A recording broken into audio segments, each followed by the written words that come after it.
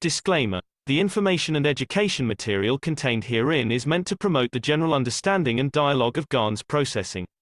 Such information is not meant or intended to serve as a substitute for a healthcare professional's clinical training, experience, or judgment. For patients and individuals, such information is not to be a substitute for professional medical, therapeutic, or healthcare advice or counseling. For medical issues or concerns, including decisions about medications and other treatments, readers, viewers, listeners should always consult their physician or, in serious cases, seek immediate assistance from emergency personnel. Prescription information, procedures, and use of medical devices information should be undertaken only by properly trained and certified medical personnel. We specifically disclaim any warranties, express or implied, including implied warranties of merchantability or fitness for a particular purpose. Such information is provided, as is, and is believed to be accurate at the time of its publishing, but it is the viewer's job to evaluate the accuracy of any information found in this presentation. Every case presented is of their own experience, applied by themselves for themselves, and it applies to their case only. Every person experiencing health problems should seek professional medical advice and consult their course of treatment with a doctor. The processes of plasma balancing described herein are a natural process which supports the body but does not replace medical advice or therapies one is already subject to.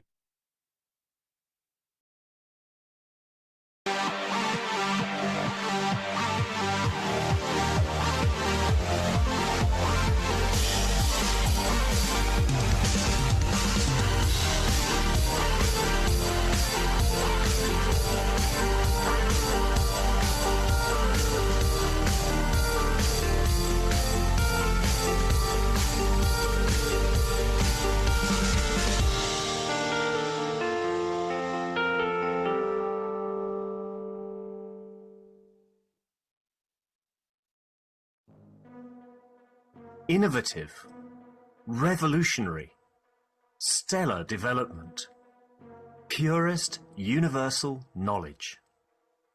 In a transformative, futuristic design. The Universal Body Enhancement Spaceship Unit. The very first new evolutionary spaceship technology has been rolled out for mass production. Our Universal Body Enhancement Spaceship Unit is constructed from high-quality materials carefully selected by our team of experts. Embedding the essence of the new GAN's plasma science and technology, it uses collective plasma field technology for changing and enhancing the environment of the body of the man. This new plasma enhancement changes the environment of the body to allow it to return to its natural, balanced, energetic condition, as in the womb of the mother, allowing every cell in the body of the man to find its natural, original field strength balance. The shape and field distribution in this new space plasma technology replicates the inner structure of the universe and replicates the balance fields from which the man was created at the point of inception in the womb of the mother, not only receiving balance in the physical, but also in the emotional sense too. For the first time in the history of man, a system has been developed and delivered which not only enhances the physical body of the man, but also enhances the emotional part of the user of the system, hence reducing and eliminating many problems that could not be solved in the world of science, to bring the body of the man into near perfection, as at the time of birth. This new spaceship technology can be within the reach of every man today and can be ordered by medical practitioners, sports specialists, and healthcare centers. The Universal Enhancement Spaceship Unit, the future you have been waiting for, is here. The journey from space to spaceship technology has started. Every order is subject to a contractual agreement and might require additional accessories priced separately for applications according to each case. You can order or contact us at office@at.kfm.global for additional information.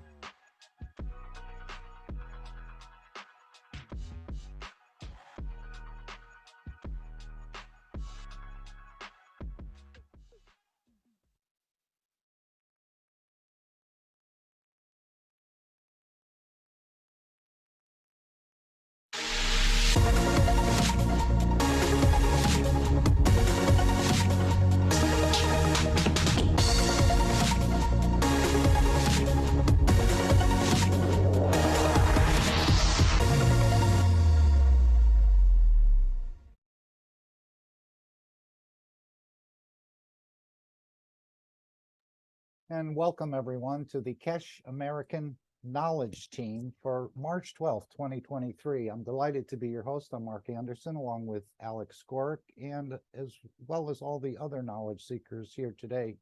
We welcome you into this beautiful new understanding. Although much of this we've been doing and we've been unaware of it, tapping into the C14. I want to thank Elias for putting so many of the reference points and the articles in the C14, which you can find on the Keshe Wiki or in other locations, Plasma Times and so on.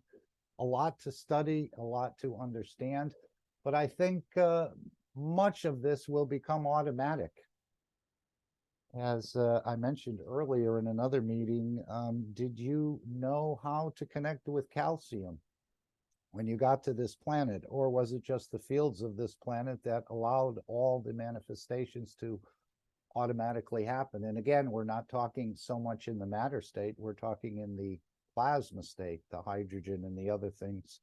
When we start talking about electrons, protons, and neutrons, and this is matter state understanding, which is probably not correct, but we're building on that. I know the periodic table will be reformulated and so on. But it's a beautiful time in the Keshe Foundation. It's almost like popcorn when you put it in the oven or in the microwave and you're waiting and none of the seeds are popping. You're checking your temperature and then all of a sudden pop, pop, pop, pop, pop, and they start going. I think this is what it's going to be with the release of the technology. Mr. Keshe.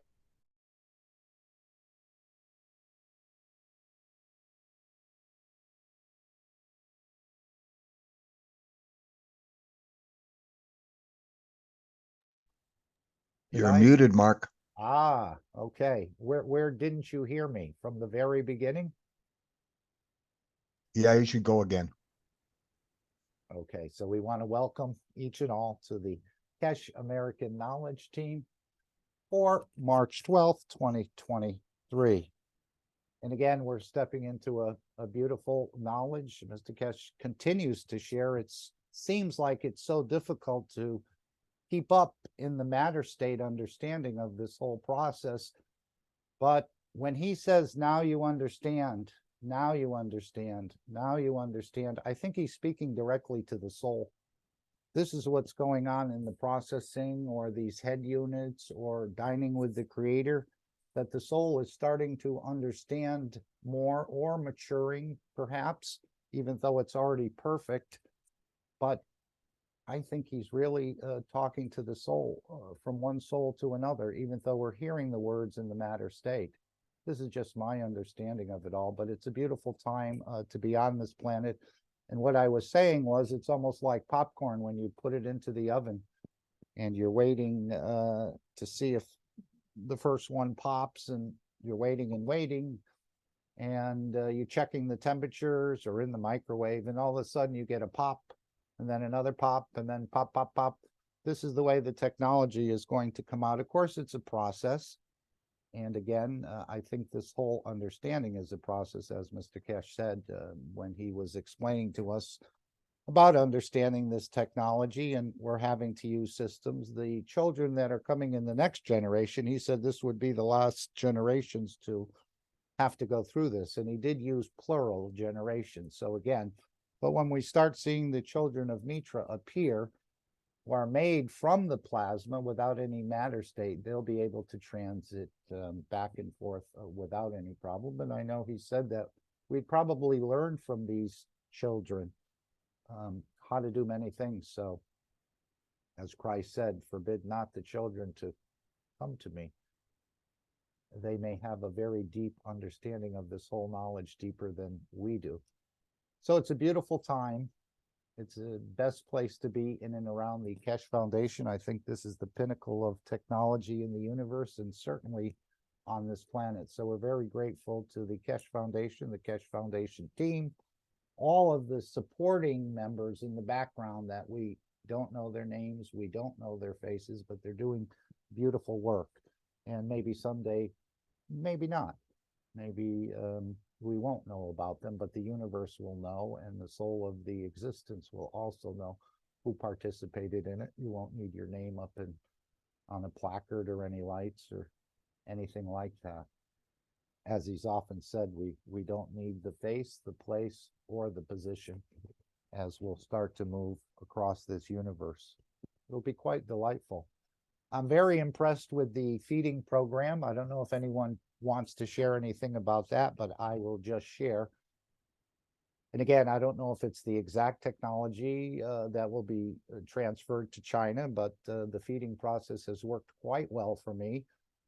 This week, I followed that understanding of the, how did he phrase that? The periodic going without food or intermittent fasting. I think that was what he called it. So Monday, it was pretty regular and probably 2 meals.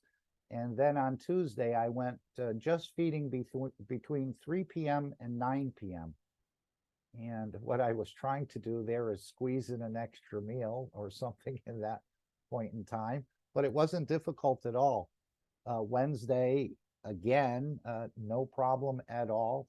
And what I've noticed, it seems like the stomach is getting a little smaller because when you do eat one meal, it's kind of difficult to get any more in yourself in a way. You don't really feel like eating anymore. Actually, I had to lay down and digest.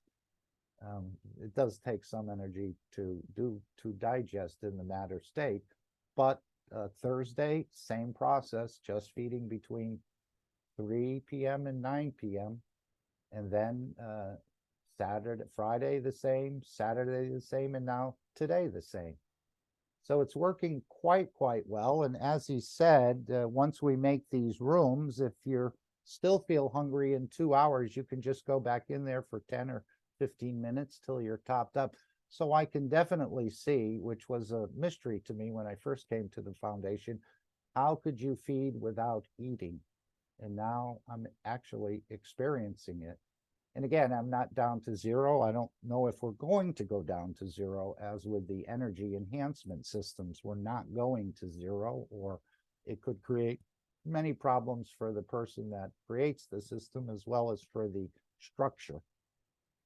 But this is the direction we're heading, and I'm quite pleased and want to give a very good report. Anyone else want to share anything about your experience dining with the creator, which of course is your own soul, as Mr. Keshe said? Anyone? And it doesn't have to be with the feeding. Maybe other people are experiencing different emotionals or different intelligences that may come to you.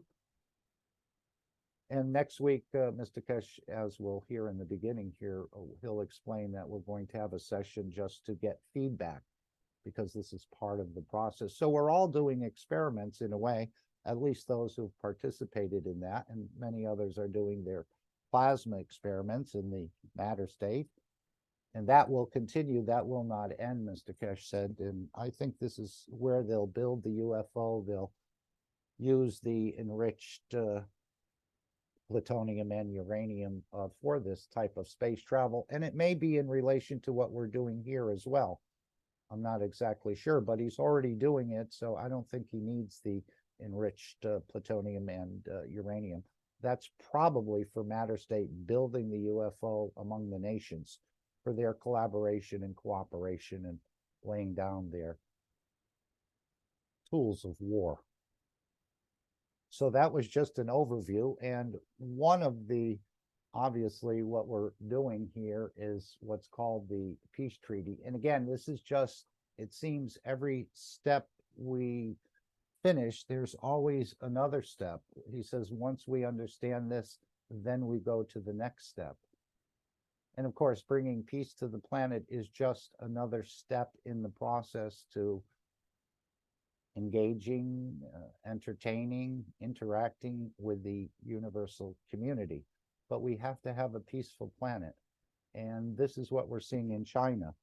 The technology is being put forward in exchange for peace. Would anyone like to read the World Peace Treaty? It only takes a minute or two, if you'd like to let us hear your voice.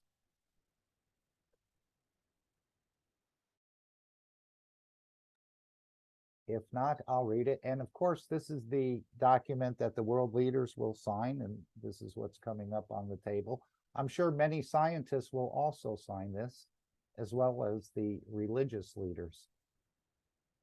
And again, doesn't have to be signed with a pen. I was talking to someone earlier today from Pakistan and all the mayhem that's going on in there and so on. And I didn't have a copy of the World Peace Treaty with me, but he was saying how it's such a crazy place in Pakistan right now. The one they want to elect has been put in jail and he may disappear, but I just kept reminding him just to wish for peace and add to the collective soul.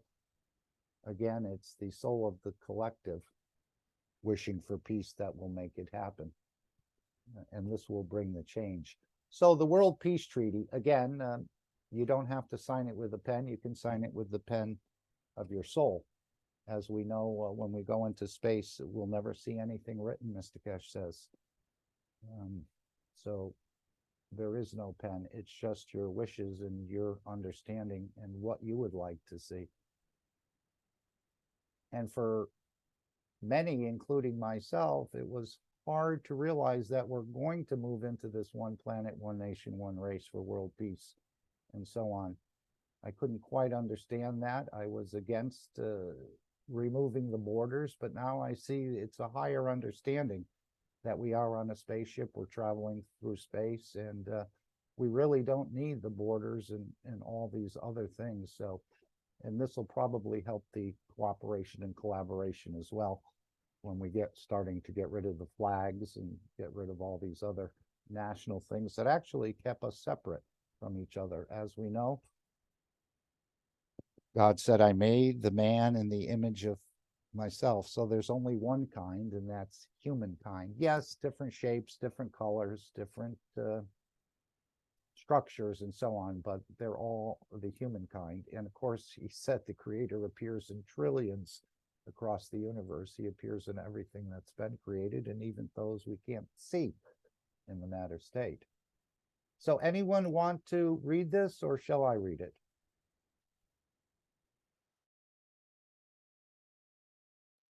I guess that's a vote for me. We, as citizens of the earth, from this moment on, accept to lay down all tools of aggression and war. We shall never think about getting involved or incite war or develop or use any tools of war on this planet or in space. And to this we all agree and swear with R, and you can delete as appropriate. Almost all of you are familiar with this document, but for those who are not, you can delete as appropriate, whether you're pledging your nation to peace, your territory, your council, your religion, your city, your town, body or bodies, and of course, souls. And let me just get this there. And have it witnessed. Name, signature, date, and position held. I think the witness is very important. I think they'll get touched by this as well. After signing this treaty, be proud to display this certificate wherever you consider being important to you, that everyone can see and know your ethos to fellow men and the mankind and other created beauties of the Creator. And we don't even have a concept really of what sort of shapes and entities we're going to meet along the way and interact with. So this is the ethos of the universe, and this is why there's no war. They seem to create everything they want from their wishes. And this is what we're learning too, and this is what we'll see. Right now, we're just going through systems in a way, the material enhancement unit for materials and so on. But eventually, you'll be able to create these things completely out of your wishes. And this is the way the Universal Council is also learning to work. So if we go to the beginning of the first workshop, I think it starts around, let me just see what I had here. I think it's 4:01. Let's start at 4. And Mr. Keshe is going to give a bit of an overview about the feedback they're looking for about the meeting with the world leaders, and we can stop it. And this is about a 6-minute clip. And of course, anyone who wants to add anything at any time, just say, you could stop the video, or I'd like to add something here of our understanding. We all learn from each other. And it's going to take even more than all of us to unravel this knowledge, and perhaps interaction once we reach a position of peace and interaction with the universal community, more knowledge will be revealed, because this is just an endless knowledge of the creator and the process of creation. And it's only the beginning. It's just starting, really. Normal, and Mr. Keshe will explain all of that and a lot more in the following workshop. So, Mr. Keshe, are you ready to begin today? Yes, good morning, good day to you. As usual, whenever and wherever you listen to the series of knowledge seekers from Keshe Foundation Spaceship Institute, we welcome you back. Some of you are here from eating and bringing food in the past couple of weeks, and some of you are waiting to be fed more by tomorrow when we close the table. We would like to bring many of you back in the following days, maybe Monday or sometime next week, to discuss with all of you who took part in this dining with the creator, to analyze. We hear beautiful results. Some people have achieved other things. Some people have managed to do things they didn't know they can. And this is the feedback we need for you to understand and for us to complete the table of dining in a space where you're on Mars or Moon or in planet Zeus and you still want the food you like and is available to you. The way you came to Lens and you left the fingerprints of your soul, and now the system has become in a way connected to all nationalities and races as much as we could do. This was the way to bring your national foods on the table. If you are American and you go to space and would like a Chinese food, our Chinese friends have left a fingerprint on it. So you understand, everything we do has connected to, and is connected to what we are doing the next step. So step after step.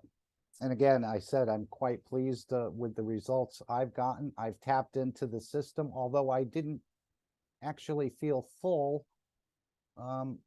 It did bring some sort of satisfaction or satisfying feeling that I could continue to move on without actually having to take something. I took it in the dimension of energy, in the dimension of emotions, I would think. Although we're learning there are many different energies and fields, and some of them create motion, some of them create emotion, and some of them create other things.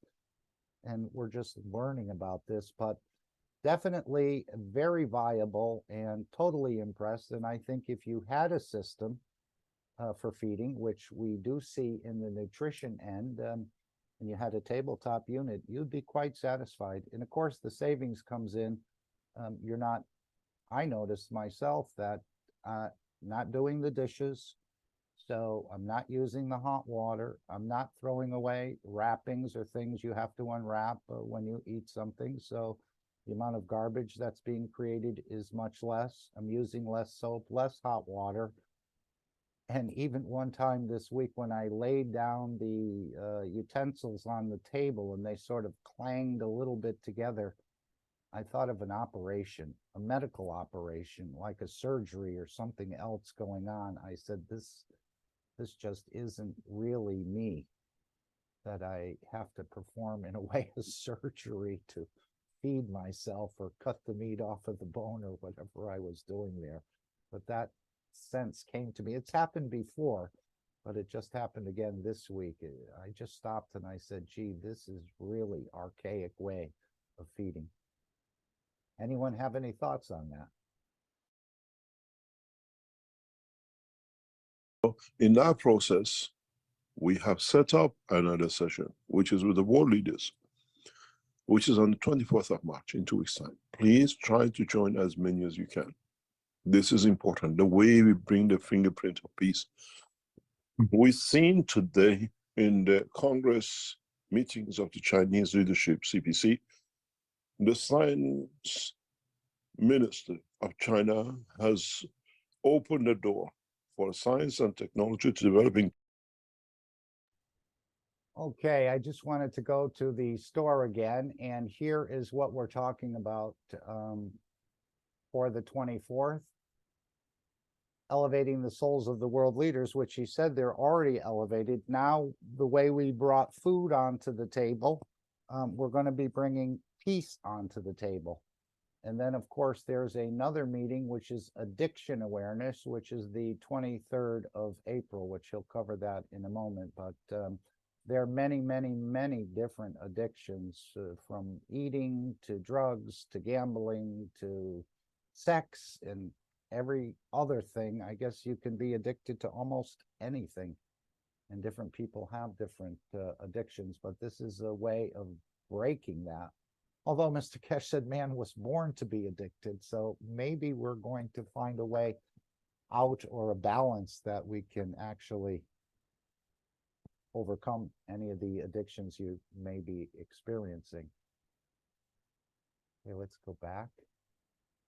China to an advanced nation to be used as piece of tool to create peace, not to create more war. New technologies, new advancement in technologies through the Chinese government to become a tool for peace, and not what we've seen in the West, the advancement of technologies become bigger and bigger aggression and war. And that's what he was saying. We're going to feed 1.4 billion people without any food on the plate. And then he said you can exponentially multiply that by another 1.4 billion people, and I think he can feed right across the universe. I thought the passengers of the UFO, they are eating something, he said, and he didn't actually tell us what. I was thinking it was energy coming through the walls, but maybe there's something else that they also need to be fed more plasmatically. I don't know, but it's beautiful that China has put this Keshe Foundation into their economic development plan for the next 5 years. So we're going to see, and hopefully they don't keep it to themselves, they actually share it. I don't know how much of the technology will actually be transferred, but he did say it would be for feeding and it would be for defense, because certain countries have apparently eyes on China to cause some sort of thing. At least this is the talk as we hear. So there'll be some defensive technologies, as he's given to Iran, to use defensively. Setting equipment. We welcome this movement by the Chinese government, and accordingly we have conveyed our message clearly and directly to the Chinese leadership in the past few hours. We joined the Chinese program to bring technology in exchange for peace.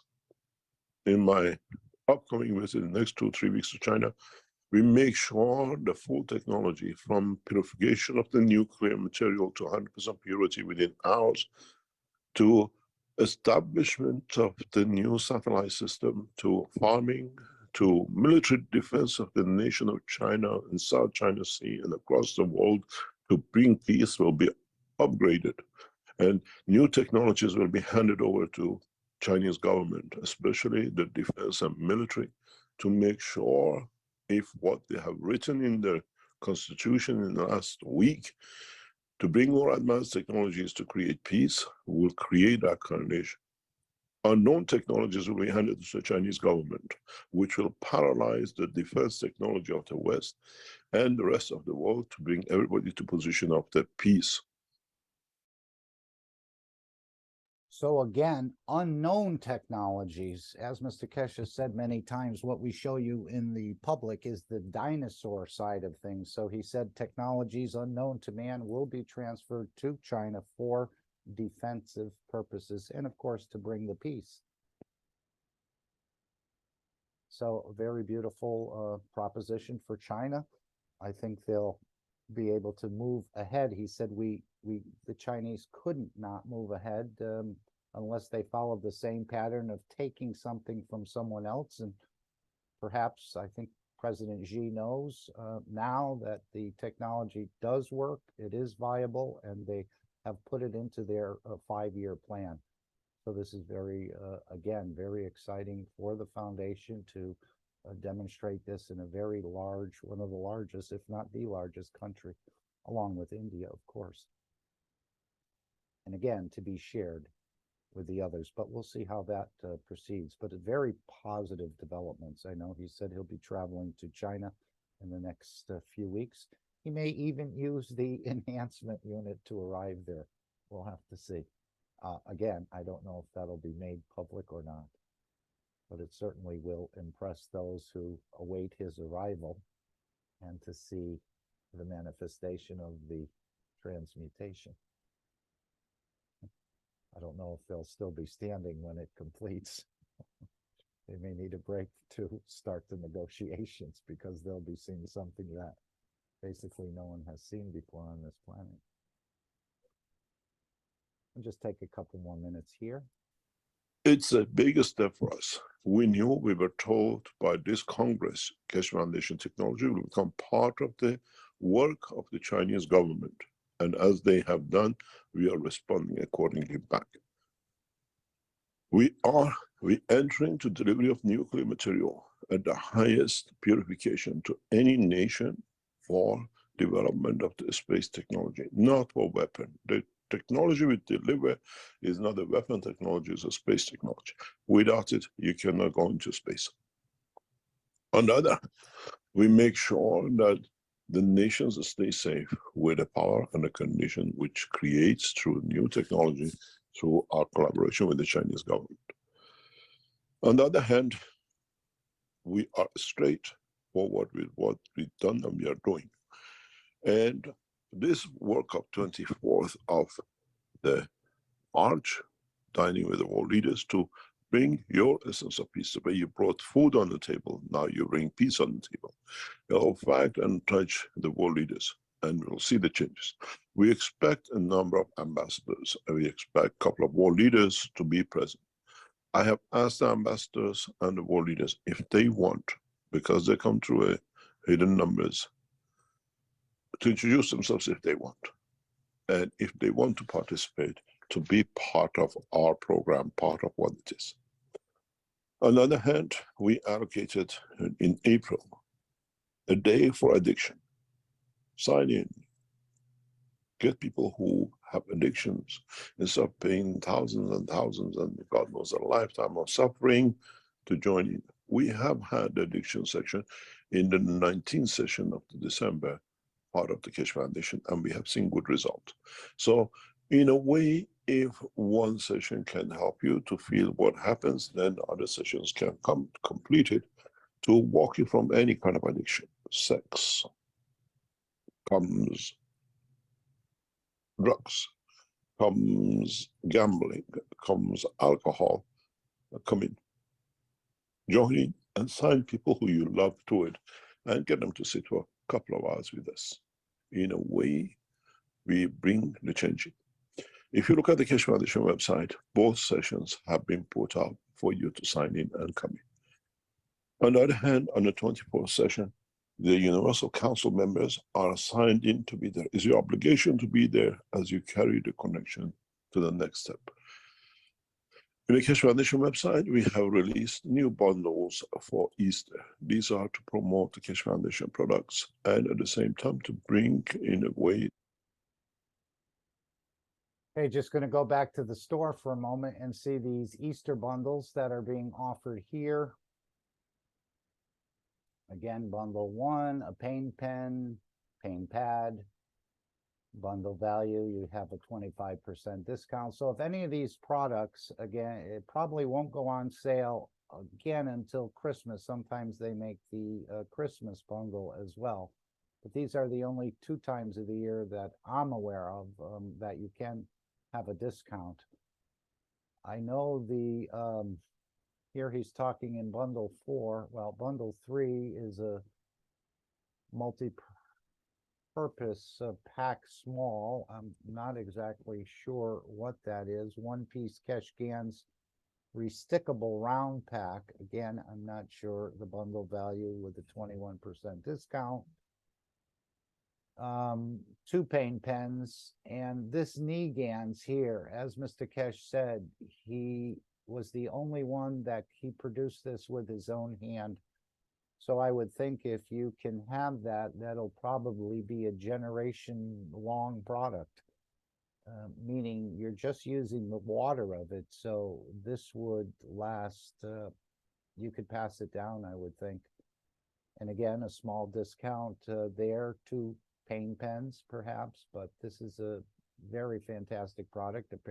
It's in test right here, bundle 5, the same. You have the knee GANs, or the GANs knee, multi-purpose pack small. Again, I'm not sure what, anyone know what these one-piece Keshe GANs multi-purpose small pack means? I'm not familiar with it, but again, these are the discounts. But the knee GANs is quite, it's made exclusively by Mr. Keshe. No one else, he said, knew how to make it. He made it with his own hand. So I think how precious that product is. Any thoughts that anyone would like to add? Otherwise, we're going to go to our next flip. And I wanted to take a break in about 20 minutes. This one, I wanted to break into about 2 14-minute pieces here. And we'll just go back to about 1758, I think. And we'll start there. And of course, we see that the C14 rides on the hydrogen, but the C14 didn't come from nowhere, he says here. It came from the interaction of the hydrogen with itself. And I would think that hydrogen is in the plasmatic condition. So this is where the C14 actually comes from. He said we need to find that within our body, that C14, and convert it. I know a knowledge seeker mentioned this emotion of conversion that we need to understand as well. But feel free to stop it at any time or make a comment. And let's see if we can go through. We're going to stop right about 3 or just before, and we'll do the World Peace Treaty along with the others around the world that are participating, because collectively we are stronger, as I understand it. This part, then it becomes very easy for you to understand this part. In going into the world of the creation, you have the basis of life anywhere in the universe. Now, what happens to you? Now, what is going to do when, as a human life, you go up into the space? You want to go back to the source of the light you saw as a star. You have the carbon-14. You have the hydrogen. This is the fundamental construction of life in the universe. You want to go to planet X. Planet X has a storage capacity of replacing oxygen to the gravitational field force of, let's say, uranium, and has a source of the energy which has to be above uranium, which is plutonium. So in having the line of the common denominator of the hydrogen and the connection line of the carbon, in arriving at a point, in interaction with a condition of the environment, you automatically move using your hydrogen and the carbon in a backtrack of it into the new entity. So again, he said this happens automatically. Does anyone remember connecting to the calcium when they were born here to make the structure of the man? And again, if you're going to a new position, would you know that it's based on plutonium and uranium until you get there? And then what are you going to do? Say, I don't know how to connect? It's an automatic process. This is the way I'm seeing it. It's not that, oh, that, and how would you know if you've never been there before? Would you trust on what you read in the books or in the science books of today that this is based on this, and when you get there, it's not? Now what do you do? So I think this is an automatic process. He's just explaining the process in a way. We have to understand it, yes. But he keeps saying, now you understand. So I think he's speaking to the soul, that the soul now understands its ability to do that. And this is the only reason we manifested as a man here. It's the soul passing through the fields of this planet.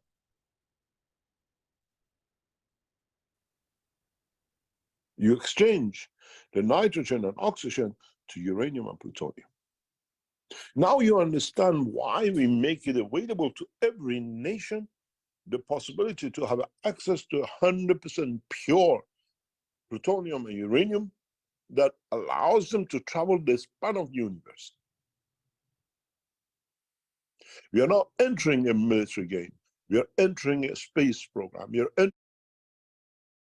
So this pure plutonium and uranium allows them to travel the spans of the universe. Would you need that if you're traveling by the soul the way the creator moves? Would you need to have enriched plutonium? No, I think he's referring to matter state craft here. But again, that's just my interpretation of it. Anyone else have a thought they'd like to share? Does the soul need enriched uranium and plutonium to move across the universe? I don't think so. But this is probably for developing the UFO.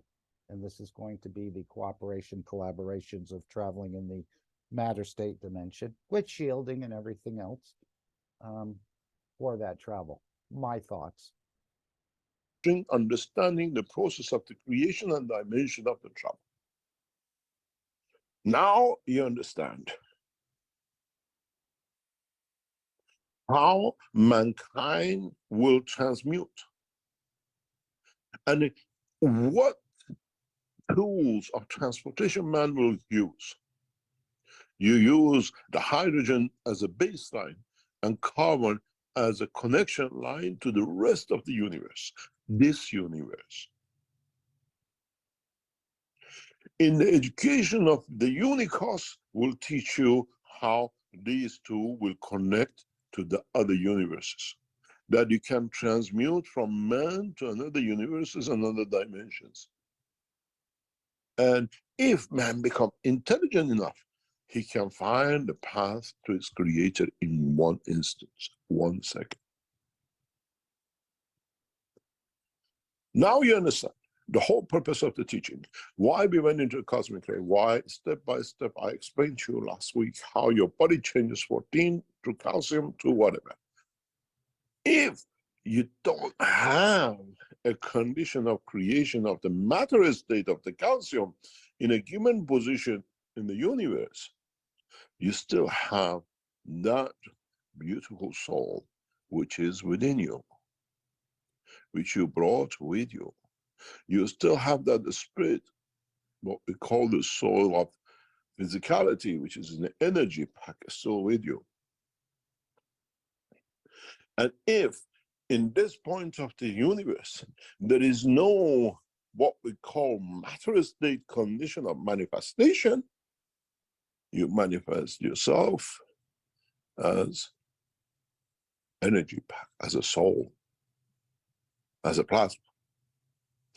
If in that position that you feel you want to be like these creatures on this planet, you have access to a spectrum of the energies which is available to them in the atmospheric and gravitational field forces. Now your skeleton, instead of being made of calcium for the plasma of the amino acids in respect to the inertia and gravitational field of time and position, now you have, let's say, whatever you like. You have iron as part of your body or any other entity. So your bones, your structure in that position does not have to have a chest and 4 arms and legs. In condition of the existence in that position, when you come, you become made in the physical matter of iron. Iron becomes dynamic solid like our bones, allows you mobility, motion and move. And what are the elements with the matter state of the position you create? You manifest yourself in a dimension of the position and time. No one knows you're a foreigner. You are from another dimension. Again, it looks like you will know the language, you'll know what to feed on, but no one will know you're a foreigner from another dimension. And I don't think you pick up this understanding when you get there. The soul is already understanding it, and it has an interaction between the soul of physicality and the soul of the man to create what you need if you need it. But apparently the language, the communication, the feeding, the structure is all more or less automatic. This is why I think he keeps saying, now you understand. And we know most of us don't understand in the matter state. I think he's talking to the soul, to your creator. Now you understand. Of course, we've heard him say many times, you haven't understood many things, but he seems to say, now you understand many more. And I don't know anyone who could understand these workshops one after the other within 7 days. But I think the soul is understanding more. And that's part of this process. I know it works the same with the head units. It's actually conditioning or retraining your soul to understand what its capability is. And he goes on to explain this a little in another part. Okay, we can come back to this. Let's do our, just so we stay in sync for the 9 p.m. It's about 10 minutes before 9 in Europe, I think. We can go to the first part of the Dome of Peace. Anyone want to add anything? I don't like always talking and all this. I'd like to hear other voices say something. It would be nice. You don't have to, again, there's no force, but up to you. So we're going to go to the first part of the Dome of Peace, and we turn the clocks ahead, and I almost got mixed up at the time. I was going to go do it, then I said, no, I'll wait for the others because collectively we're stronger. I don't know if anyone want to read this Dome of Peace. Anyone want to offer? I will With a nice read it voice. for you. Okay. This is what came in and what is now become a pattern. This from a guy, I don't know him, but it says, please remember this Sunday and every Sunday from now on, till we raise the soul of this planet to a peaceful planet. Keshe Foundation knowledge seekers worldwide will spread the gas waters around the world at 12 p.m. Central European Time and or 18 p.m. Central European Time every Sunday at the same time as they choose which time to suit them. Thank you for participating in this greatest movement by the soul of the man to bring about the peace on this planet as the permanent feature of the life of this planet. So again, a very simple process, something for the physicality to do. And as he said, we're spraying the GANs. One of the things he indicated was it's connecting wellness centers together.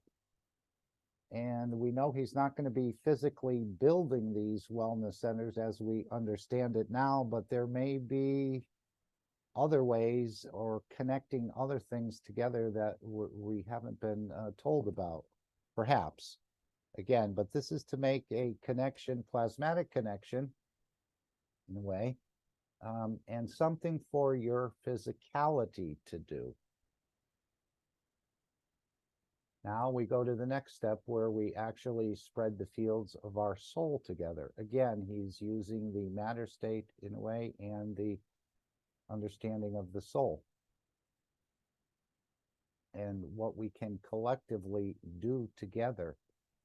And this is the way I think changes will start to happen on this planet as collectively we reach this point where there's enough energy collectively when we wish something, especially for the Universal Council, that the humanity in a way, or the souls of humanity, start to pick up their wish, even though they may not realize why they're wishing that, but the soul will pick it up, and this will become sacrosanct, he said, I think, the wishes of the Universal Council. And we know that the Universal Council is a bridge between the universal community and mankind, one of their functions or positions.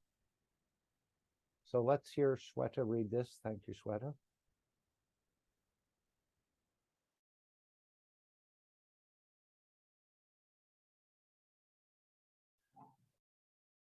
Anybody wants to read the Dome of Peace? I mean, Beautiful Souls. Anyone? Here? Okay. I'll read this beautiful presentation of Dome of Peace. And the Dome of Peace is already here. All the knowledge seekers, truth seekers, lovers of humanity has built it in a way, spreading the guns, loving each other as shareholders. So I will read this as please remember, every Sunday from now on until we raise the soul of this planet to a peaceful planet, Keshe Foundation knowledge seekers worldwide will spread the Gans waters around the world at 12 p.m. CET and or at 18 p.m. CET every Sunday at the same time, as they choose which time to suit them. Thank you for the participation in this greatest movement by the soul of man to bring about the peace on this planet as a permanent feature of the life of this planet. Mr. Keshe suggests we add the next step to create the Dome of Peace with power of the souls, as we have already going through this with the 2 eyes. And we ask you to spread the Gans waters each Sunday. Now we give you a new path. Now try to unite each other's souls. Try to elevate the souls of humanity, soul of humanity, through your own soul to a level that no one can touch, the embodiment of the human race. So beautiful. Choose a time where all of you come together on the soul level in a state of inner calmness. At that time, don't spread the water of Gans, but spread your soul. Unite, and in time, we will make a new race out of the soul of man. And then, instead of doing it once a week, do it all the time. M.T. Keshe. Thank you. So again, a very beautiful process, and it's for us to practice this. I know he said this about the 5+1. He'll handle the physicality end of it and allowing us to work on the soul level, which again, it feels a bit awkward. It doesn't feel like something we've always done, but we've probably done more of this than we realize. Now we're consciously directing our fields or spreading the fields in inner calmness collectively together to reach this. And let me just back this up a bit, and we'll take our 5 minutes of silence, which again, every day at 9 p.m. CET is the designated time. It's not in a Zoom room. It's not on a Telegram. You just remind your soul, and sometimes it will inform you that it's time, or you can be multitasking, or you may forget here and there. I know I have, but maybe my soul is doing it more often than I think. It was doing it before the Keshe Foundation, but I didn't realize it was my soul. But we were wishing for peace for a long time. I say a long time, it's really not, but a few years here and there. But this is the way the soul works, I think, because sometimes it's doing things, as he said, much of this we're doing, but we're not aware of it. But I've had that wish for peace for quite a long time. Don't know why. I just didn't want to see the others living, worse than I'm living. So I'm not living bad, but I want them to be up to the level that I'm living at. And again, I didn't understand it at all. I was thinking more in the matter state. But as he said, if you've elevated these people so their life in the matter state becomes better, then you're worthy to be part of the universal community. So let's take our 5 minutes. It's just about 2 or 3 minutes before the hour. And we can do that, and we can start now. Anyone Hello. want to make a comment? Yes. Hello, Mark. It's Jefferson. Yes, sir. Hello. Hello, Mark. Hello, Alex, everyone. Hello, Just Jefferson. to bring, yes, just to bring the right now, I think the daylight saving time, it's only in the United States. In the Europe, it's That's gonna, true. Why yes. didn't I think of that, Jefferson? No, that's the 26th, I think the last Sunday of Yeah, this month yeah. gonna change. I don't So know right now, why I just blanked on that. I was thinking that they're starting. No yes, problem. we have 1 hour and 2 minutes ahead of schedule if you want to synchronize with the souls Yeah, of the. that's what I was thinking of. So, okay, let's go back to our workshop. No problem. But Oh, we no. don't have to do the preamble first again. We'll just go Yeah. back. And again, it may bump into the other teaching when Alex comes in, so that could be. What would you like to do? Shall we move ahead with this now? In my view, yes, no problem. The Okay. soul, it's there is no time for it, no space. The intention, it's that worthwhile, I think. Very good. Thank you for reminding me. I told. No, yes, every I time wrote that that change, in the there. time Yeah. are confused Yeah. because it is different from Europe. Europe is gonna be the last Sunday of this month. Yes, I put that in the Telegram team earlier today that they changed on the 26th of March. Hey, thank you, Mark. Thank you for reminding me. But we'll continue and we'll do our 5 minutes right now. And that way Alex will come in, everything will be on schedule. Thank you, Jefferson, for reminding me. But as you said, in the dimension of the soul, the time isn't really critical. Yes. Alex. Mark, do you want me to come in after the 5-minute break? If you'd like to, sure. There was more Okay. to cover, but that's fine too. No problem. We're very, Well, very flexible. I'm just being mindful of you wanting to finish before the other session. Okay. You heard what Jefferson said, right? We're actually Yeah, we're about. How far ahead are we? An hour and a half? hour, 1 hour. So it would actually be at the 4 p.m. where it would be 9 p.m. in Central European time. I can talk fast. Whatever you'd like. But let's carry on with the Dome of Peace and our 5 minutes of silence since we're here. And again, there's no time. Only the time exists in the matter state. We're working on the energy or the soul level. But collectively, he said, we are stronger together. So that's why I was thinking for some reason it just blocked on that. But no problem. Let's take 5 minutes and just expand our fields for the elevation of the souls of the 5+1, the souls of the International Atomic Energy Agency, all souls working for peace in Vienna, the souls of humanity, the souls of the world leader, religious leader, and I would also say the scientific community of planet Earth. They're part of the issue that needs to be resolved. And part of this has been resolved in China, I think, already, where the world leader there has come to the understanding that his scientists were actually blocking advancement. So, and we elevate the scientist soul as well. So let's start now.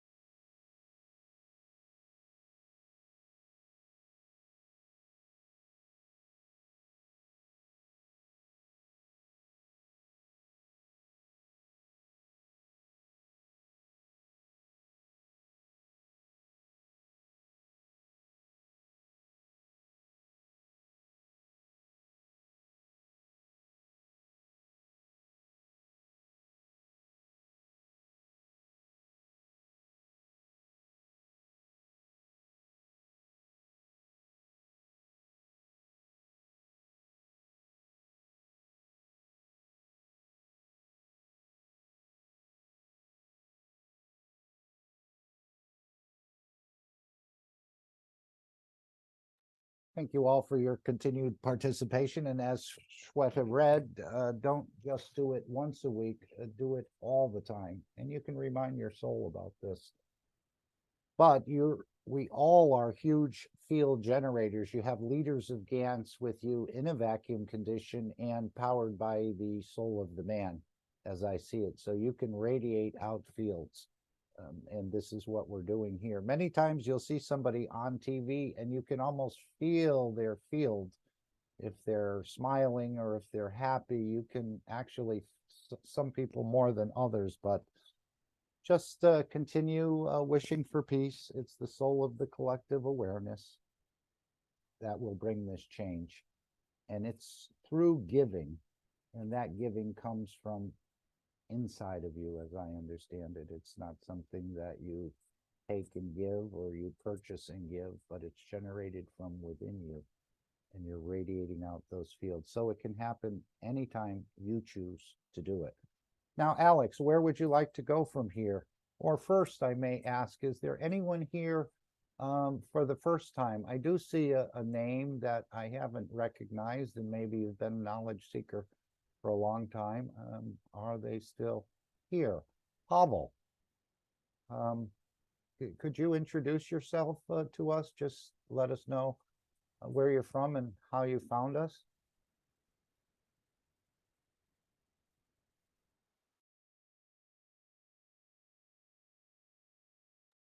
Okay, no problem. Alex, he may not be close to his mic, or he might not have even heard me, or he may be multitasking. Alex, where would you like to go from here? Would you like to start your presentation? That's no problem. I'm ready to go, Mark. Okay, then let's go. I'll play the disclaimer and then you can take over the screen. That's a deal. Thank you. Very good. Just take this back.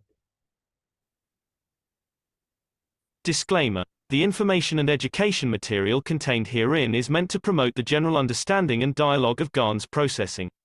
Such information is not meant or intended to serve as a substitute for a healthcare professional's clinical training, experience, or judgment. For patients and individuals, such information is not to be a substitute for professional medical, therapeutic, or healthcare advice or counseling. For medical issues or concerns, including decisions about medications and other treatments, readers, viewers, listeners should always consult their physician or, in serious cases, seek immediate assistance from emergency personnel. Prescription information, procedures, and use of medical devices information should be undertaken only by properly trained and certified medical personnel. We specifically disclaim any warranties, express or implied, including implied warranties of merchantability or fitness for a particular purpose. Such information is provided, as is, and is believed to be accurate at the time of its publishing, but it is the viewer's job to evaluate the accuracy of any information found in this presentation. Every case presented is of their own experience, applied by themselves for themselves, and it applies to their case only. Every person experiencing health problems should seek professional medical advice and consult their course of treatment with a doctor. The processes of plasma balancing described herein are a natural process which supports the body but does not replace medical advice or therapies one is already subject to.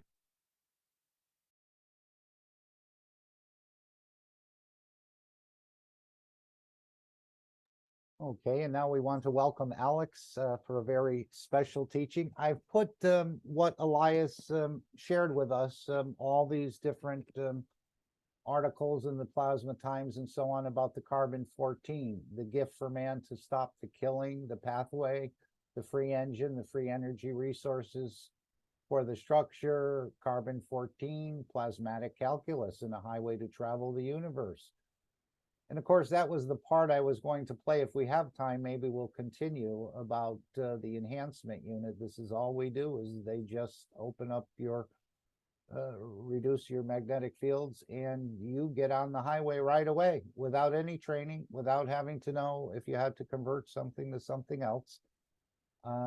Number 4, a key to the creation of bus stops, portals of the superhighway of the universe, Plasma Times in April. Carbon-14, rotation without motors. Carbon-14, balance connection, a lock between physicality and soul. Carbon-14, again, a foreign creator of the structure of the man. Plasma times. Magrev, the converter of carbon-14. So again, these articles are available for you to read, understand, ask your soul to explain it. I think the soul is connecting with it every day, and we are too when we daydream or when we night dream. This is the highway that we get on. So thank you, Alex, for coming in and providing us always a beautiful presentation every week. Even though I don't always understand all of it, I try to take what I can from it and to bring it into my structure that I understand more. So thank you for sharing your understanding of this plasma technology, again, which is seemingly endless. We see your screen. And good afternoon, everybody. Thank you very much, Mark, for all your efforts in carrying the ball here. This is a very important meeting, and it's not just a North American crew here. We have people on the panel from all around the world. And so it becomes a very important session. So I want to thank everybody for that. We are in the business of teaching more to enhance, shall we say, or broaden the knowledge as put forward by Marantavikoli Keshe. And this has to do with the plasma science. And at this time, it's never been more important in the history of man, because the history of man is going to be rewritten. This is the Keshe Foundation Spaceship Institute, Teachings in Plasma Science. We are at the advanced inner space level. We're going to introduce the emotion of knowledge. My name is Alexander. I'm from Canada. It is March 12th, 2023. This is the Keshe Foundation North America Plasma Education Series. And so we have looked at the basic series, intermediate series, and advanced series. And so we say we're in the advanced inner space series, and you see the progress that we're trying to make.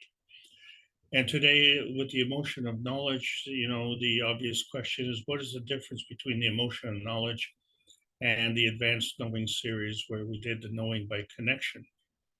And so a lot had to do with the point of view with respect to the physicality or with respect to the plasma reality. And so with the emotion of knowledge, we find that there are two aspects that we want to cover. One is that it's an emotion, and two is that it's knowledge, because there's things that are affecting us that we're not exactly taking into account. So for instance, when we look at the three books, we have the Universal Order of Creation of Matters, which is the source, and book number 3, The Origin of the Universe, which represents our souls. And then there's a link to book number 2, The Structure of Light. All of this has to do with our search for outer space. And in this search, we always seem to come to planet Earth, because that's our sentimental pie in the sky. And as with all pies, it's part of the bigger pie. And in fact, this pie is so immense that we have difficulty comprehending it. And as a result, maybe we don't want to comprehend it. And so we have to understand what it means exactly, because too many of us are going through life and not asking the questions. Because really, the creation of matters is a feeding system, and our soul is the feedback to this. And it requires, in order to be existent, it requires a gravitational stability. And so if we say gravitational stability, then that means the soul is gravitational. And so the energy that is feeding us is magnetical. And so our search for outer space has to be a search for that stable pie in the sky. And wherever that pie is stable, we could call that home. And if it's not stable, well, it's a place that we don't want to go. And so we have to determine how we know that. And if you think that we are so intelligent, look at the planet positioning. They have already positioned themselves in their specific location. And we see this And we say that seeing is believing, but do we actually know what we're seeing? And then do we see it? And so this becomes a matter of interpretation. But the fact of the matter is that there's some kind of position that's been determined, and this is done through an emotional context as well. But this pie is only a small portion of the pie of the solar system. So when we look at the rest of the orbits that each planet goes through, the part that we don't take into account, that literally is a sea of emotion. And so the planets are immersed in this sea of emotion, and this sea of emotion is the emotion of knowledge. And so likewise, we're immersed in this sea as well. So this sea water is washing over us all the time, whether we acknowledge it or not. And so one of the limitations, of course, has been our reference to measuring the distance in the what we call space by measuring it in light years. But we find that the light years are determined by the speed of light. And so when we look at the different distances, they all fail in terms of the reference, because we can see that we can do things much faster than light years. And so how is that possible? And so we're trying to transcend the limitations of nuclear science, because this is very important. If you want to increase the energy, you have to increase the speed. And if you increase the energy, you have to increase the mass. So both sides to remain constant, you have to increase. If you want more energy or less energy, you have to decrease. But you can't do one on one side and the opposite on the other side. Both have to be the same. So you increase the speed, you increase the energy. So in these equations, there is no factor that determines the speed, or in fact demonstrates any change in the energy. And this becomes very important because, we're talking about our position on Earth space, and our position is the man space. But prior to that, we have an inner space, and not only an inner space of man space, but there's an inner space of the Earth space as well. And all of this is bound to the ethos of the universe, which involves morality, compassion, and courage. And these are the foundational emotions that are the basis of creation. So creation is a positive thing, and it's governed by the ethos of the universe. So what's our problem? And when we question this, what we have to question is, what's our problem? That's what we have to question, because the proof of concept is that we had a preference and sentimentality for the earth, and we chose to be born. And we were born by choosing an outer space system. And so we were born into the inner space of this environment, which includes the planet Earth and includes our man space. And so is this just halfway on this trip? Or is this the target point? Is this the destination? Well, obviously not, because a lot of us are still coming and a lot of us are still going. But wherever we're going, we're not going in outer space, because everything that we see in what we have called outer space has been a fallacy, because we can see the sun space, and we can see the planet spaces. We even allocate the moon space as a space, although it's part of the planet space, isn't it? And then what about the spaces in between? Those are all in between spaces, and we can see them. So none of these things are outer space, and yet we want to conquer this. So we can't conquer it if we don't have the understanding. And so we will see a difference with the flight tests coming up that take us to the moon. And so that's coming within several weeks here, to have the proof of concept with respect to the transmutation capabilities of the geoplasma technology. And why would that be so strange? Because let's face it, before we got here, the Earth was here. And so the Earth had this magnetical peace dome, and it has this core, the soul of the Earth being in the core. And we tried to figure out, in order to maintain this gravitational stability, there has to be a rotation. But we don't rotate. And so we found that the way to resolve this anomaly is to look at the cell structure, and we find that as the cells get together, they have magnetical gravitational respect with respect to their energy states. And as such, they impart a gravitational stability, just like the Earth does. And so that's a pretty good thing. But do the cells rotate? Do they have to rotate? What they have to do is they have to have gravitational stability. And so when we ask this question, we have to understand, are we asking with respect to the physicality, or are we asking with respect to the plasma reality? Because in order to maintain this plasma field, there has to be a rotation, and the rotation contributes to the gravitational stability. So whether or not it physically rotates has to do with other factors, has to do with the environment, has to do with the relationships. So what we're focusing on right now is the stability of the gravitational aspect. And so the gravitational aspect applies to the plasma reality. And so we found that the key component of the plasma reality, because we can't touch it or feel it in terms of physicality, but we can certainly touch it or feel it in terms of emotions.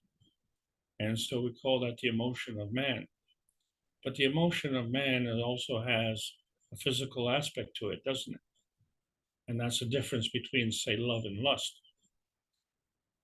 And so it also has a plasmatic aspect to it. And so that would be the love. And as a result of these emotions, we have a presence. And within that presence, we had to choose a position. And from that position, we have a vision and an interpretation of the vision.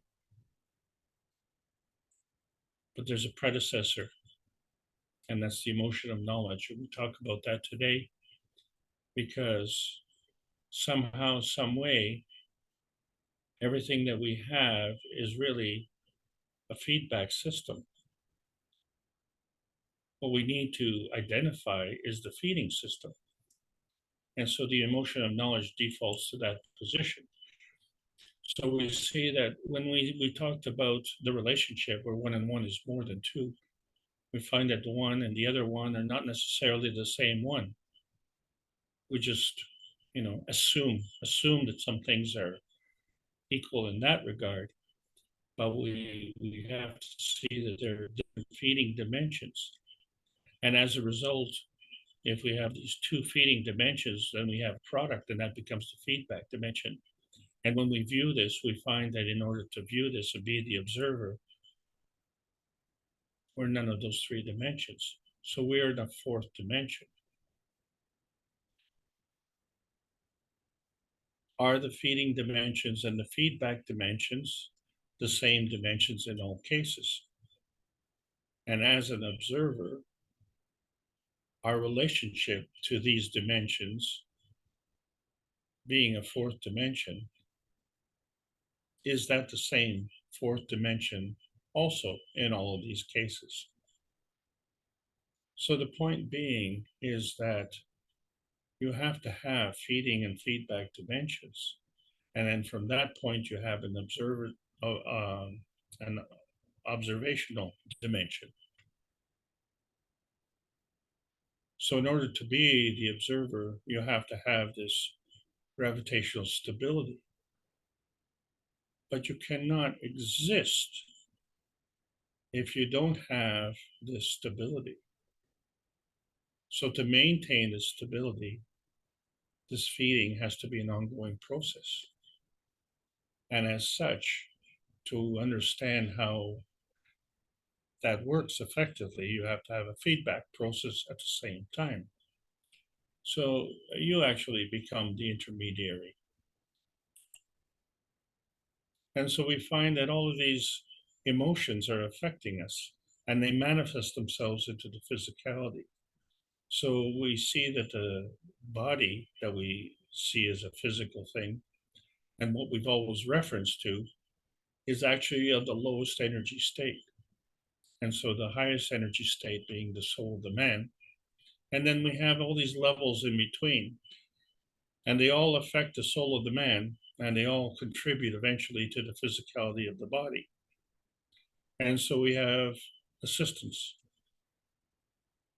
One is the soul of the body, another is the soul of the cells. And so the combination of these allow us to be the observers. And as such, we can see what we're doing in the presence, and we have a point of view.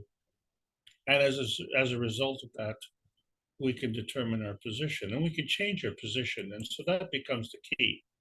So whatever position that we wish is a point of manifestation. And so we find that the plasma feeding is what leads to this manifestation. And so, yes, the manifestation may be tangible or non-tangible, visible or non-visible, but every manifestation is some kind of form artifact. And so we find that our emotion of presence is also a form artifact.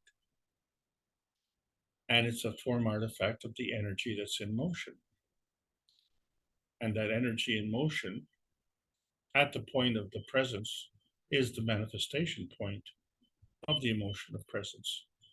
And that would be the plasmatic reality. And can it manifest into the physical reality? Well, yes, of course it can. But the thing is, there has to be an emotion of precision to determine that. And are we taking enough into account with respect to the emotion of position to understand it? And so we're having trouble identifying our launch field and our target field, and where in the between field can we exist also. And so we have to define the plasma as a kind of energy state. And there are many different kinds of energy states. And we have to see that the energy state of Earth space is one place. And there's an inner space sequence that allows us to inhabit this Earth space. And if we can understand this sequence, we can unlock the gateway to outer space. And this is pretty important. And in fact, it's the most important thing in our lives. So we just have to understand the basic rules and be able to share them with other people so that we can discuss in a very civil manner. Because as we progress, we're finding that the gap between those who don't know what's going on and the rest of us who've been working diligently to try and learn,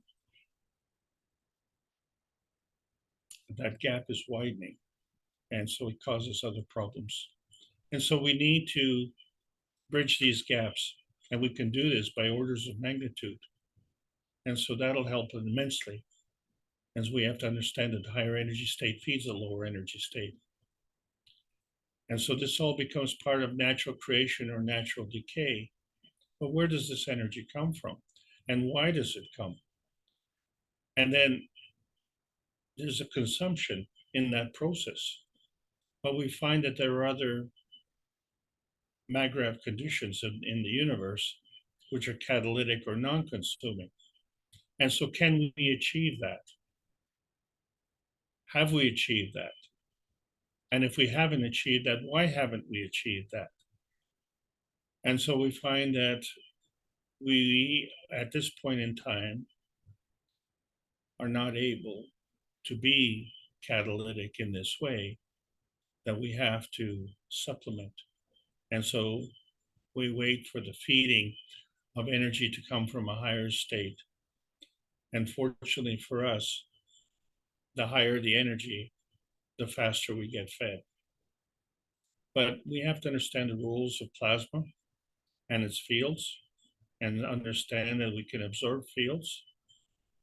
But do we want to absorb all the fields? Well, think about it. If you go to the library, do you want to read every book? Or do you want to gather knowledge? And in the process of gathering the knowledge, do you decide which knowledge you gather? So you actually can facilitate what knowledge you absorb, and then you play a factor in which knowledge you don't absorb. In other words, you create a barrier of fields. But the criteria that's most important is that this is bound to the ethos of the universe. And if we can understand that, then we can understand how the strength can be accommodated for by field relations. And so we find that we could change energy states, not just one by one, but we can transcend multiple energy states. And so we see that the Earth space is a kind of energy state. And for us, it's a good thing that it's gravitationally stable. So we can say that the Earth space is a gravitationally stable energy state. Well, prior to that, there was the inner space of the Earth space, and there was an inner space of the man space. And fortunately for us, this is also gravitationally stable. And as such, it's also a gravitationally stable energy state. But it is bound to the ethos of the universe. And the ethos of the universe is also a gravitationally stable energy state. And this is where we get intelligence. So we can say, oh, you know, if we don't have intelligence, we are ignorant. So does that mean that the opposite is to be knowledgeable? We can say that we're uneducated. And the opposite is to say, well, you know, we're like a professor, we're very educated. Or we can say that we're very stupid. Or we can say that we're very wise. And so to determine which side of the intelligence balance sheet you're on, you have to determine the relationship of the feeding and the feedback. Unfortunately, the intelligence is a feeding. The memory is the feedback. So then we find that the memory feedback gives us a gravitational stability in the physical realm. But the intelligence feeding can be a feedback from the environment.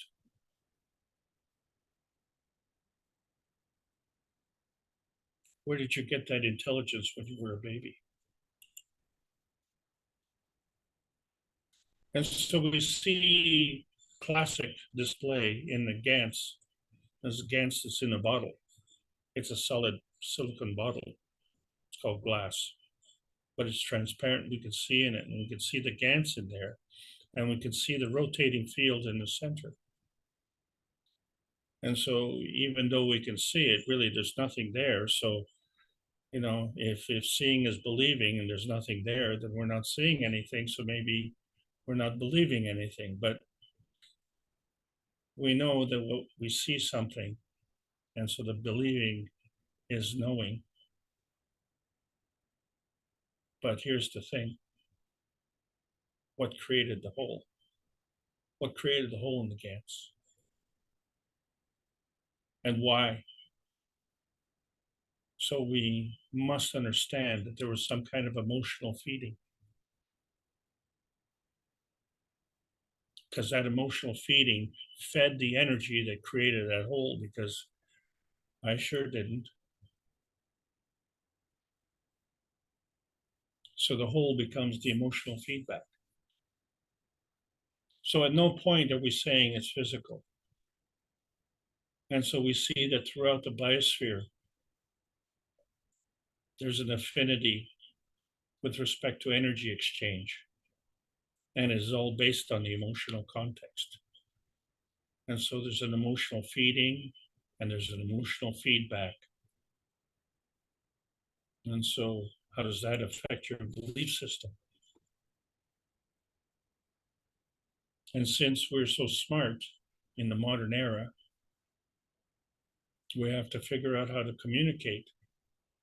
And for some reason, it seems to be getting more difficult. But there's various ways to communicate, so there's different languages. But you understand that there's the unspoken language, which we call thought. And then if we want to manifest into a spoken language, well, first we need an alphabet. We have to understand that that would be the foundation for communication. And then we become more skillful, and then we could communicate. Except it's much more difficult today because we seem to bastardize the language. And, you know, the scholars are always looking at trying to understand the languages. And so we had to learn about declensions. And all that is changing the form of the word. So, such as I am or you are.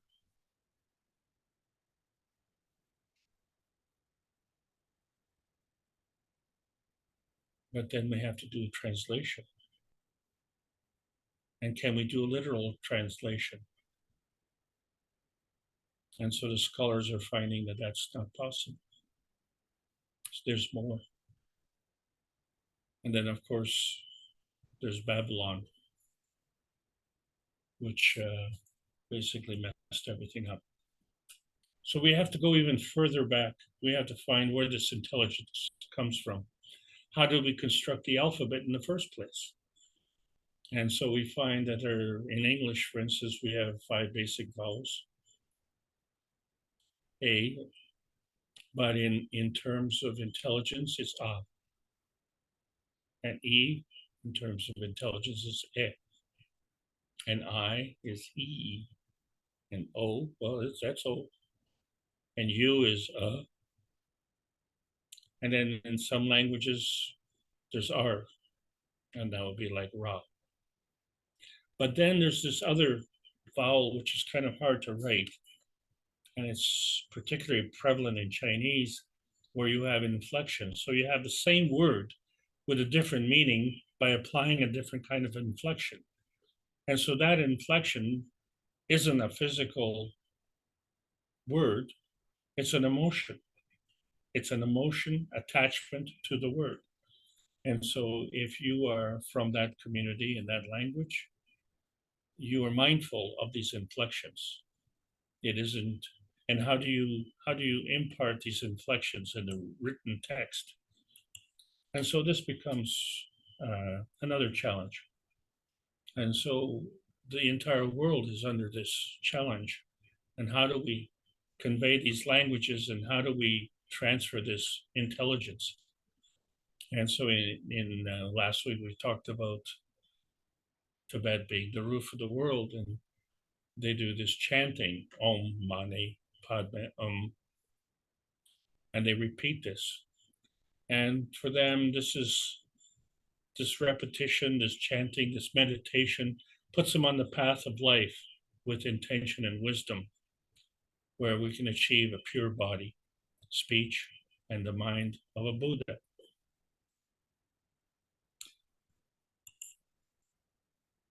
But what about the baby talk? Before the chanting, before the meditation, before the vowels.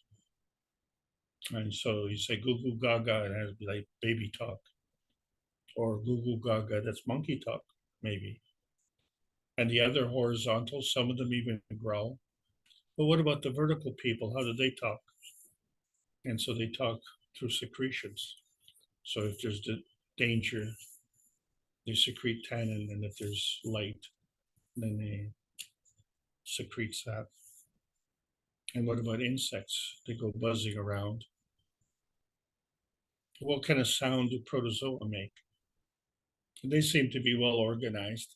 So there's got to be some kind of plasmatic communication there because I can't hear it.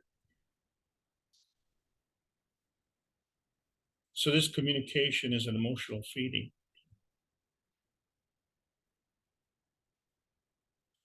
Because they all had to learn at some point. But once they learn, then we can advance from there. So we understand that that's not an emotional point anymore. That's a memory feedback. But the memory feedback does need to have an emotional context because sometimes we blot out our memories. And so when we look at the creation of the universe, we see that the universe is created from energy and that energy is always in motion. And so if its emotion is coming from somewhere or going to somewhere, so it has to be combining with something. And it can combine in different energy states.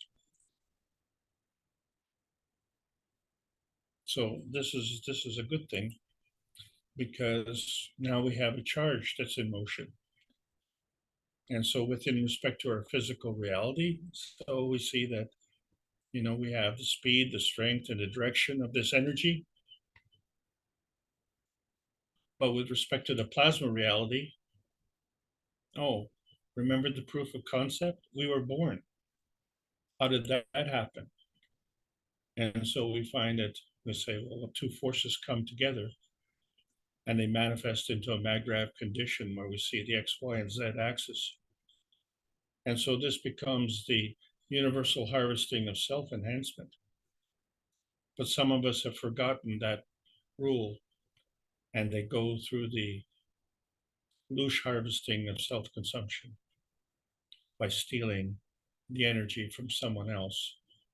And they maintain that relationship of some individual to the individual you. What we want to do is maintain that relationship of some source to the individual you, because that source is your emotional foundation. It's the energy that you need to bind, to create this manifestation point. And do you need to do it at the expense of others? And so it isn't just two forces coming together, but there's more forces that coming together. And we don't take enough into account. In fact, much of it we discount. And so we're happy with a flash or a glow or glitter, or we say, well, what's important if it's profitable? But when we're finding in our society that we're having food security, energy security, financial security, all diminishing. So is that a confidence in losing? Or is that a lack of confidence in creation? Or is it a lack of gravitational stability? Just simply because we choose what we give our time and attention to. And so we're attracted by the blast and we can't see the bountifulness. And so we find, in our opinion, that there's some kind of genetic defect. Maybe we're contributing to that. So basically, the point being is that the principal matter is a feeding energy. And in order to feed somewhere, it has to come to some kind of gravitational stable position, which we call a maggrav. And so that would become the combination of the principal matter, transition matter, and convergence matter. But where does it do that? So it has to have another reference, another feedback reference, which we call the field of inertia, this field interaction. And so once we've established this gravitational stability of position and the presence, then we can look at the feeding, the intelligence feeding. And so we see that the core component of this energy is like an electron, which is a magnetical PM tick. But it could also be an atom, which is a relationship of an electron or proton in a gravitational state.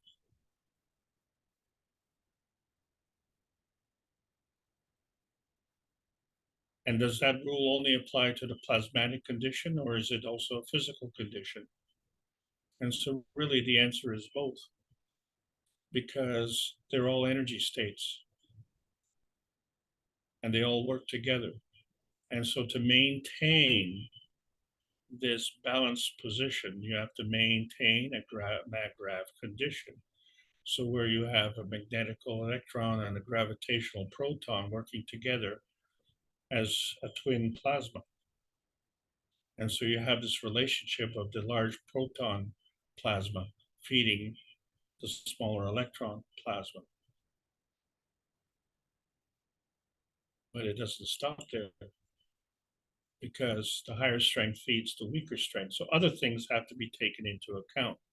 So this is all done by the basic principles of attraction and repulsion of magnetical and gravitational field forces, which we call feeding and feedback. And then we see that we can manipulate this. We can turn it on and turn it off. We can increase or decrease the strength. And as such, we can change the position. And as the last man standing, we have choices. So one of the choices we'd like is to have a mentor. Let's say you're an athlete, you're a player, you have a coach. Or you're an academic, you're a student, well, you have a teacher. Or you're a child, well, you have a parent. Or you're learning a trade as an apprentice, well, you have a master. But what happens if you don't have that benefit? If you're like an orphan, or you're the last man standing? Uh-oh, how am I going to gain any intelligence? And so fortunately,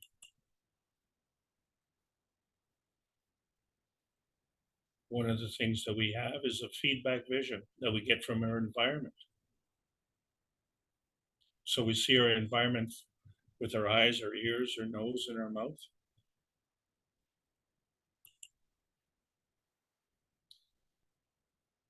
But we have a soul, and that feeds us. And so between the two, we have this plasmatic symbiosis. But prior to that,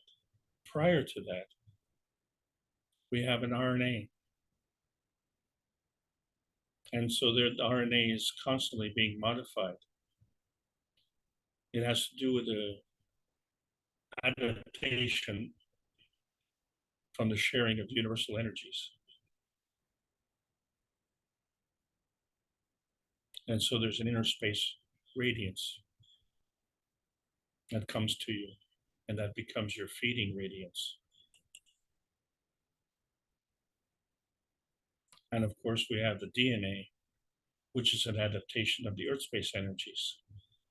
And that becomes an inner space feedback radiance. And we say that this is a spectrum because it comes in many different flavors. What is it that comes in different flavors? So we refer to these energy feeding packs. And these energy feeding packs within themselves are positive energy that manifests itself as a charge and carries an emotion.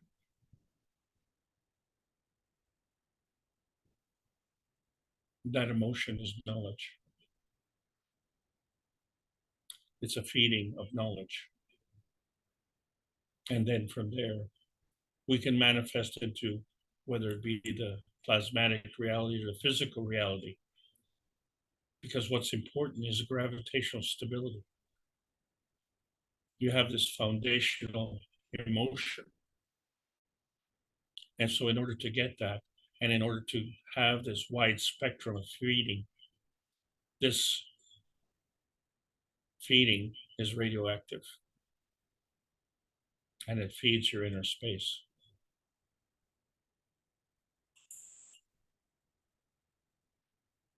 And so when we look at the DNA creation, the only difference is it's a feedback spectrum. And it too is radioactive. because it imparts this gravitational stability and this emotional foundation. It's very important. Gravitational stability is very important. You can't feed nothing. You have to feed something. And so at the core are these energy packs that are feeding. And so that affects soul positioning and the feeding vision and contributes to the plasmatic symbiosis. And so we see these core energy packs as PM tick rays, X-rays, or gamma rays. And we're going to be talking about more of that in the future, because all of these are following binding energy paths. It's absolutely necessary to have this binding energy path, to have this Magrath condition, which we call Earth. We're on this Earth. And so this Earth is also emitting energy and exchanging this energy. So when we look at this Magrath feeding dimension of Earth, we find that not only is it emitting energy and absorbing energy to maintain its emotion of position,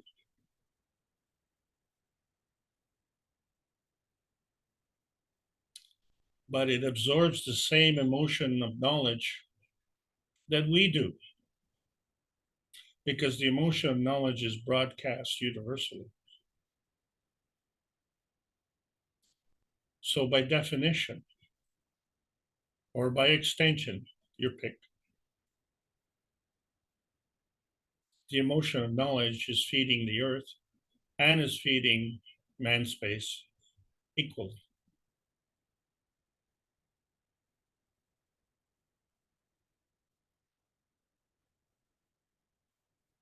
So it's like going to a Chinese buffet, isn't it? You may have 100 different meals there. Everyone eats what they want.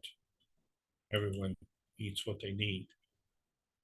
And as such, they have this reference.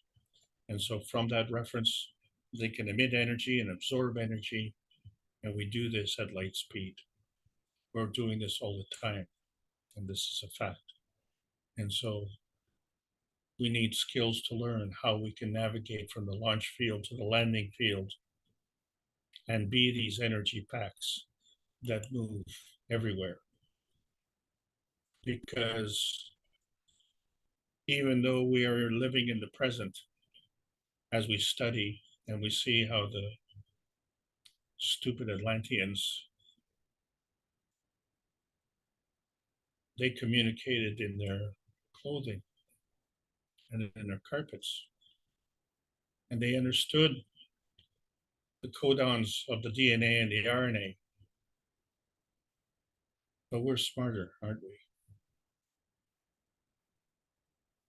So we find that regardless of the time in history, that is, the emotion of knowledge was imparted.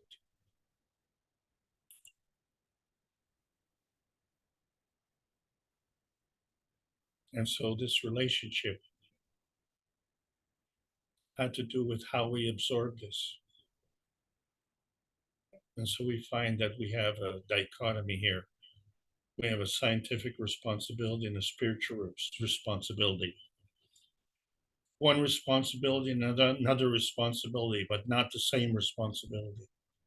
But the two together provide more than two. And this is where the plasma science adds to the knowledge.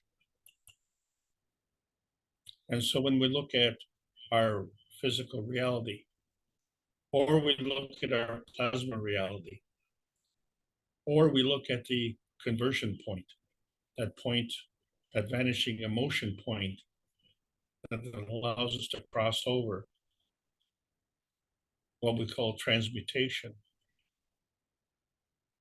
and changes our position, has to be fed from somewhere. Has to be. Because all of these elements, and we've highlighted only a few elements that are relevant to us, in these discussions, because these are basic teachings, they came from somewhere, didn't they? And we know that because we've seen the same thing in the cups of life. We created CO2 gas and calcium gas and copper and zinc gas, amino acids and water. And then each of them had a soul. And collectively, they had a magnetical gravitational relationship and a soul.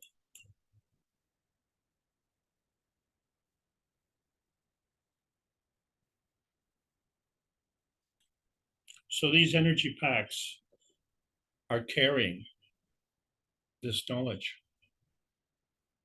And they want to carry this knowledge. They do this willingly.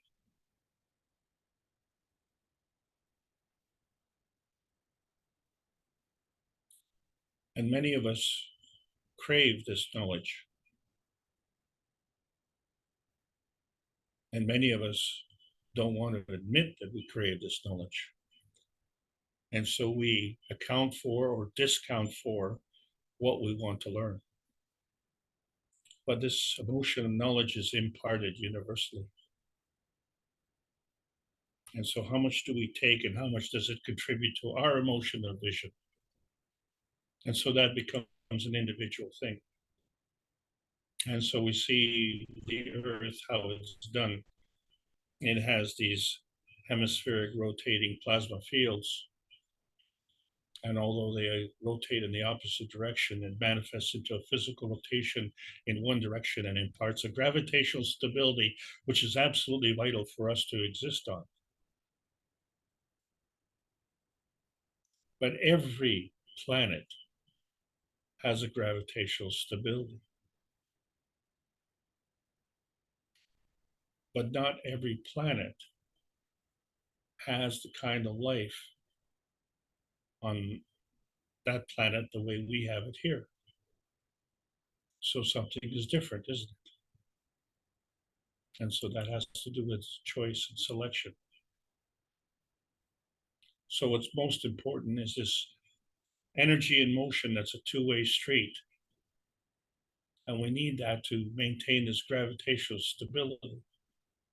But if we look at the reference with respect to the sun, which is like a catalyst, and we look at the earth, which needs supplementation of energy, and likewise man space on earth needs supplementation of energy, we find that size is not the reference point that matters here, because the emotion of knowledge is imparted equally. So what is this equality reference point that we're looking at? And it has to do with the energy packs. The energy packs are converging, and then they are converted. And then from there, they create whatever we want to create. And that's what we've seen with the emotion of vision. And we can do that because we have this gravitational stability, this thought, from which our language comes from, that we can relate to our environment and all the good things that come from there. But fundamentally, it explains the covalent bond dimension between the plasmatic spectrum and the physicality spectrum. So there is this bond, although it's not visible, it has to be there. Because if it wasn't there, it wouldn't exist.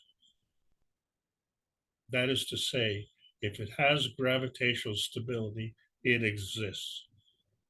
And in order to maintain this gravitational stability, it has to have an emotion and absorption spectrum. And so that becomes a dynamic plasma relationship between where you are in your inner space and what you're projecting in that inner space field. And so we look at the sun and how it's operating. It has its own sun space field. And so we on Earth here are benefiting from that and sharing that dynamic plasma relationship with the sun. But we're not exclusive. So the sun space field imparts its energy everywhere. The sea is full of this emotion of knowledge. And so we see not only is this environment, which we see with respect to our man space or our emotional representations and relationships with our space, with some space, whatever space that is, our inner space versus our physical space, for instance, any space, some space with some physical space, it doesn't matter. Or if we want to understand truly our inner space versus outer space, then we have to understand how our space could transmute to some other space. And this is all culminated in some kind of emotional positioning between the emotion of knowledge and the emotion of vision, which leads to the emotion of presence. So this is all part of the dynamic plasma of feeding radiance and a feedback radiance. And so that reality dimension is the link between the two.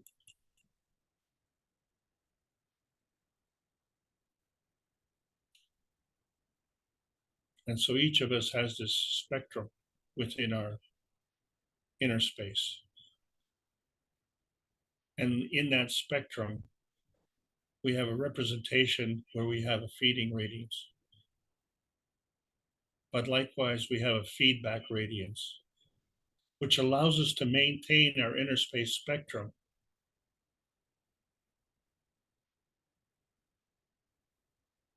and the balance between the two create this Magarav condition, which is our soul spectrum. And so our soul spectrum then becomes the link between the plasmatic manifestation and the physical manifestation of the dynamic plasma fields.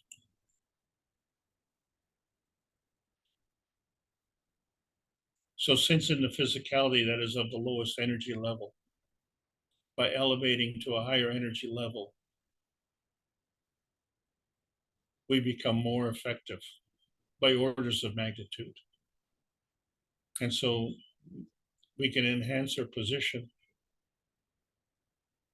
through the enhancement of our vision. We can also diminish our position by being very selective with respect to our vision. So our position is affected by our vision. And that's the difference between poor health and good health, peace and prosperity, and whatever else we've settled for. So this is all part of the gravitational stability of the dreamscape elevation. And it's all governed by the emotion. So we find that the emotion is actually an energy. Now, so we say, well, the energy is a charge in motion. So then what's knowledge? So the knowledge becomes intelligence in motion. So then the emotion, therefore, is a byproduct of the feeding process. And the memory is a byproduct of the feedback process.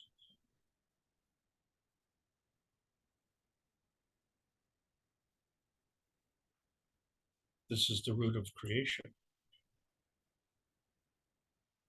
And this knowledge comes in different flavors, doesn't it? There's over, say, 8 billion of us on this planet, and we're all unique. And we all need to be fed. So we need a broad spectrum of knowledge.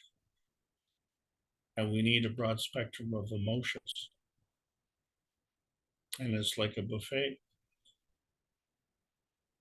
All of this knowledge comes in different flavors, and it all contributes to the gravitational stability. But each of us have the capability of taking advantage of the knowledge in motion. You take what you need and give what you do not need. But let's change that. Why don't we say, let's absorb what we need to enhance our souls, and let's emit to enhance other souls. So this emotion of knowledge, as we absorb this, we don't consume it. We take a part of it. We take a part of it that we need for the purposes of supplementation. And the rest of it, we allow it to move on. Not as a discard. It's just like going to the buffet. You take enough to fill your plate, and you leave the rest for others. But this is a different kind of feeding, because your flavor contributes to this emotion. You are part of the process.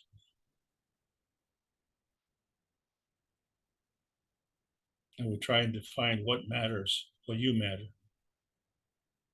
All of us matter. We're all part of the process. We're all in it together equally. And so the emotion of knowledge doesn't just stop with humanity, but it extends to the planet, and it extends to the universal community as well. And so not only are we looking what we give and take energy from, or who the leader is, who's our mentor, but what is the source of your inspiration? You don't have a mentor. You're the last man standing. Where do you get this feeding from? How do you get this? And how do you know?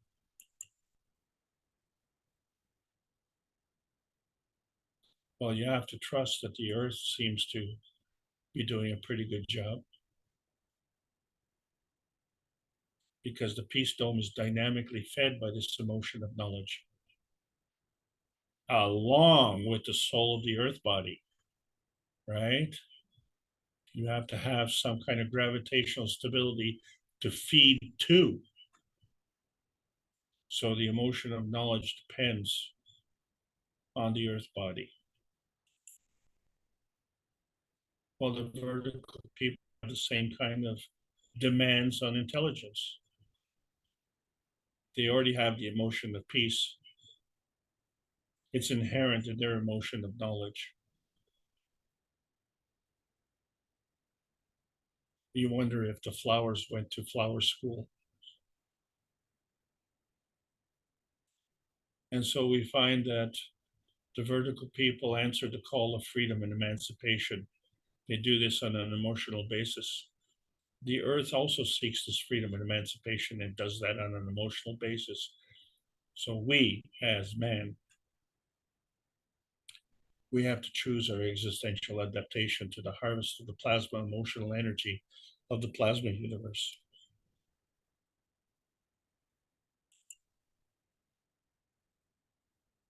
We have to understand that the pursuit of happiness is a failure, because our position is a failure of vision in the emotional context. And so the truth is, we've never launched a rocket into outer space. Rockets don't go into outer space. And all of us who were born prefer the emotion of knowledge as opposed to street smarts.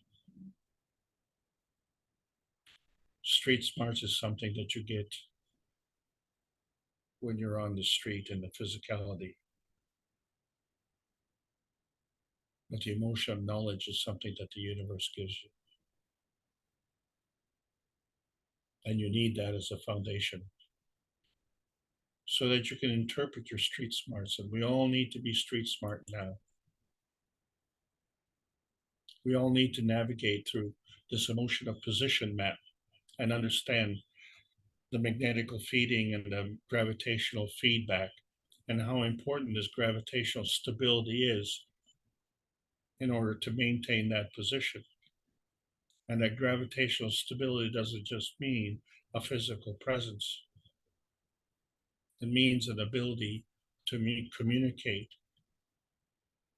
within yourself, around yourself, and the possibilities are now open. And the opportunities are there, and there are no intermediaries. So we have to understand that the soul is following a sequence. So we see that the soul of the sun plus the soul of the earth is what attracted the soul of the man. But where did you go? Something's missing. It has to do with the plasma dimensions of matter. Some are physical and some are plasmatic. And so if we want to come here, that becomes the dominant matter state. And we all have this common denominator of wanting to manifest into the physicality. That manifestation in the physicality is specifically called materialization. That's a unique characteristic of manifestation. And so in order to transmute through outer space, you have to dematerialize. And then we have the option to rematerialize. This is a specific manifestation. So therefore, if we want to manifest on Earth, then Earth has to be here first. So the soul sequencing priority is that the soul of the solar system plus the soul of the sun attracted the soul of the Earth. Okay, well, now we have a place to go.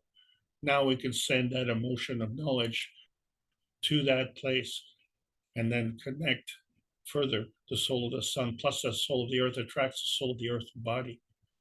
Okay, well, now we have a destination. So now we can take that soul of the earth body plus the soul of the man and attract our soul of the body. Okay, well, this is good. Now we're making progress. So the final manifestation in the physicality of the earth allows us to the final manifestation of the physicality of the body. This is a manifestation of gravitational stability, which we call materialization. And so we can test all of these concepts likewise on the flight tests to Mars that are coming up. So we have to understand that this emotion of knowledge is continually feeding us into our man space. But our man space has at least three amigos: the soul of the man, the soul of the body, and the soul of the cells. So the emotion of knowledge is indiscriminately feeding all of them. And that's a good thing.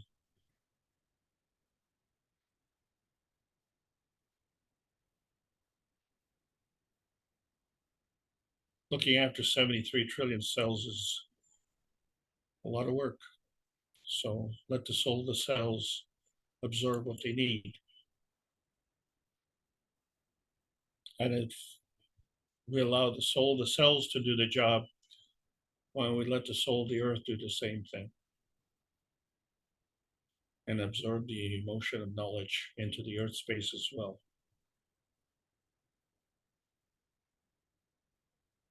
It knows better than we do, and it was here before us. So we find that the reality dimension, what we call outer space, is not a place. It's a method of energy transfer. It's energy in motion. And so we've seen that with the cups of life, and we call them the cups of life, not the cups of the pandemic or the cups of Gans or anything else, because that's where we get our emotional strength. It comes from the emotion of knowledge.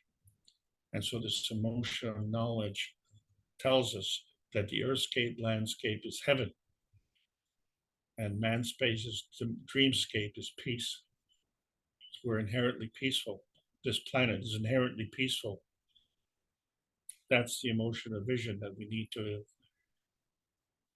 work on. And so that's all given to us. It's all given to us through the emotion of knowledge.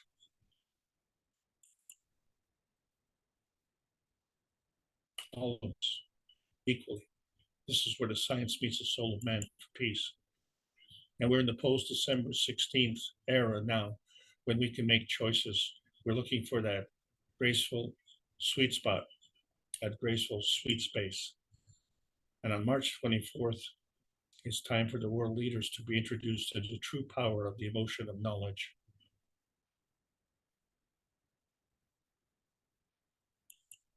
This is the Keshe Foundation Spaceship Institute, Teachings on Plasma Science, calling all Earth Space sweethearts. Make the conscious choice that you have already made in the dreamscape. There's a world peace treaty. Sign it with a pen, sign it with your heart, sign it with the soul. This is all part of the emotion of vision, which allows the fields of life to have the choices free from boundaries or abuse.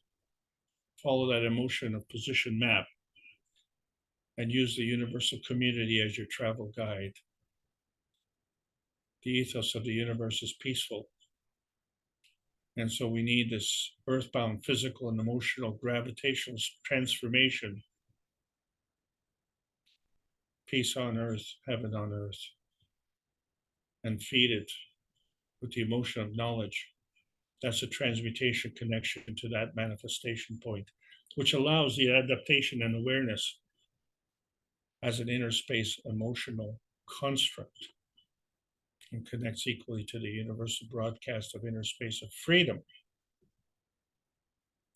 This emotion of knowledge feeding is of the essence of universal morality. So choose what you want wisely and dare to dream. And we say the plasma science needs to continue, therefore, to be delivered in exchange for peace on earth. So welcome to the outer space age. Hope you enjoyed today's class. Thank you so much.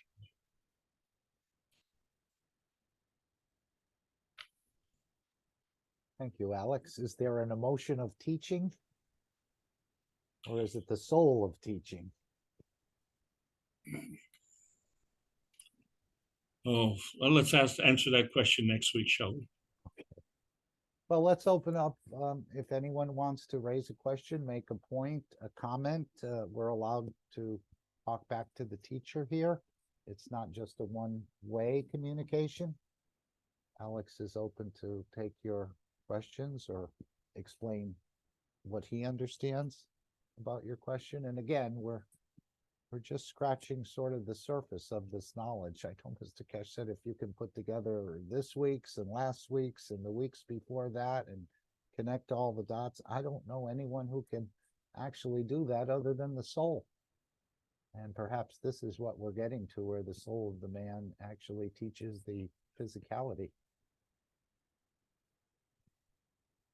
So who would like to make a statement or ask a simple question?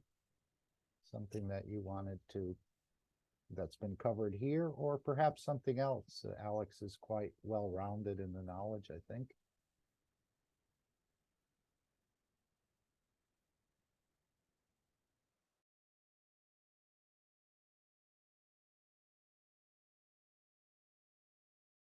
Do you think, Alex, when we go to other places, we're going to be back in the same position that we forgot how we got there? Or was this the only time, and once we're awakened, we'll be continually awakened? See, that's a really good question, because, you know, when you look at a caterpillar morphing into a butterfly, I don't see mommy and daddy butterfly hanging around. And so, you know, I wonder how the butterfly would, what is on the butterfly's mind? Flower? Well, you know, Reproduction? does he remember that he didn't have wings? And does he know what to do with the wings? And who is the butterfly's mentor? You know, you just come out of this cocoon, you look around and you say, well, hello world, I'm here. And where does the knowledge come from? Well, do you remember most of the clothes you wore as a child? Well, mommy gave that to me. Right. One of the only ones I remember is that yellow raincoat that she made me wear. And all the kids laughed that I had this yellow slicker on, and that one I do remember, protecting me from the elements or the wet. But most of the clothes, and I'm thinking of the caterpillar. Does the caterpillar remember his transition? Or did it just happen? We have a lot of people in the audience who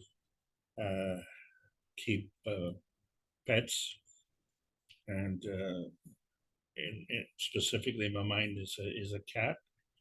So often the mommy cat will not make it, and the kittens are left stranded. We see this often.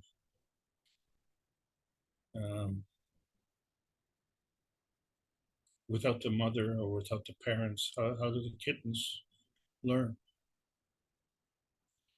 What is the method of their learning? They do quite well, don't they? Well, I would say if they're hand fed, yes. But if they had to learn in the wild, it's not like a human where we get 20 years or so of education and then we start. Most of these animals or living wild, they don't have a lot of time, but they learn something. But if the mother isn't there, then yeah, it would be quite a difficult process, I think, for survival, because they really haven't been taught. So they depend on this emotion of knowledge that comes to them. It's ingrained in their RNA. Okay. So the point being, we have this knowledge ingrained in our RNA as well. So why do we have the audacity to discount that? Why do we say, well, our ancestors are stupid and we're the smart ones? There's no justification in that, not really. We have the benefit of memory. We have the benefit of history. We have the benefit of experience.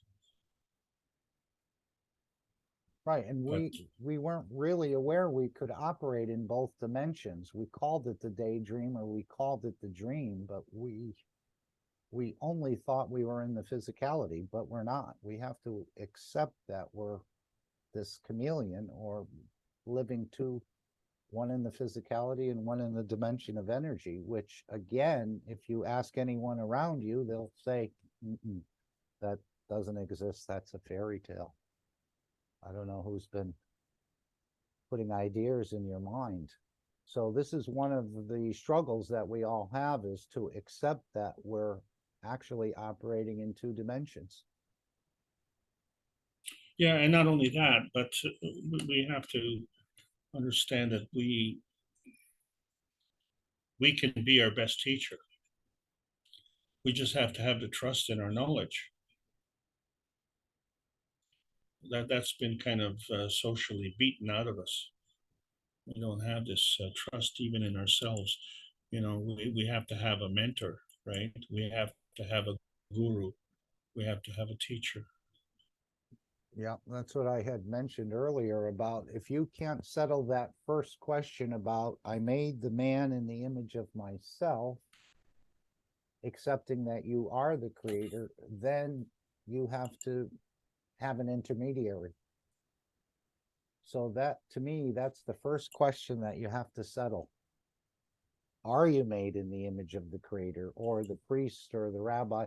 No, that's not exactly what it means. It means something different. That's not it.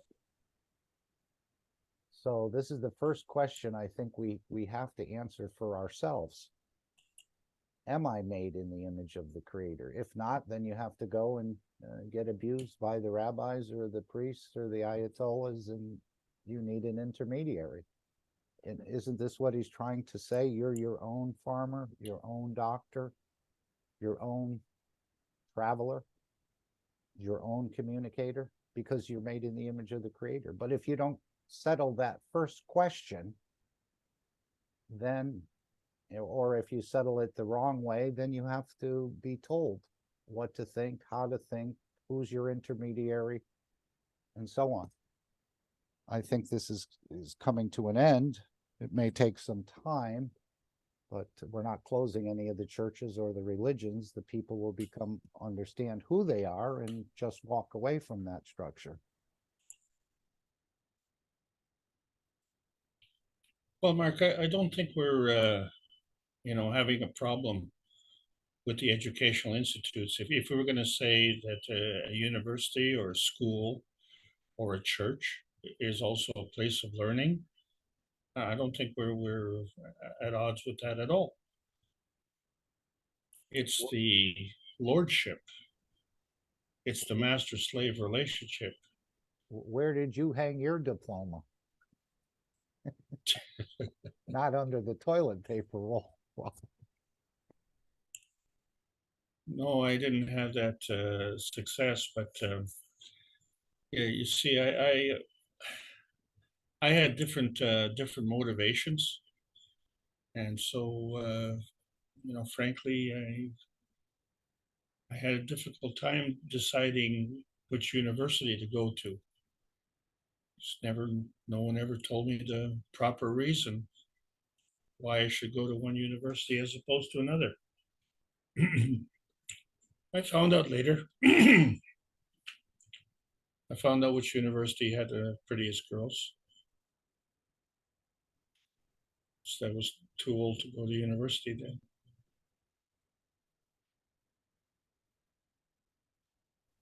Mr. Keshe said about how we're basically used energies in the universe, right? It's not the second hand or third hand. I think someone said that earlier in another meeting, but we're billionth hand or more. So what about the soul itself? You had that picture of the soul up there, I think, with one in the center and 6 or 8 around it. If those cells are created out of used energy, is the soul also out of used energies? Because as we know, the egg and the sperm come together, they divide until 8 or 16 or whatever it is, and then they sort of go into a holding pattern until the soul comes in. And then the soul continues this for another whatever, just feeding off continues the structure off the fields of the universe. But is that soul also used energies, or is this a totally new creation? That we know the cells are used energy, correct? Not this one, another one you had, I think it was red. And it had the soul in the center and then the other ones around it. No. Oh, I know what you're talking about. Yeah. So if the cells that created the soul are from used fields, is the soul itself created out of used fields? Or is that, again, it's just a question that I thought I'd just bring up, because we're so arrogant, he said, of our structure and everything, but they're hand-me-downs from a billionth division, so to speak. So is the soul, no, this isn't the one. It's red. You showed it maybe in the middle of the present, maybe back in near the beginning. You see these 6 circles you had and then one in the center.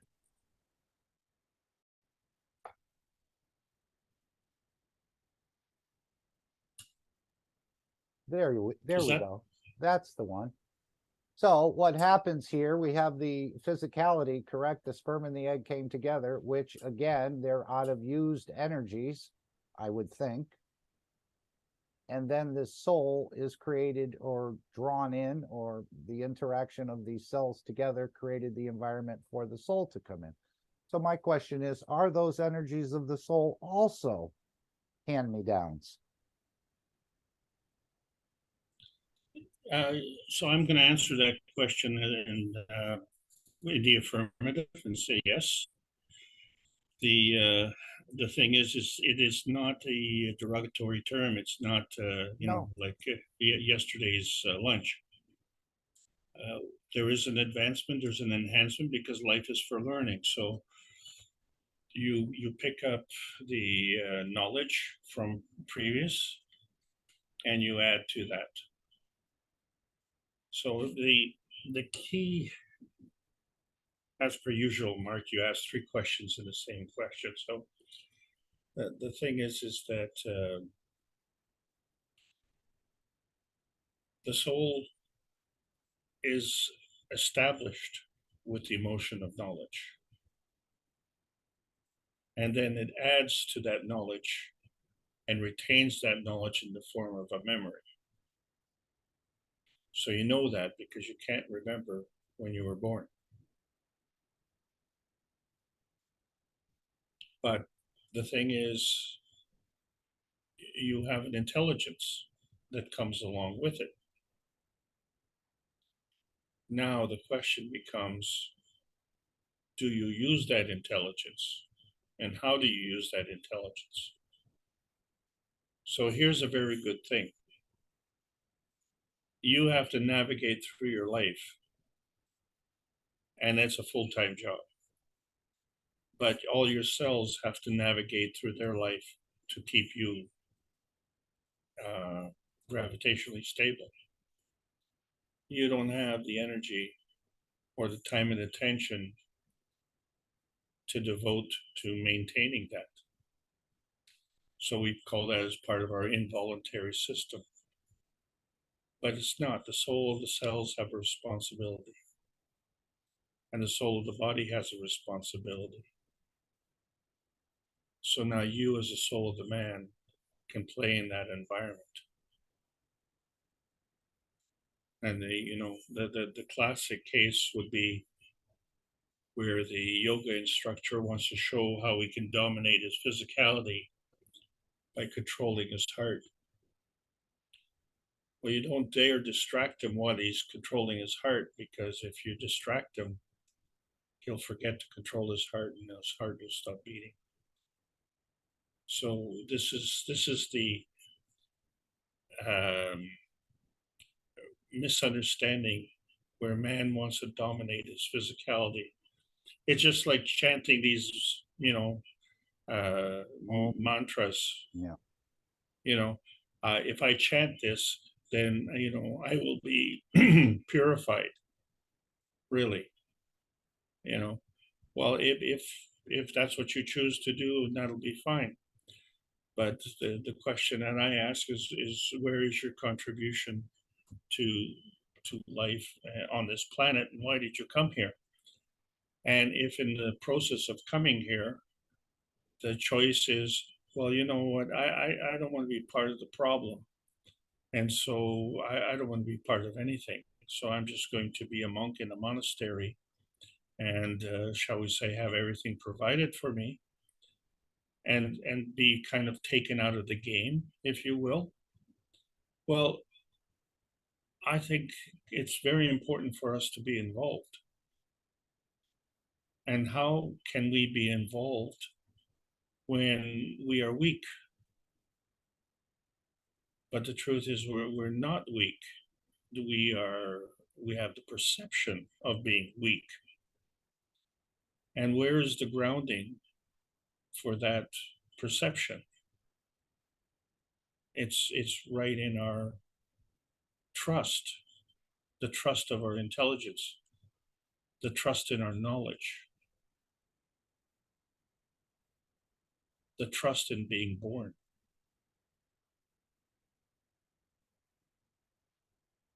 Without that trust, we can never exercise our strength. Without that trust, in reality, we can't have any gravitational stability. So let's say you want to be a master in your craft. You want to be a master carpenter. So you have the inherent knowledge, to learn how to use tools, to learn how to speak, to learn how to communicate with the teacher, and then to be creative. you have that trust, and that gives you the confidence, and then you become a journeyman, and then you become a master craftsman. Okay, well, that's great in that particular field.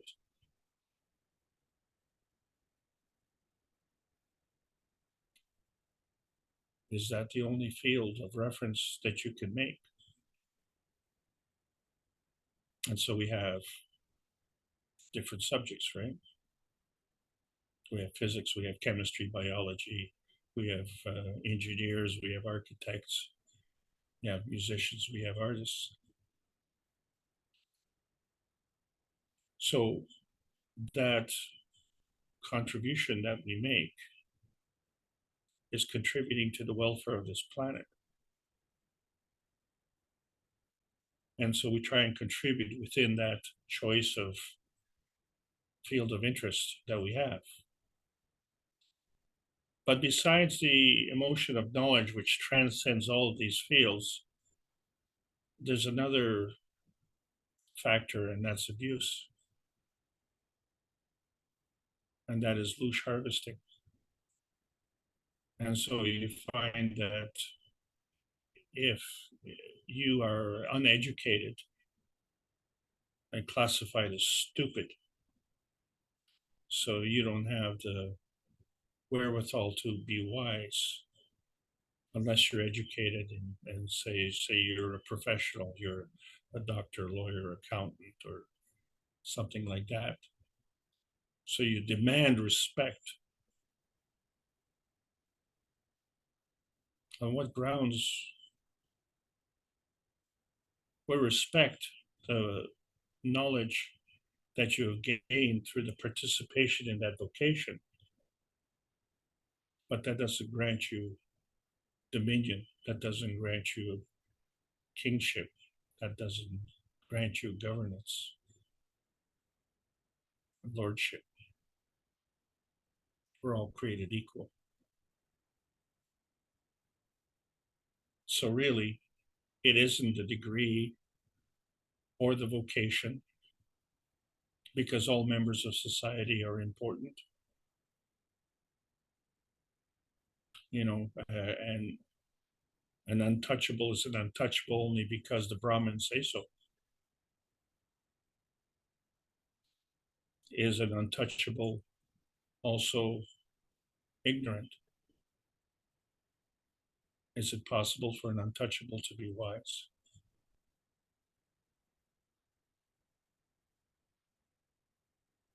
The emotion of knowledge is universal, and it's ingrained, and it's constantly feeding. So now we're at the point where we can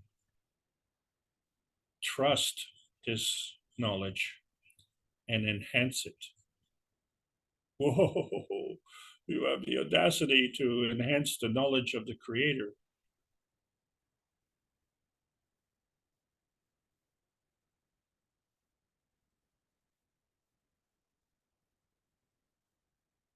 Isn't the process of creation enhancement?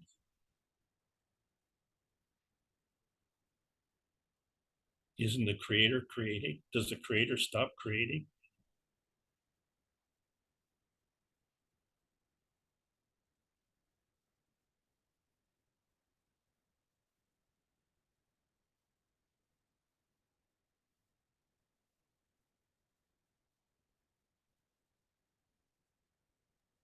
Thank you, Alex.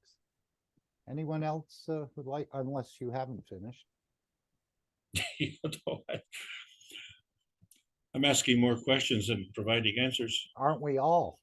We all seem to have more questions than solid answers, but we'll get to this tipping point at some time and place. I know we're feeding the physicality, but we need to teach the soul how to feed the physicality, apparently. And I know he said, well, we know our soul goes across the universe, you know, when you go to sleep and so on, but it doesn't seem to gather the energies to feed that physicality at this point. But I know he said that in the future, we'd learn when the soul goes out into the universe that it can bring back energies that it would feed the physicality for hundreds of years. or weeks or months or periods of time. May not be for hundreds of years, maybe it's for thousands of years, but the soul doesn't do that at this point. And I don't know if that will happen in the future, or we can't always be using systems. The systems are only to train the soul, teach the soul how to feed the physicality and other things, I'm sure.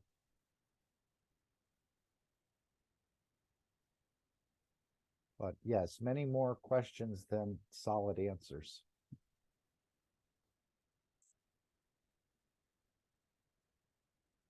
But we're on a path to find out more. And we are. Again, we have more understanding about the soul than the Pope, and more understanding about the creation process, and so many different processes than the professors and the rest of them that appear to have the connection. But as Mr. Keshe said, they never read the book.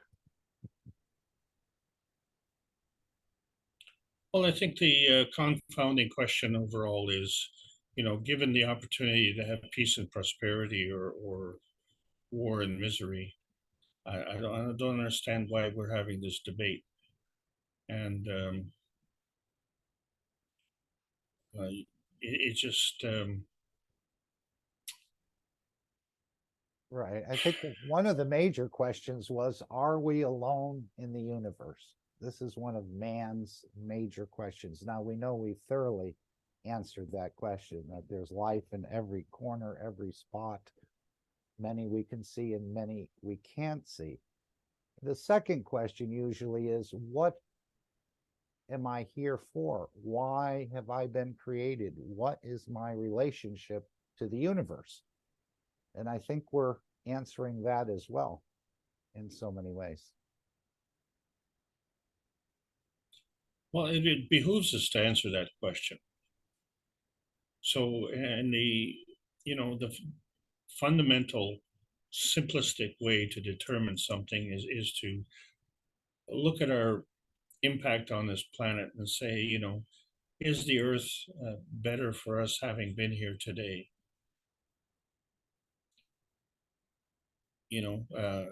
What is the difference between waking up in the morning and going to bed at night? Has there been a benefit to the Earth? And did we play a part in that? And if the answer is yes, then we can go from there. But who is the person who's going to answer that question? You can't defer that answer. The answer comes from within. Great. And you have to have a basis to make that decision. So, you don't need someone to come and pat you on the back. Oh, you did a good job today. Nobody died as a result of you being here. Oh, well, is that the measure? So we all have different measures, right? And it's arbitrary. It's individualistic.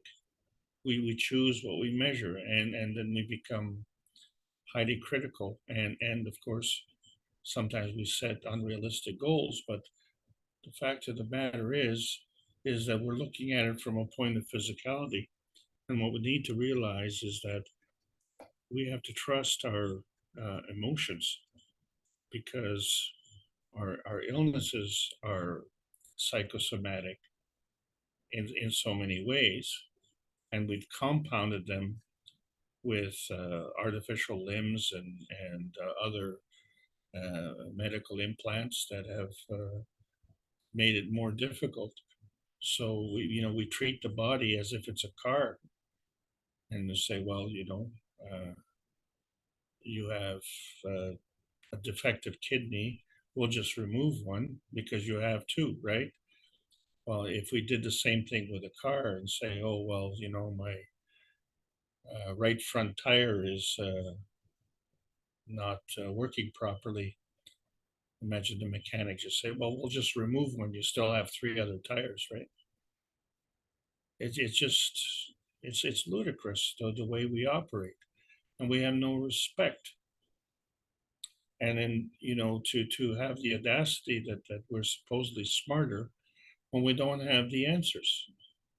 So the answer really is that the answer's there looking at us square in our face. You know, life exists, life is for learning, and we chose to get here. Okay, so now what do we do? That was the choice we made to get here. What do we choose to do on the next day and the next day and the next day? And can we do this? So we found that, you know, one of the benefits of looking through history is you see the patterns and the patterns of success and failure. And so we have to make a change. And can we do that change without the assistance of technology? Well, it hasn't been for lack of trying, has it? We've had many angels and prophets and many gods, you know, visit us, and each in their own way. And it's just like you go to school and you have more than one teacher. And so you say, well, some teachers were better than other teachers. But the point being, what exactly did you learn? And then now what you learn, so what? And I think that was the question that I had in school all the time when I asked the teachers, you know, why are we learning this thing? What's the benefit of it? I didn't really find out until I left school, you know, and like for instance, if I was learning Latin, which they don't teach in school anymore, I couldn't see what the purpose was for learning about Latin. But I see the importance now because the Latin was derived from the basic mouthing, grunting sounds that we made. And so that was the structure, that was the foundation of the structure of language. Okay. So now, you know, we understand that it had to come from somewhere. Right, And emphasis on the language, but not the zero-time communication capability. That went out the window, didn't it? exactly. Yeah. So there's more. And then, you know, who do we reference if we can't have a mentor? And then, you know, we ask our friends. And you know, I spent a lot of time reading, and it was nice to go to the coffee shop and read. And a lot of people, especially in a university town, the students would all go to the coffee shop and talk about stuff, and you couldn't help but, you know, eavesdrop and listen to what they were saying. And it was a lot about nothing. They were talking about nothing. They were talking about their personal experience and sharing their personal experiences, and I guess comparing notes. No, you know, how do you become street smart, right? How do you become socially smart? And that was the important thing. And yet these were students, and you never heard them talking about anything, you know, exotic or anything that would, shall we say, contribute to a betterment of the quality of life on this planet. It was all self-centered, egocentric. And then today, you look at social media, and it's actually gotten worse because not only are they talking about less significant things, but the words that they're using are confusing. They don't have the meanings for it.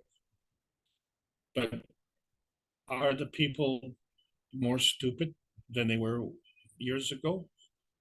No, because the emotion of knowledge is feeding them. It's just that they're reluctant to accept it. You know, I don't want to hear that stuff. I just want to hear something that's warm and fuzzy. Okay, teddy bear. How's that for warm and fuzzy? You know, and now what? So where does that get you, and what is the purpose? And so is that giving you emotional satisfaction? Is emotional satisfaction important to you? Well, yes, it is. But at the end of the day, your tiny perfect world may be more perfect, and in fact, it can be more tiny. And so you can't do anything about the rest of the world. Well, guess what? Yes, you can. Yes, you can. Because we are part of a collective. If we can manage 73 trillion cells in our body, we should be a lot more successful in coordinating several billion people.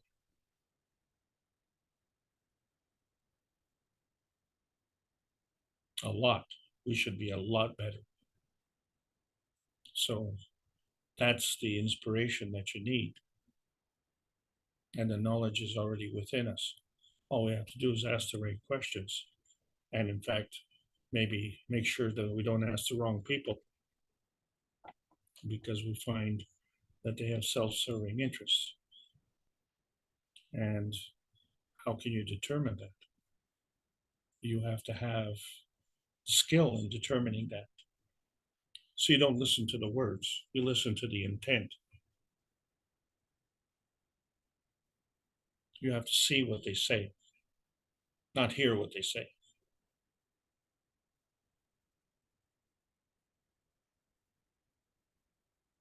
Yes, it seems like we've been in this fishbowl much too long, thinking that the whole existence is this state of physicality, and getting things or buying things are all connected to the physicality. Now we have to start to understand, and he said this, to look at everything in both dimensions now. In the physical dimension, he said we're not disconnecting from the physicality. We need that. We have to disconnect from the fields of this planet in a way. And I guess the soul is already disconnected. It can't be held by the fields of any position. It can move, it can change, it can transmute. So yeah, there's a lot to. Well, yes, it can, but yeah. But Mark, it has to do this at a higher level. And the soul operates at this higher level of energy. And so it is gravitationally stable within the inner space of the earth space, of the man space. It's gravitationally stable within the man space, right? So I'd say no. You say no? No, because it's moving all the time. It's daydreaming, it's dreaming, it's going different places. It's not bound to the fields of this planet at all. Oh, no, I get it. But, you know, while our physicality is operating, our soul is gravitationally stable within the inner space of the physical body. And, you know, that's all we see and give credit to. So we said, well, you know, that's a pretty sweet deal. I get to have my soul within me, and it does, you know, the work that I want it to do. No, the soul does have an agenda, and the soul actually leaves the body, as you say, travels all over the place. To what? To engage with this emotion of knowledge. And so it brings this emotion of knowledge to the soul of the body. But if the soul of the body puts up this barrier, which it can do, because you can create a barrier of fields, then, you know, it frustrates the soul of the man. But the soul of the man is benevolent and continues to feed. So how do we bridge that gap? Well, there's an inherent emotion that is ingrained within us. And the moment we get into that field, the pressure that's going to be on the soul of the body is going to be enormous. And for those who fight it, it is going to be painful. But those who embrace it, they will understand the meaning of heaven on earth. And it won't take long. It could be like a light switch.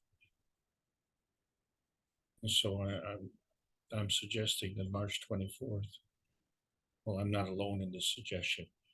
I'm just saying March 24th is going to be a pivotal point because we will be opening up a new plasmatic field of a higher energy state. It'll be a new league, and it'll be looking for teams in that league. What do they say? You build it and they will come. But aren't the souls already interacting? Aren't they already communicating? Aren't they already connected with each other? It's not the souls that are the problem. It's the delay and consequences of physical manifestation, the physical materialization. And the soul of the body is disconnected. Soul of the man doesn't have any problems. Soul of the man is obeying the laws of the universe because it understands the ethos of the universe. Your best friend is your soul. So who's the enemy? Right, it just has to start teaching the physicality more. And for some reason it hasn't. At least otherwise we would have known all this, wouldn't we? Okay, well, look, I found out the hard way, okay? It took me 40 years, right? It took me 40 years to find out that everything that I learned was junk. And you know, not everything that I've learned. I'm just saying that what I gave value to, what I cherished, Yeah. you know, I want that, you know, chicken in every pot, car in every garage. I want the nice job, the nice clothes, the nice lifestyle. Is all for me. Nothing wrong with that. I mean, he said you can be a prophet of your pocket and your soul.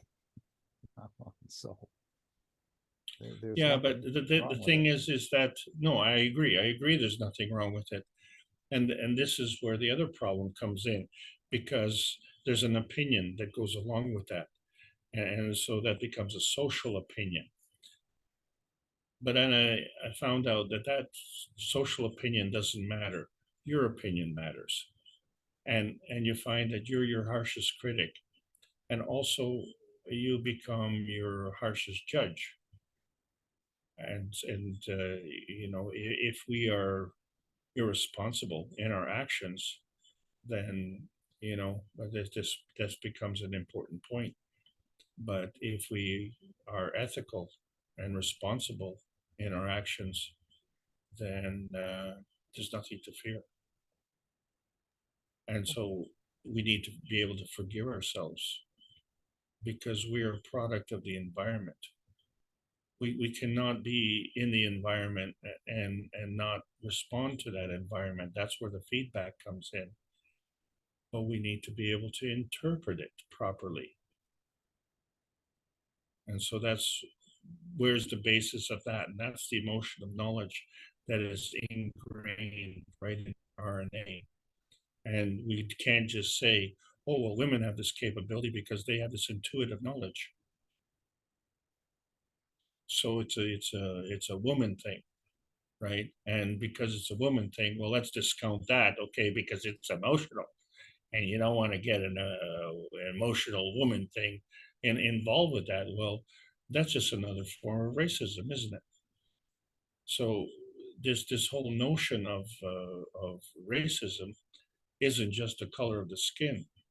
It has to do with whether you know you have a full set of teeth, you know, whether you have a nice suit, whether you have a fancy car or whatever. And so, you know, we believe in the superficiality and we ignore the substance. Well, I learned about the superficiality and spent over $200,000 on cancer treatment, and I got nothing in return. And then I found out the truth, and I got everything back in return. Why? Because discard the superficiality and become gravitationally stable with the substantial. Yes, and the doctors apparently have come up with a number of combination of solutions, he said, for cancer. They're looking for cancer patients now. So that abuse is going to stop, where people pay $2 or $3 or $400,000.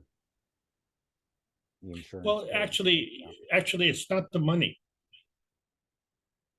Okay, it's the value for the money. You know, if you go to a mechanic and he charges you $1,000 to change a tire, and that tire is flat,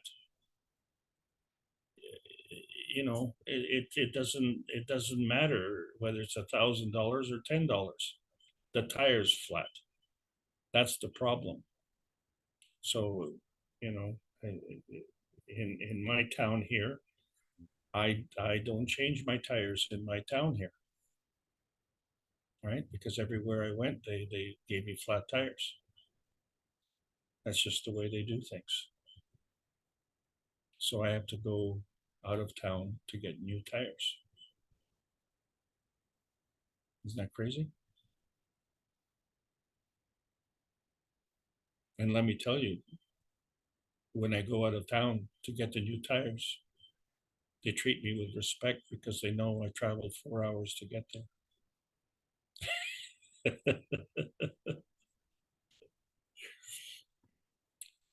They charge me the same amount as they charge everybody else, but they treat me with respect because they know I made an effort to come down there.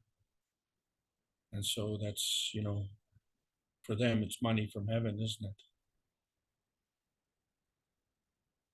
But I got damn good tires. Would someone else like to make a point, raise a question, a comment? Something you've been thinking about? Hasn't been resolved? Yes. Hello. Hi, Mark. Solomon. Hi, Alex. How Hi are there. you? Everybody's okay. Nice to hear from you. I have a question related to this gravitational stability. I mean, this seed of life on the left is similar, the 7 around by 6 circles or spheres, depends on which dimension we look, is could be the gravitational soul or neutron. This is my question. If you can illuminate me. I didn't get the question. So the question is any similarity between the soul and the seed of life with 6 sphere or circles around 1, and this one is the 7 circle or sphere, is like carbon 7, the isotope. And this seed of life is a symbol, you know. I was talking about the flower of life, which is formed from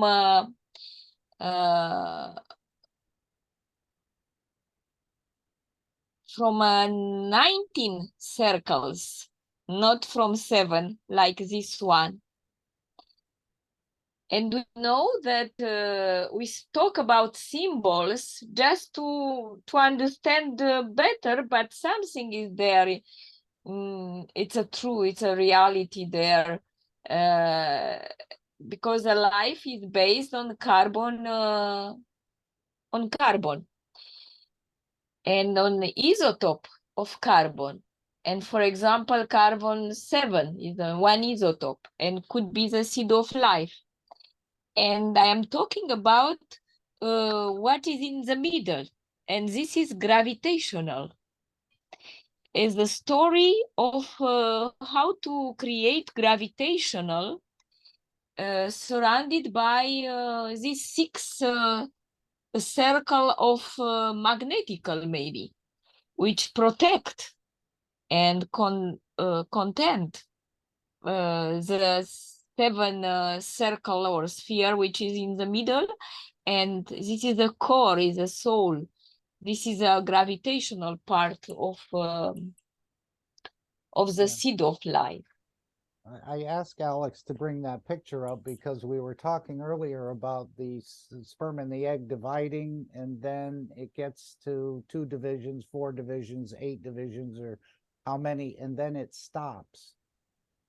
And then it creates the condition for the soul to come in or manifest, and then the soul starts to take over the process in feeding through the fields, the continuation of the structure.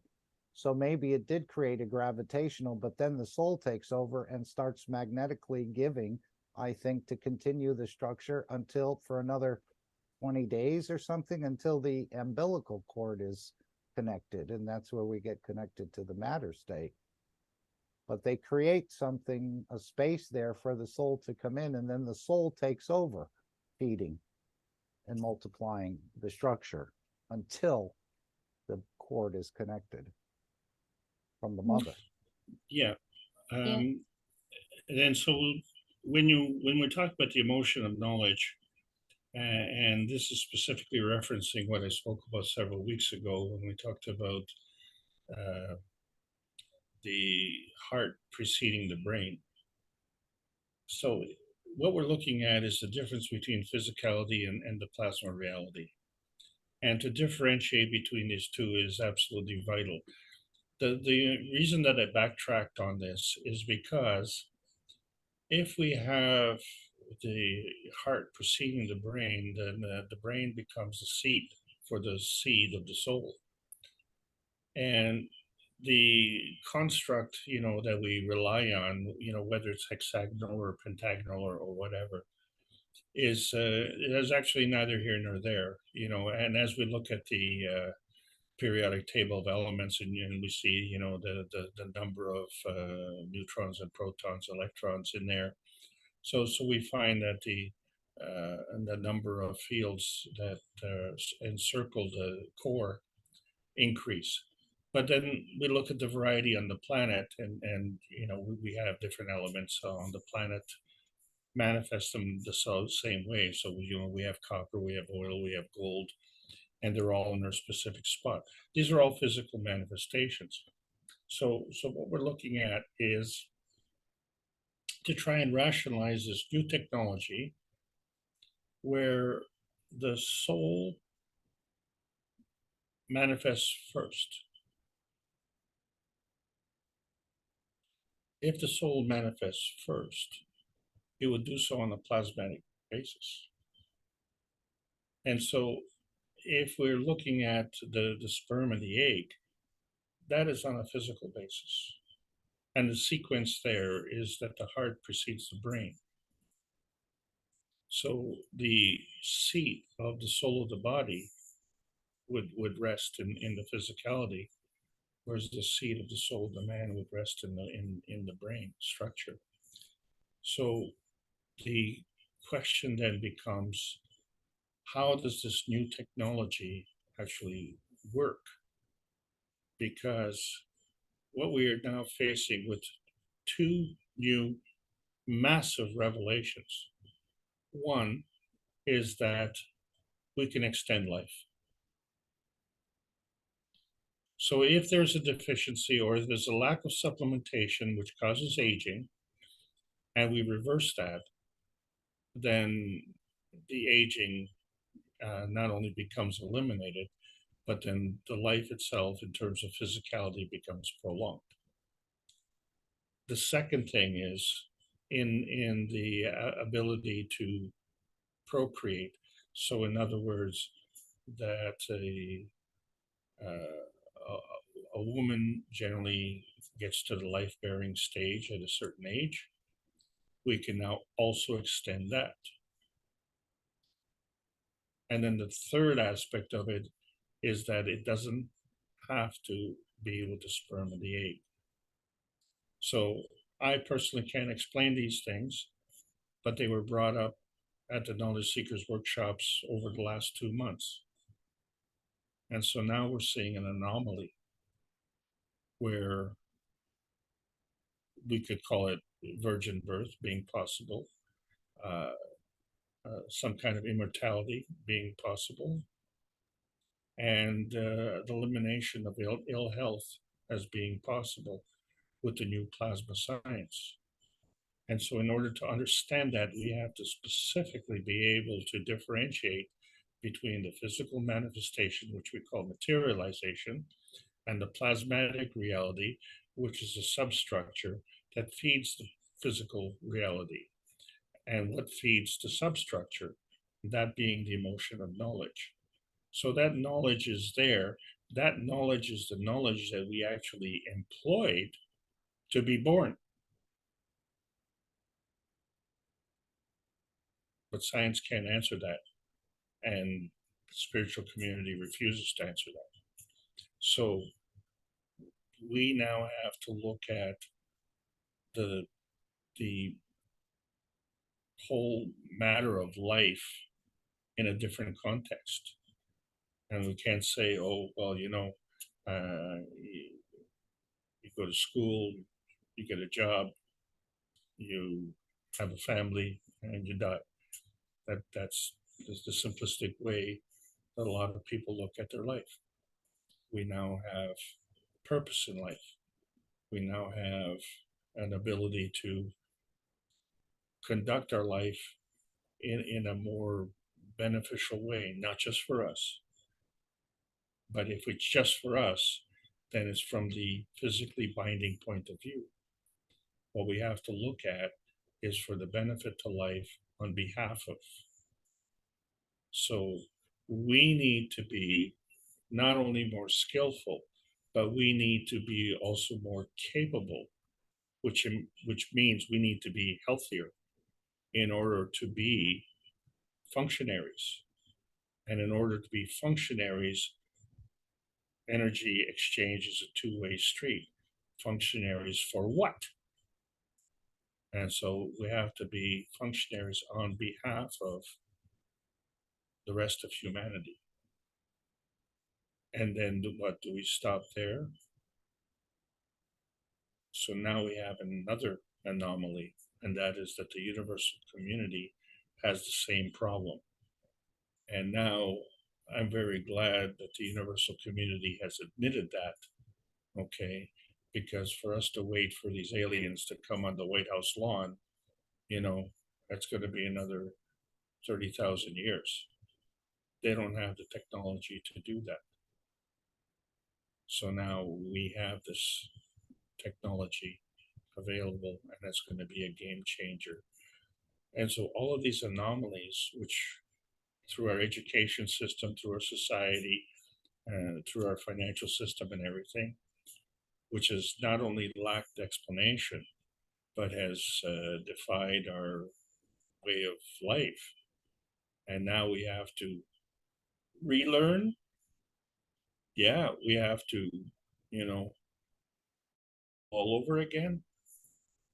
And the basis is one: acceptance, awareness, and trust. And so we cannot apply a mathematical scheme and say, so many points and like that, because what we're looking at is the feedback. And what we need to focus on is the feeding system, the non-tangible, non-visible reality that is around us all the time.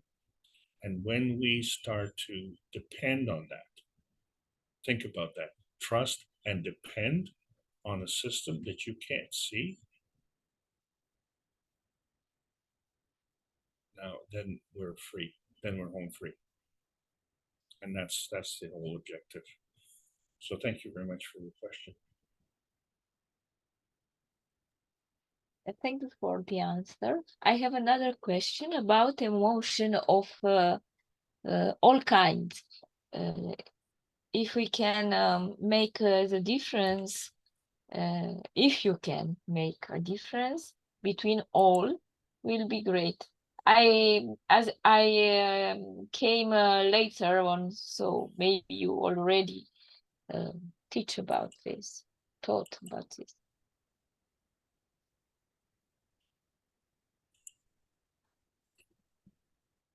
Are you able to see this slide? Is this kind of what you're Yes. referring to?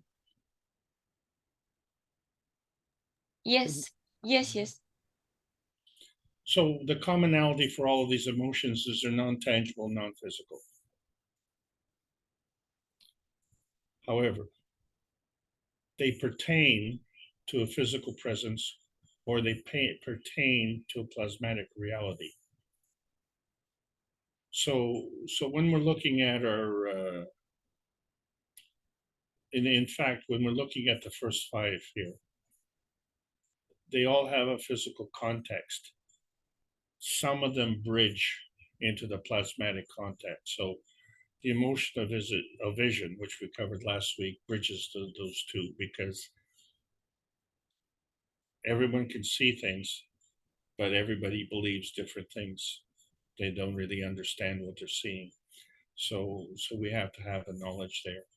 The emotion of knowledge is virtually plasmatic exclusively, because the emotion of knowledge transcends the physical materialization. It imparts itself to the plasmatic reality.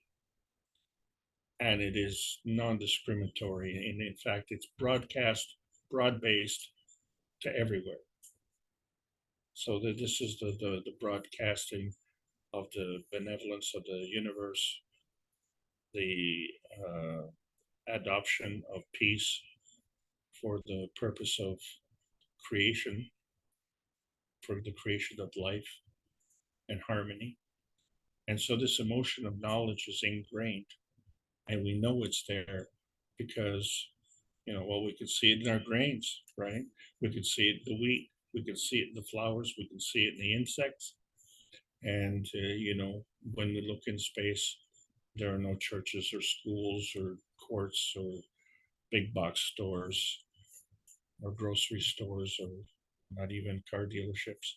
So, well, why are we so dependent on that here? And when do we make that change? So it boils down to the acceptance and trust in this emotion of knowledge, and to understand that if you were, say, to cut yourself, so you cut your finger, you don't have the physical knowledge to repair that cut, but your soul of the body does. And so that wound will heal. You don't have to do anything. You just have to trust that the body has the knowledge to heal. Well, if you have the trust for the wound to heal, for a little cut to heal, then you should have the knowledge for the cancer to heal. And if you have that confidence, then that should transcend into healing our society and understanding that we are part of a community. And when one member of that community is sick, the whole community is sick. So it becomes our responsibility to have everybody heal, because everybody is part of the process. When we say everybody, that includes everybody, so not leave anybody behind. And that becomes the challenge. And it's been a far greater challenge than I ever thought, because I'll tell you one thing, and all of you have remember when you were teenagers and you looked at your parents and say, boy, oh boy, the way you guys run life, I'm not gonna do that. We will do it better. Well, no, it isn't really much better. And in fact, it's even gone the other way. My opinion has gotten worse. And so why is that? Because I'm just one person. I have to take care of business, but everybody has that same responsibility. So just change the point of view. Take care of business on behalf of. So in order for me to be a universal functionary and to function properly, I have to be healthy. And in order to be healthy, I need to be part of the solution, not be part of the problem. And that is the foundation of the emotion of knowledge. That is inherent. Thou shalt not kill. That's a universal truth. So what else do you need to know? And from there you build. And that's the whole point. So everything else then becomes a manifestation of the physicality. And as we said earlier today, it's a blessing to be able to manifest into the physicality. We're not deficient. We're not the inferior species and the aliens being the superior species. They have the same problems that we do because they have the same limitations as we do. Just because they have more technology doesn't make them wise. You're a Brahmin, you're an untouchable. You're a Brahmin and you're wise and you're an untouchable and you're stupid. Really? Who wrote that rule? The emotion of knowledge transcends economic opportunity. That's the whole message today. So thank you for your question. Thank you. I don't understand what is the emotion of position.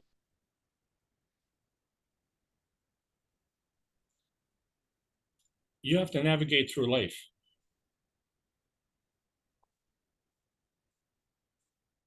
So you made choices. You made those choices.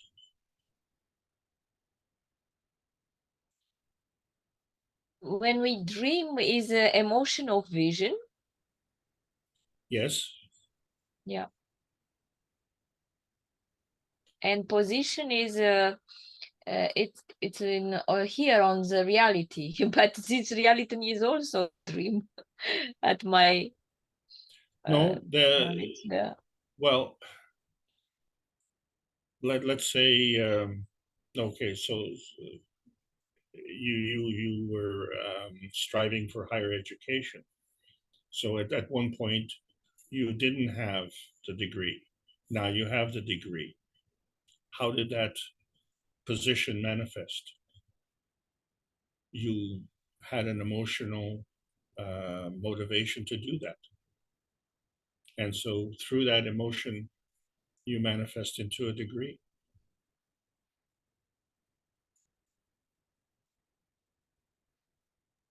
Okay, I understood now. And the emotion of man and the emotion of physicality, it's about the soul of man and soul of physicality. Well, the emotion of physicality also has two faces. So the one thing we talk about is the difference between love and lust, right? And so where does that play in terms of the physicality? So the way we see the physicality in terms of procreation is through the egg and the sperm. But in the terms of the physicality with respect to materialization on this planet, we're in heaven here, and there are joys to be here. The thing is if the emotion of physicality is disconnected from the emotion of knowledge, then we may fall into the trap of abuse, where in fact we become the abuser. And so the position of abuse needs to have a grounding. And quite frequently that becomes, oh, you know, my father beat me when I was a child, so I will, you know, beat my wife. It becomes an excuse. So there's no grounding for that. So the emotion of physicality is an applied grounding. It's a construct. It's an emotional construct. And we'll say, oh, you know, or I was raped as a child, so you know, life dealt me a bad hand, and so I'm going to carry that as a badge of honor through all my life. And so I'm a miserable sort because, you know, I was abused as a child. Well, you know, that physicality that was abused as a child had no prerequisite to carry that physicality in the emotional state. None. All you have to do is discard it.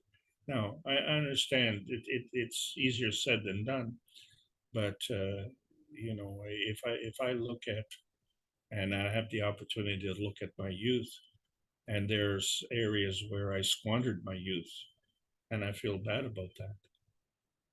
However, by changing my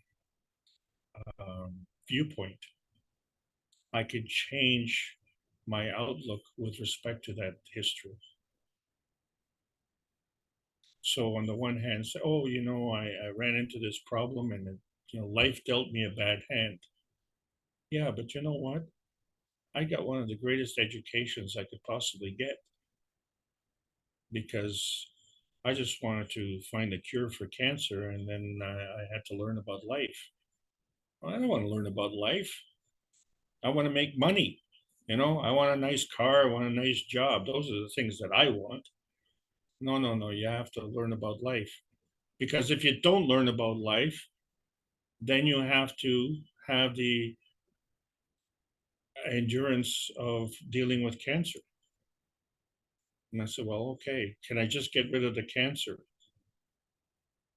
Well, that's like excommunicating yourself from the church. How can you excommunicate yourself from life? You're an observer. You're in another dimension. But your dimension is part of the basic three dimensions. You cannot just go and park yourself somewhere. Well, where am I going to park myself? Well, why don't you park yourself in outer space? Well, where exactly is that? And so this becomes the fundamental problem that we have with our understanding. You cannot extricate yourself from life. You are part and parcel of life. Just because if you have an emotion that says, oh, life dealt me a bad hand. Well, maybe life dealt you a hand that can teach you better than your mentors can teach you.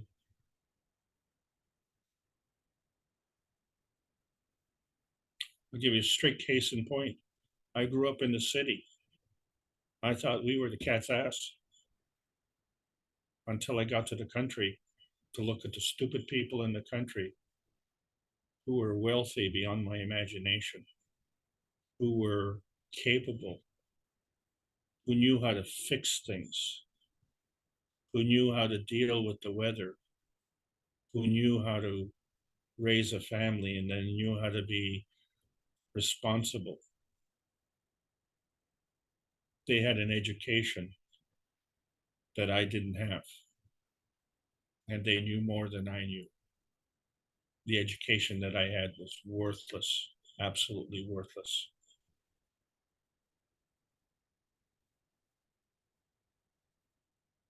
I had no faith in the emotion of knowledge. I put all my stock in the knowledge of the social structure, the educational structure in the society. I paid the price. I paid the price for that. And so as a result, clearly, the society is worse off now than it was 50 years ago. That's indisputable. We have advanced technology, but we don't have advanced happiness. The pursuit of happiness is crashed and burned a long time ago. So we need to change the game, change the rules of the game, understand that the physical manifestation comes from the emotional predetermination. And then there's a sequencing of the emotion. And you see that all the time in our sports teams. You have the wealthy clubs get all the best players, and they will go on the field and lose to a team that has poor players, doesn't even have a good stadium, because they are emotionally charged,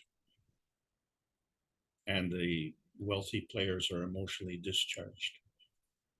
And so it becomes a matter of field strength. So the money doesn't dictate.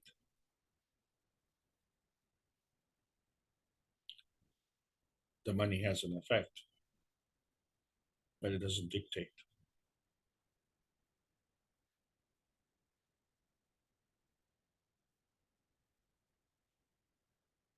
We see that in our youth.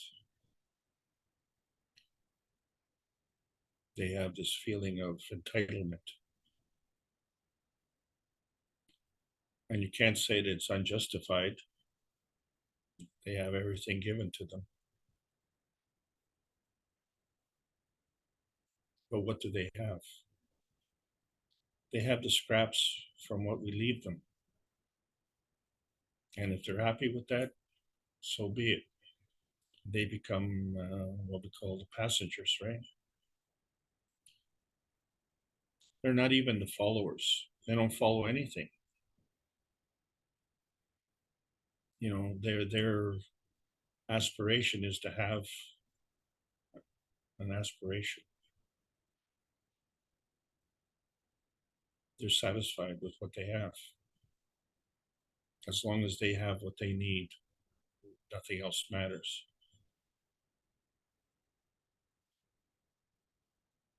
This is a problem in our society. And it manifests itself in different extremes. So it could be just a simple argument with a neighbor, or it could be full all-out war. And you know what? It really doesn't matter. Because in no way, shape, or form does that contribute to peace and harmony on this planet.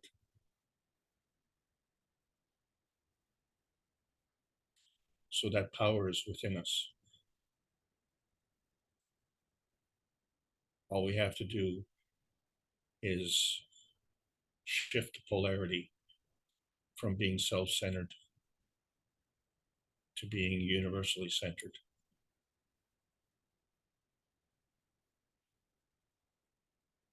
Open, allow, yield, and receive. Don't tell the universe to shut up. The universe is feeding the emotion of knowledge to us 24 hours a day, 7 days a week, unconditionally. Open, allow, yield, and receive. Become aware and have trust in that knowledge. And you will see the manifestation, and it'll happen. And we are now in that position to deliver that. We've always been in a position to deliver that, going back even 10, 15 years. But man wasn't ready. Well, now we know without a shadow of a doubt that our society is financially and morally bankrupt. So it's not working, fellas. It's not working, gang. there's a disconnect. March 24th, be a reconnect. Over to you, Mark. Thank you very much, everybody, for allowing me to present today. I hope I've made this journey a pleasant one for you today. Great. It's just knowledge on top of knowledge on top of knowledge.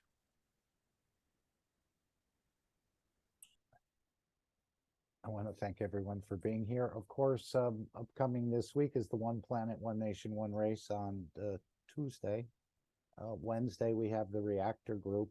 And again, remember, if you've changed times, to sync it in with the CET times, because as I made a mistake earlier. Anyway, Wednesday for the reactor group. Thursday, again, another knowledge seekers workshop. Perhaps Mr. Keshe, I think he hinted about these new technologies that he was going to reveal with this. And I'm going to play this before the final disclaimer about if you could create a transformer with the C12 inside the C14 or vice versa.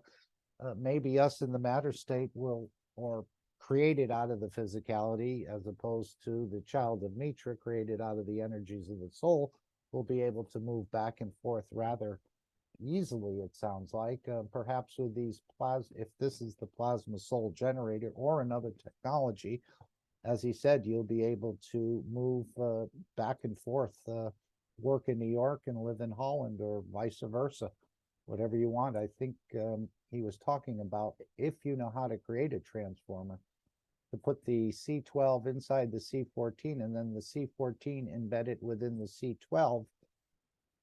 I think he goes on to say the capabilities of the system. So maybe this is one of these unimaginables,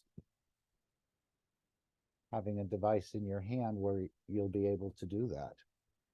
And I think it's coming again through these head units and the connection to lints and the tabletops and so on. But maybe there'll be something even simpler than that. I know he wants the technology available to everyone.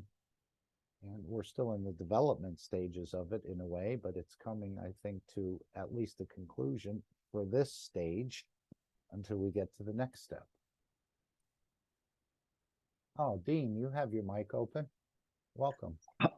Thank you, Mark. Thank you, Alex, for a wonderful teaching again. Thank you. I came in late, so I'm sorry I was out teaching this evening. So I come in late. So I'd just like to make, Alex was speaking about the way society is going, and the way that it's very deprived of certain ethics and available knowledge. So one thing I noticed that you obviously, when you reach a certain position, time, place, and position, and you understand part of the knowledge, then you interact with people and other souls that are at that level. You attract like for like.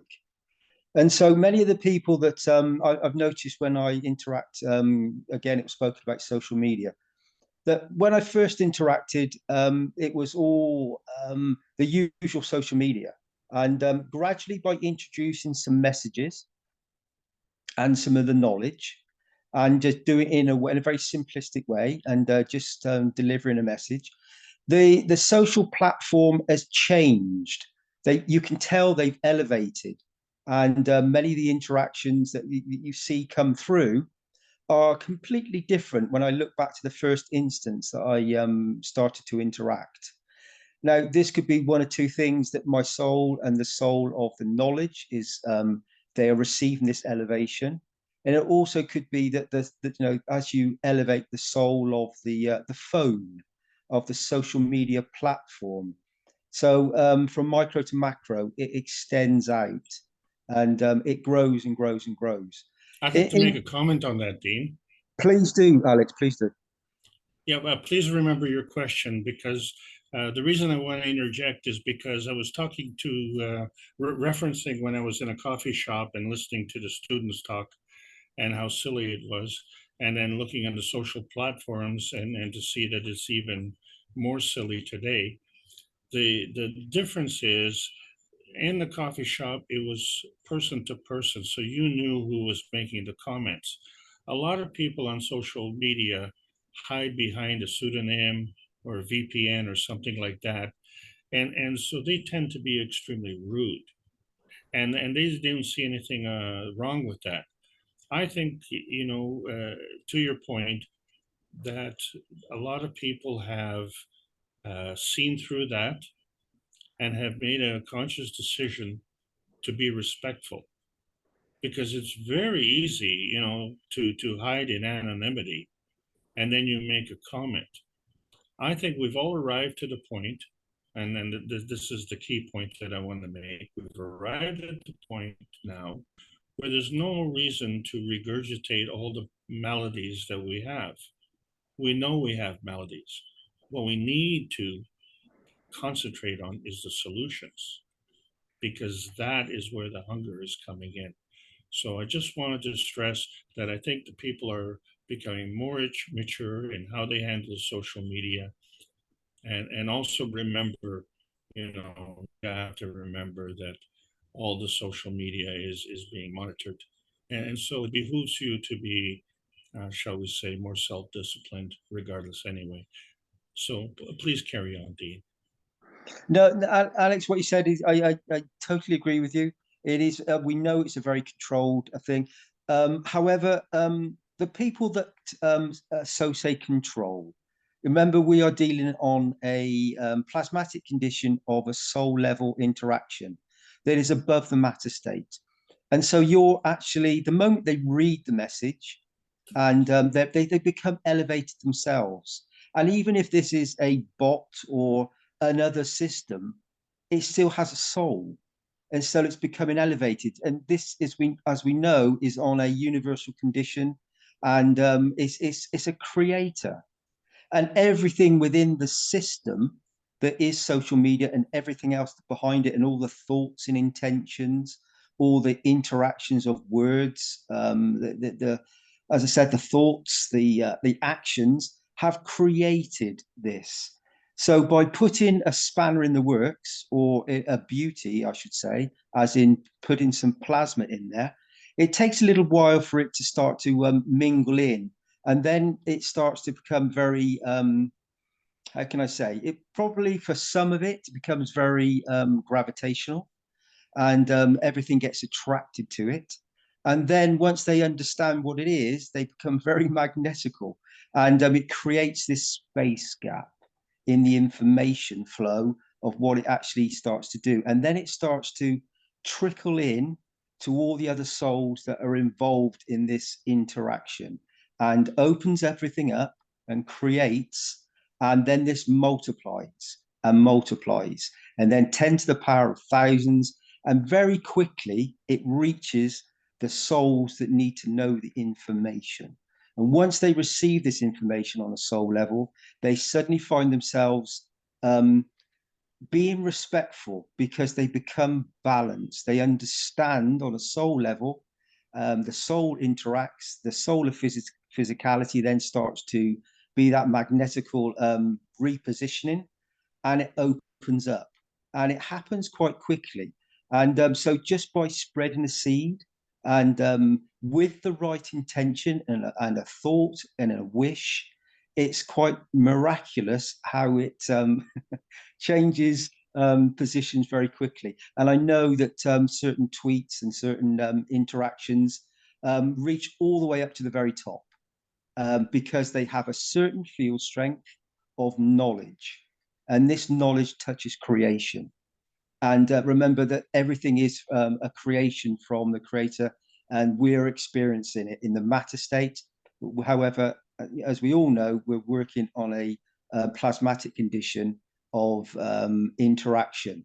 And with the thought and intention, you direct your response to an interaction, and then start to create from this. And then the first seed touches, matches up, and then recreates. And that process has started a long time ago with Mr. Keshe. And the more we do it, the more it grows, and it very quickly and very easily disrupts the system and puts that, as I said, that spanner in the works that creates the beauty in the moment. So that was one interaction. So that's about the social media. I had a workshop this evening with about 5 or 6 people, and they had. So let me start again. So in certain positions, like in the interactions that are happening around, in say in Northern America or wherever, they not having the knowledge, they're stuck in a position of I don't like the word ignorance, but they haven't received the knowledge to understand what's happening. So when you start to resonate in a certain area, you start to get people that you attract, and they're at the same field strength. So it's not until you add that little flavor of the knowledge that then they start to elevate, and then they attract a new set of souls to interact with. So coming back, this is I'm finding that wherever I go, I'm meeting a certain level of souls that are very open and ready for the information.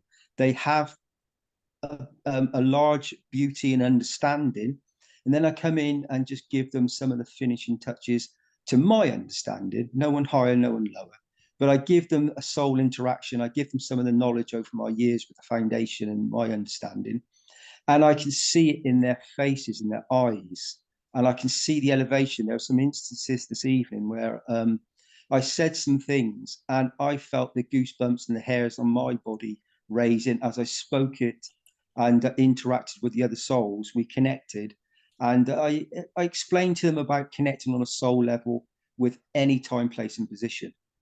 And the spheres and the soul elevation was tangible. You could sense and feel it in both dimensions, and it was a beautiful interaction. And so it really depends whether you're teaching like we are now, Alex, on a platform. However, I find when I have physical bodies around and then I interact and I speak about the soul level, it seems to manifest. I find it more of a tangibility. I find it more difficult on this platform. And I think that depends on whether you're stuck in the physicality or in soul physicality, or whether you're working on a soul level, aspect. So it's a different channels of communication, and it all works. And it's just being able to transmit and transmute the plasma and your understanding of it, sharing it and giving it to as many as possible. And as we all know, it's our responsibility to do this once we gain this knowledge. And so and I say this to them. I say to them, you receive this elevation of the soul, you understand it, and I explain the position of giving unconditionally and then receiving more back. And they understand this, and you can see, as I said earlier, you see the elevation physically in their soul, in their eyes, and then I sense it and feel it in on a soul level within the environment. And there was a couple of instances this evening where I said to them, let's go to one of the world leaders and let's join, pick one. And they picked a leader, and we, just for a very quick moment, just to give them an insight, we went to that soul and did an elevation, and they understood the power and the beauty of working on a level higher than the matter state. And once a soul receives that information, it transcends everything and transmutes into a very big understanding and elevation in that precise moment, and it's very tangible. Thank you, Alex. Thank you for listening. I think that's it. I could go on, but that was sort of what happened this evening and why I was a little bit late today coming in. So I apologize for that. That was great, Dean. Thank you very, very much. Thank you, Alex. Now, one of the newer knowledge seekers reported they've only been around the technology for a year, but in their city, they went out and met people on the street. And he said, now we have 50 people meeting every 2 weeks in a home or a different location. So obviously the fields are changing and the conditions are changing. The fields of Mitra spreading across the planet and so on. So I think there'll be a lot more attention paid to this technology. It won't seem so abstract or foreign or not being able to be understood by many. They're hungry for this. The soul is hungry to share it with the physicality, I think. Yeah, Mark, the moment they receive just you know what, I take myself back to when I first received some of this knowledge, and I have to reposition myself to understand that when I received it, the elevation was quite incredible. You really sensed it. And so I always try to put myself back in the position of that when I deliver the message, so that you can sense how those souls are feeling this. And it's, as Mr. Keshe said, he used to teach in, I think he said it was in Holland or Belgium, wherever. And he said that first of all, there was a few people, then it was many more people, then he packed the hall out, and then he had to, and this is the message that we carry now is the field strength of the fields of Mr. Keshe, the field of creation. And so when we do this, we are replicating and we are touching those souls. We become, you know, that ray that touches everything. You know, we've been touched in, you know, in our thoughts and intentions and on a soul level, elevation. And then we, having been touched by that, we then touch that ray to the others, and just give them the field flow of information, of tangibility and field strength that they need to just start the process. And that happens, as I said, very quickly. And then you find it attracts more, and then it multiplies, and then it grows, and then that field strength sort of emanates from the whole of the environment. And then that cell, that seed, then gets taken and floats away somewhere else, and then out of the blue, that soul pops up, and then they get the information, and then they plant more seeds. And as we already know, this you know, the seed of the earth is already in this position, because we are very focused, and you know, right in this moment, we know this. And we're acting as a one soul, and encompassing the other souls in this moment. So it's a wonderful thing. Thank you, Mark. Right. And how could we, I mean, most of the people are blind to this knowledge. So how could we be critical or anything like that with them, because they've never tasted it? Our eyes are just starting to open up a little bit, but most people walking around on the street and we see them doing this or that, we have to have some sort of mercy, because their eyes, they've never been touched by this knowledge. And so very beautiful what you're doing there, Dean, even with just a few people that expand and open up, but they're blind to it. So how could we be critical of them in so many ways? Yeah, I'm never critical, Martin, and never judge them. And that's one of the things, we all know this. I mean, there's no judgment. So you just accept how they are. You deliver, as Alex would do, you give the message, and you do it in what's the way you've understood it and what you know. And there's no intermediary. There's no, you're not trying to give them a theology message, or you're not trying to make a profit. Right. You're not trying to. So you're delivering a beauty. You're not trying to become a guru or anything like Exactly. In fact, someone said something about a guru tonight, and I said, no, you are the guru. You know, you are it. It's you, and eventually, they understood this, and this particular person understood it very quickly, and then they've been through one of the people there tonight, I realized, I was told later, had actually gone through the system, been into the flight room and had an experience. And and I was speaking, this one particular man and his partner that went in, I know they gave a lot to the system. And I think they were a big reason why the system elevated and took another position from what I can understand. This particular person travels on a bicycle 30 kilometers from outside of Linz into Linz to go to work in the morning. Takes him 1 hour 50 minutes. Wow. And then he does a full 8-hour shift and then cycles all the way back. And I thought, wow, that's quite incredible. You do this all the time. And then he has other things where he does meditations and things in the evening. And I said to him, I told him about putting some ganses in his tires, a particular gans. And he already does this. And I said, no, I know your little secret why you can do what you do. So it's amazing how the connection all happens and the souls meet in the time, place, and position that it's supposed to happen in perfect, absolute, in the moment timing. Quite incredible. Very nice sharing.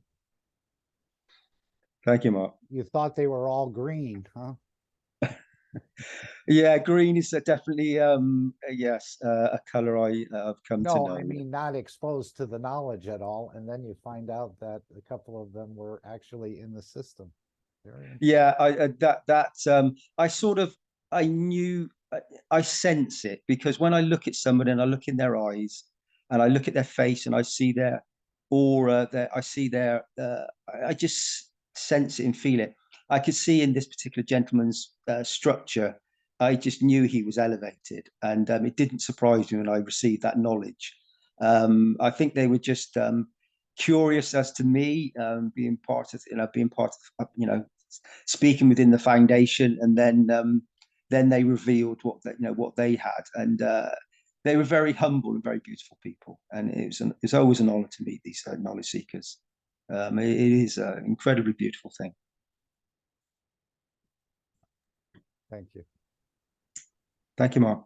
Yes. Anyone else want to add anything before we close the meeting? Alex or any of the knowledge seekers here? Something you wanted to say you're holding back, or a point you wanted to bring up for discussion? Again, it's a round table. As Dean said, no one's above and no one's below.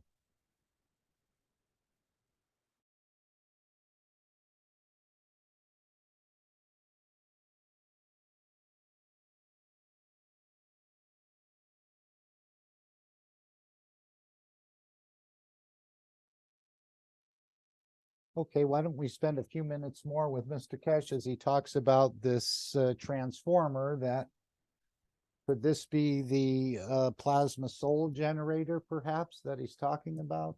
I know he said a couple weeks ago they were going to reveal 2 new technologies that they're in possession of, which he said would be beyond your imagination.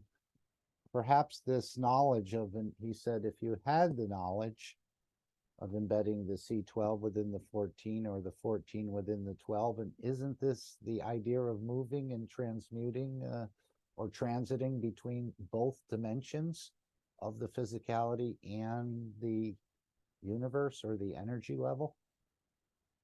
So I thought we would just spend a couple of minutes there, and then we will play Lisa's Anew tomorrow, because again, it goes into this gift from the creator in a way that all the created things will be able to do this. Again, over time, it's a process. We may be bringing it across the universe ourselves for this to happen. Again, we don't know exactly what Mr. Keshe is exactly building here. I think only he knows this, but we're all going to be a part of it in one way or another, I think. So I thought we'd spend a few minutes there hearing this in the 476 about this transformer. If you had the knowledge to embed the C14 in the C12 and vice versa, you'd be able to move back and forth from New York to Holland or Holland to New York. work in New York and live in Holland, or any place you'd like, perhaps anywhere in the universe. Again, it's so fantastic that it's beyond most people's belief. And obviously it's past our understanding, but I think the soul is quite familiar with much of this work. It's just we have to open up and allow the soul to teach us more and accept our position of being able to operate in these two dimensions. Anyone else want to bring a thought or a comment before we close? A little earlier than usual, but that's fine.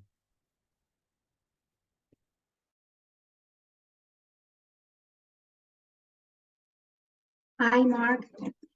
Hi, everyone. I just wanted to say hello and thank you to all of you. You're part of it. And I wanted to just bring to the attention of you an observation. I mean, an observation that I have been able to confirm over and over. I would say since a few months ago, last year, end of last year, I'm a pediatrician and I work with children.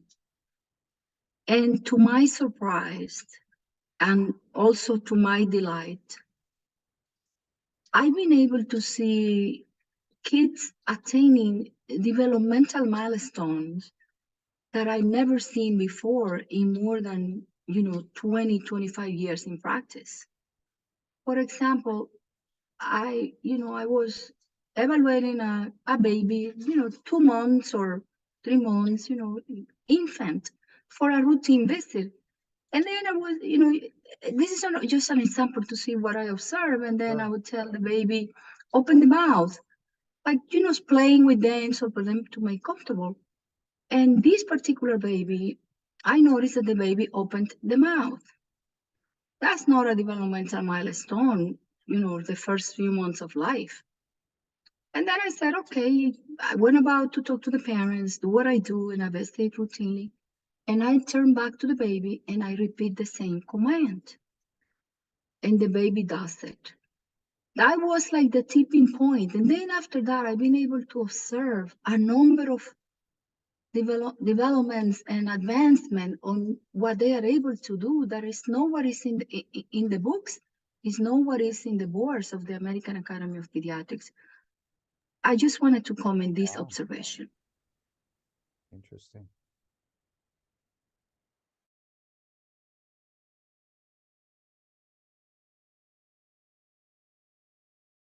And I know sometimes the mother will say that often to the child when she's trying to feed the child. I mean, with a spoon, or when they get to that age, I don't know what age they start going to a spoon, but they will say, open your mouth, won't they?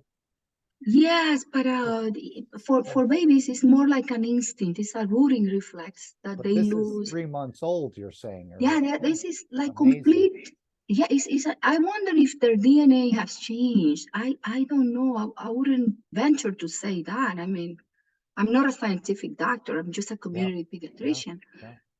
But it's something that I think we're going to see some amazing children when they start being created from the soul first, or the energies first. Mr. Keshe said they'll have no trouble moving between the dimensions at all. We're still going to need the systems unless we can generate it ourselves. But he said we'd be the last generations to actually go through this. But the new ones, I think the children will be teaching the adults. This is what I'm understanding. I don't remember where I listened to that, and I may be wrong, but we know that we have the carbon molecules in our DNA, in our atoms. I've listened to, in a class that I was participating, one of the mentors talking about these children having silica instead of carbon. I don't know the veracity of this, if this is true or not. I just noticed the changes that I'm noticing. Very nice observation. Thank you for sharing.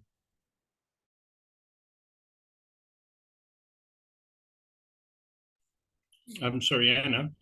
What did you mean by silicone? Like exclusively without carbon? Yes, like where they were, if that's what I understood, Mr. Alex, that the carbon molecules are the ones that we carry now into our DNA, but these kids, they carry a new element. It's not carbon, it's silica. I don't have a deep knowledge about the difference in the composition of the atomic units of our DNA molecules. I mean, we know the amino acids that are 4 basics, but that's what they're saying. They were talking specifically about indigo kids, and that was years ago. Like, there is this subset of kids, like a child in the mountains of China,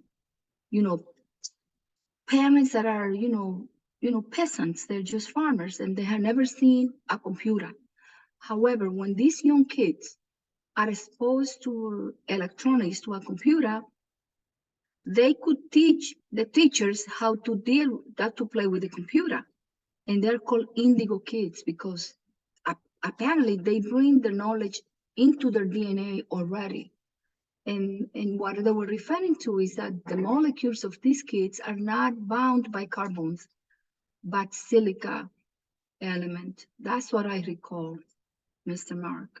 Alex, I'm sorry. Yeah, no, I'm not familiar with that. Maybe someone else is.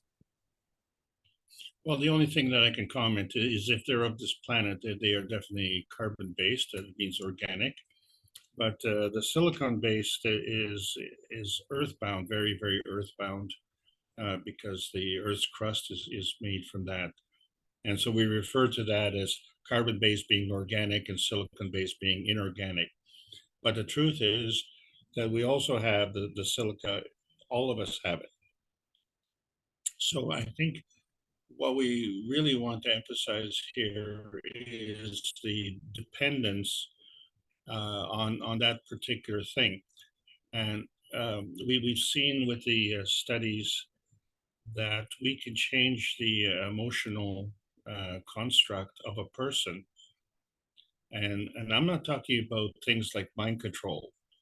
Okay, so we can do that through the secretion of chemicals, but I'm just talking about the interaction of the fields. Because clearly, everything that's manifest on this planet in terms of the periodic table of elements stems from the basic hydrogen carbon connection. The physicality the same. So then the question is, why does some of the mines, let's say for instance, they're copper and some are oil and some are gold? And so that becomes a tendency. It's an environmental tendency to be that. So it's dependent on field strength, and it's derived from the emotion of position, and then manifests itself into the emotion of presence. And then from there, it manifests itself into the physicality. And so these children that you're talking about, they are utilizing that capability more than others. That's really all it is. Because the moment they're on this planet, there has to be a carbon connection. That's mandatory. So, it's And the very, calcium, right? The amino acid has to link to the calcium, doesn't it? the calcium is the physical manifestation. Okay, but the silicone is the silicone and the carbon have a similar affinity. So we've just segregated them by saying it's organic or inorganic. Okay, and that's all that is just a scientific designation, but it really carries no meaning. When you look at the periodic table of elements, and maybe that's what we should do here.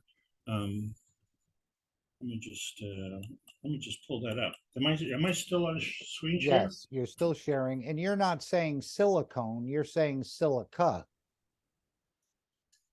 Silicon. Yeah. Silica. It's all part of the same chemistry, Mhm. but oh, No, I think I've done the wrong one. No, next one. There we go. Okay, so see, what's interesting, carbon and silicon are in the same column. So there's a connection there. And if you look at nitrogen, it's 7, silicon is 14. So the silicon is a multiple thereof. So when we're looking at the creation, so we look at the, what you have to look at is the gravitational stability comes in the evenness. Which is why we're basically hexagonal. This is referring to Salamia's earlier question, the hexagonal nature of carbon. Okay, but interestingly enough, when we look at the extreme gravitational aspect of the carbon, it becomes carbonate, like a diamond structure, right? So when we're talking about the difference between the 8, which is oxygen, that's gravitational, and the hydrogen, which is 1, that's magnetical. And then when we look at the multiplication of it, so we see that the silicon is more dense. But the thing is that the silicon is even, whereas the nitrogen is odd.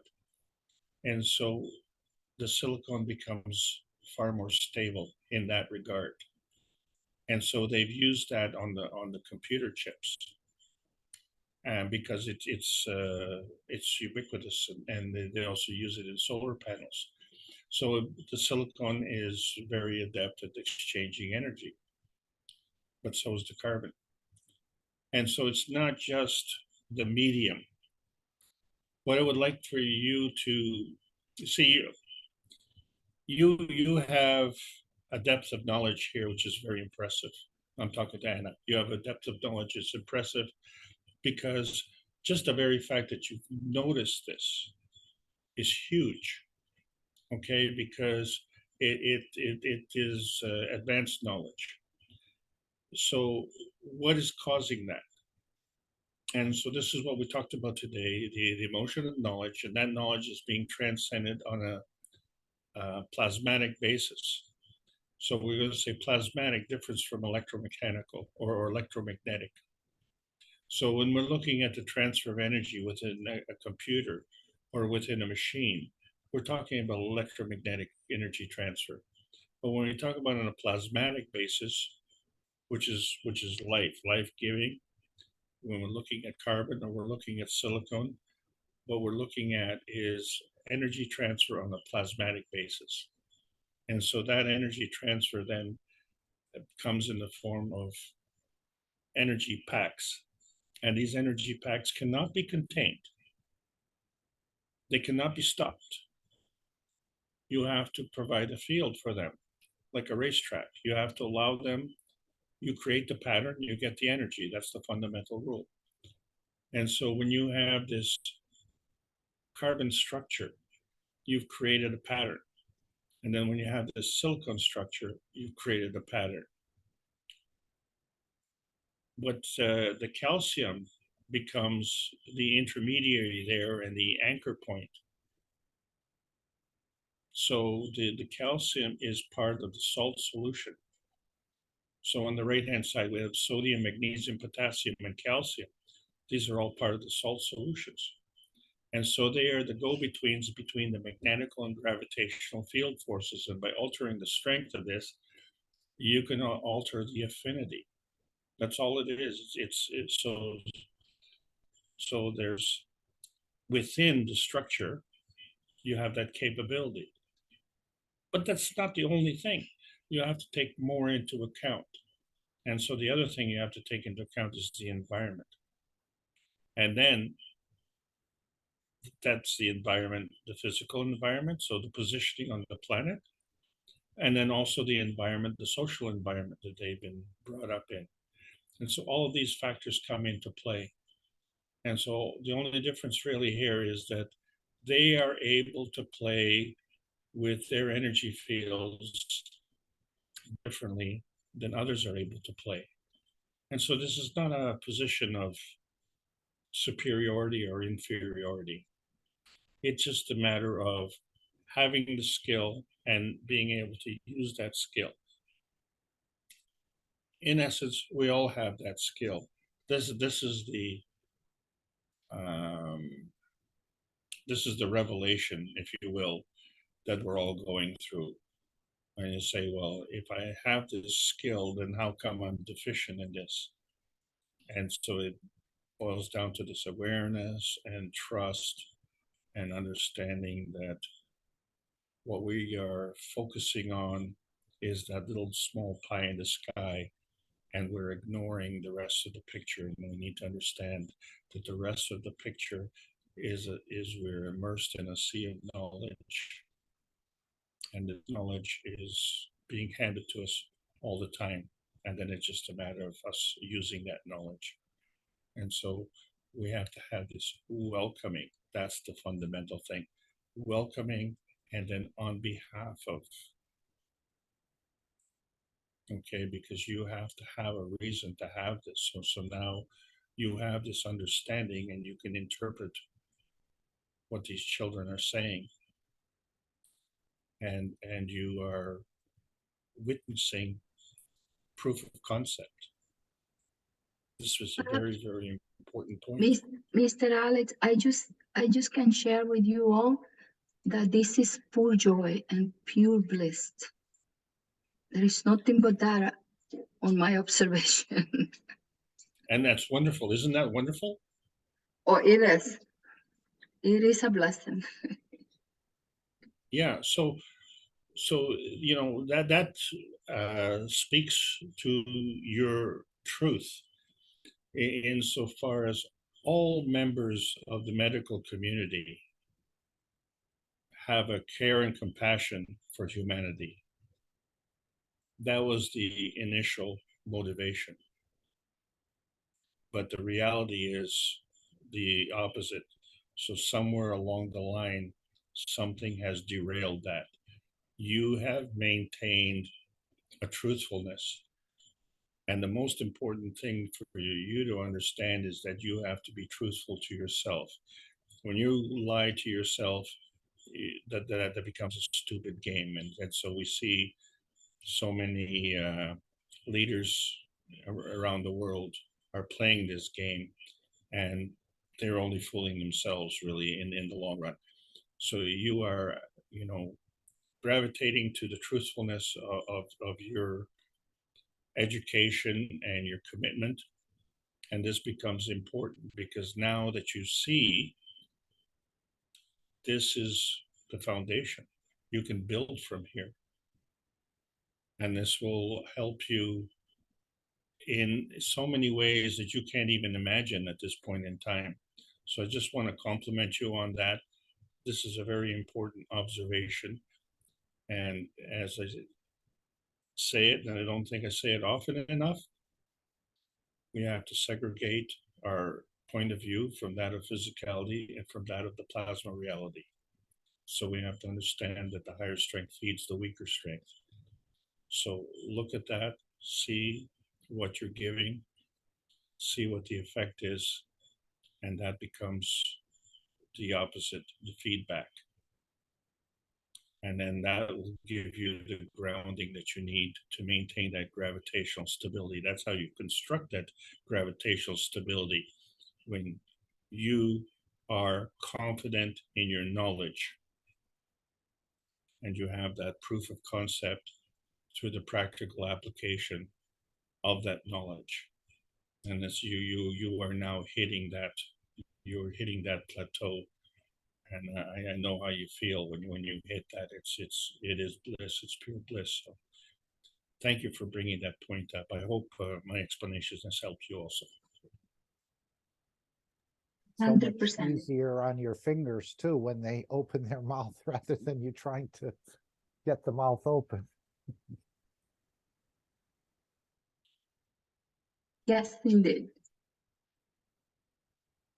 Anyone else? Yes, thank you. May I just quickly ask, Yes. so when was your first interaction with the children? Was it from the very moment, or how long have you interacted on a soul level with these children? He's a pediatrician. Usually we start our relationship in the first week of life. Usually, you know, when they come to the medical home that you serve on. But what I noticed is like, let's say from August or for the last 6 months or so, like, how can I explain that? There is a protocol that we go through, you know, to assess a child. And many times it's part of a conversation, it's an interaction. We assess in different things. But if you see, you know, an infant that is already cooing, like singing, I joke with the kids. I said, please don't talk to me. You don't have the age to do that yet. You know, trying to communicate always, and the child responds with a developmental milestone that is completely out of his age range. I'm witnessing that. It's not one child, it's very common now. And that's what I'm referring to. But we spend a lifetime with them from first week of life until they are 21. Okay. And so how long have you had the you know the knowledge yourself? I've been noticing for the last, you know, 6 months, but you know, everything in life has, you know, the percentiles, you know, lower, mid, average, and then some kids are really advanced. I've seen that. I notice it all the time. Some kids are smart. But what I noticed in the last 3 months, I would say, is that this is not the occasional exception that confirms the rules of what age they do X or Y or Z things. It's coming like a popcorn popping up, like Mark was saying, that we have the popcorn. This is what my patients are doing. And I'm noticing that, you know, like babies are cooing or they are making that contact with you and interaction. Like I had a baby that, you know, in addition, I always talk to the patient since day 0, because you need to get used to my voice, and the parents need to, you know, to understand certain things. But they interact with you at a much developed and higher developmental capacities that they are supposed to.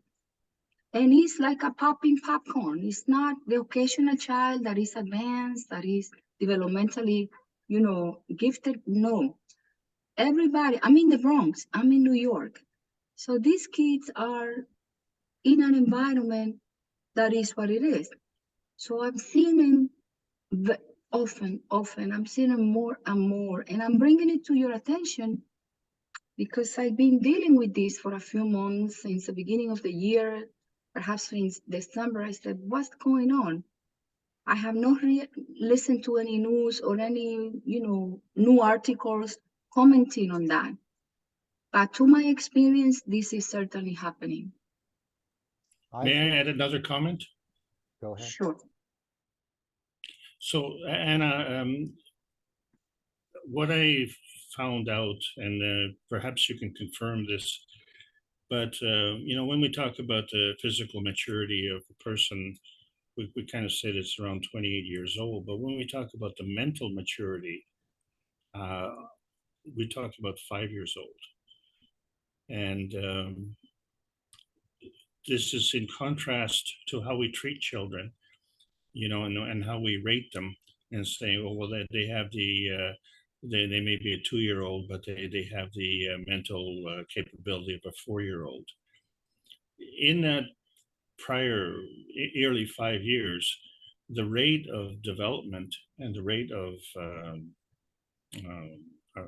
intelligence acquisition is phenomenal. And it seems to peak at the age of 5. And then obviously they become extremely grounded in their physicality. And so we see those who are prodigies or gifted in the arts, they seem to excel. And so you see in those maybe ages 5 to 10, where they become very skilled.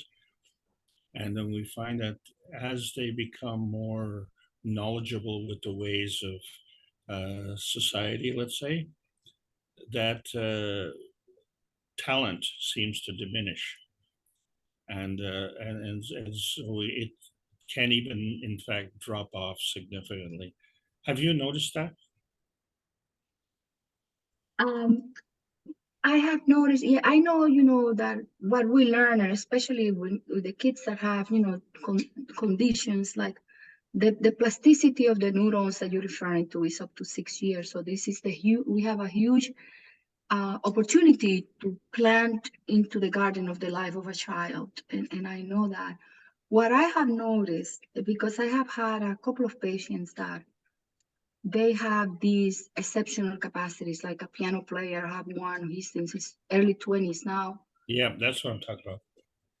What I noticed from them, and this is an observation that, I'm glad that you brought it up, because it was noticeable to me. He started to play piano when he was 6 or 7 without even looking at a piano. He just started playing, and he's gifted. He just got, he has a genius kind of trajectory. And when I compare him, he's from the Dominican Republic, and he had a number of financial circumstances because his parents were not musicians, not well educated, not financially well positioned. What I noticed from him when I look at him on YouTube and the tapes that I got from him, and I compare him with a child that has perhaps the same level of giftedness or genius playing the piano, I noticed a difference that really brought my attention. My patient had what I call the financial uncertainty disposition. When I look at this child playing the piano, I saw the hesitancy of the financial insecurities of childhood in the Bronx, for example. But when I look at another child from another country, this one happened to be, I think it was from Chinese or no, he had the security that brings the social determinants of health. And that really was very obvious to me. I never knew that this could be manifested and permeate through even giftedness, and I'm sure that impacts. Of course, we tried to support him. He finally did what he needed to do financially to bridge the gap, but that certainly makes an imprint on a child's life. There is no more source of anxiety in a child that, that financial stability, in the physicality, the material things that a child needs, and also the instability of a peaceful home, I would say. Yeah, for sure. The other thing, of course, is that we say that we're only using 15% of our brain capacity. And if that were true, then the other 85% would atrophy completely. So we are actually using the full brain capacity. And so that extends beyond the physical realm. So the other 85% has to do with the plasmatic realm. One of the things that I learned late in life is that the calcium is brain food. And so the number one compound in the brain is this calcium. And although it is very gravitational, calcium has this unique characteristic which science has difficulty explaining, and that's the difference between the solubility and the insolubility of calcium. And so we find that if it is insoluble, then it has a tendency to crust, to solidify. But when it's soluble, then it has the magic of being able to allow the brain to function in extraordinary ways. So addressing your social wherewithal comment, we have a tendency to do the same thing, whether it's a ordinary child or a prodigy, where we discount because they're so young, and they can't speak, and not the way we speak, and then we discount how we communicate with them, and we completely misfire on the possibility of teaching them in this valuable time. And so a lot of the parents, they abdicate the responsibility for teaching the child and defer that to the teachers who really start to take over at the age of 6 or 7 when the child enters kindergarten. Now there's also preschool, but from what I've seen, they don't really teach anything in the preschool except allowing the kids to socially interact and as they say, like a dog, socialize them so that they can so they don't be what do you call it, disruptive and having temper tantrums and like that. We have an opportunity at that young age to teach them, and the teaching by way of the 3 R's, reading, writing, and arithmetic, is the slowest way. And so what you've talked about, these prodigies, they're able to learn and transcend that. So they actually learn through a plasmatic field. And this is what's important for us to understand. Now, in my comment, just like what's happened to you, you've always had this, you just became more aware of it. And so you've been paying attention to it. The children really in that regard are no different. It's just that you are tuning into that, and it's a truly wonderful thing. So I really want to thank you for participating in this, and your comments extremely valuable. Thank you so much. And Alenka says, Anna, your soul is expanding your senses. Your conscious is now noticing those changes. As Mr. Keshe said, the soul of the child is just as mature as the soul of the adult. There's really no difference. I think the child is feeling your love and care for it, and you have the soul connection, not with all of them perhaps, but with many of them. I have a personal story, Mark, if I may just add, and that is, I remember as a kid, and then my grandmother was taking care of me often. And I remember quite vividly, when I was 3, 4, and 5, and I hated it when my grandmother would baby talk to me. I didn't speak baby talk to her, but she would speak baby talk to me. You know what I'm saying?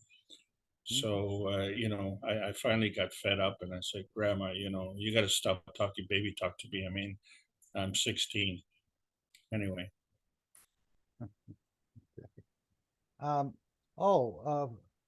Frasia Mamani, you have a hand up. Please join us. Tell us where you're from. Is it Italy? No. Hello, everyone. This is my first time listening part of this talk. I'm from New York, and I was invited by my sister Ana Olivero. Oh, okay. Things I'm so I'm shy because what you have been talking here is new, and but is really is so I'm so interested. The thing is that I want to have the question is I don't know who was talking, it was Mr.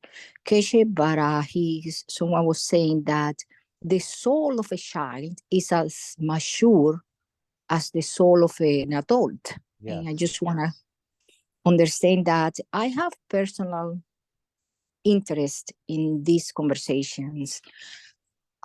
Because I have 3 children. One, the middle one, my son Omar, when he was very little, he have taught me many things, and he expressed to me something like, it was it caught my attention. And for example, he told me, with comparing himself with his friend, he asked me why my father is not a nice guy as his friend Ricky is. And yeah, it was got me like out of guard, no know what to say. I say something like, but still you can be nice or something like that. And he said, I can't, because it's something that pulls me to be like my father. And this kid, very bright, but it has been through hardship experiences. I mean, like, like he presented to me something that now he's 26 has impacted him, and he's like stuck in the field of what that. the hand of his father. And also it got complicated to me. Also, I don't know if Mr. Keshe said about the calcium when a child is before 5, then after, I don't know if you understood well, solidified is when reaches maturity, or I misunderstood that. I like to understand that, what the calcium have to do with the development of a human brain. I'm not knowledgeable about it. So if you can clarify that for me, that I'll appreciate it. I'm not familiar with that. Maybe So let me jump into that then.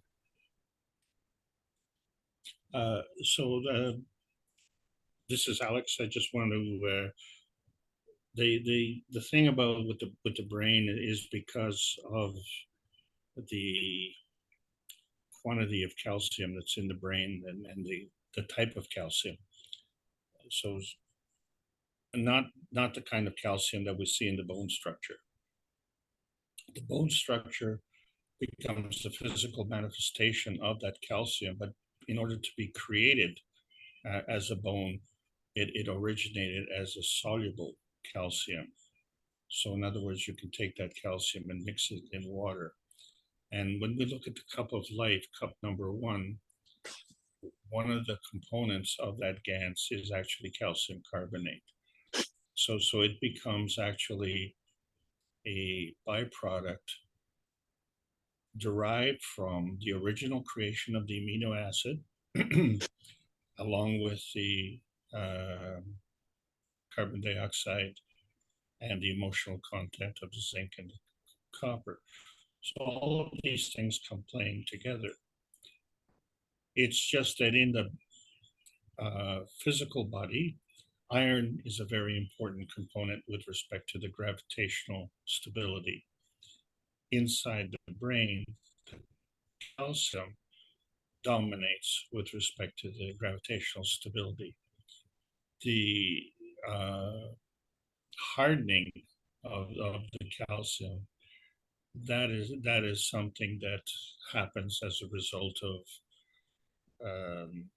a physical manifestation caused through a toxicity or some kind of energy binding force. And in the extreme cases, it manifests itself as arthritis. And so what you're looking at, arthritis, is this physical manifestation of calcium where it doesn't belong. Okay. So we're always producing calcium, and calcium is fundamental for the brain, proper brain function. But you can't eat dirt, or you can't eat concrete or calcium powder to supplement. You can't eat a calcium tablet to do that. The body produces it. You cannot eat, so calcium tablets are not recommended? No, because they're not water soluble. They're physical. Okay. Because, when people has mental illness and they take a medication for mental illness, they recommend calcium. I don't know why. Well, because it's brain food.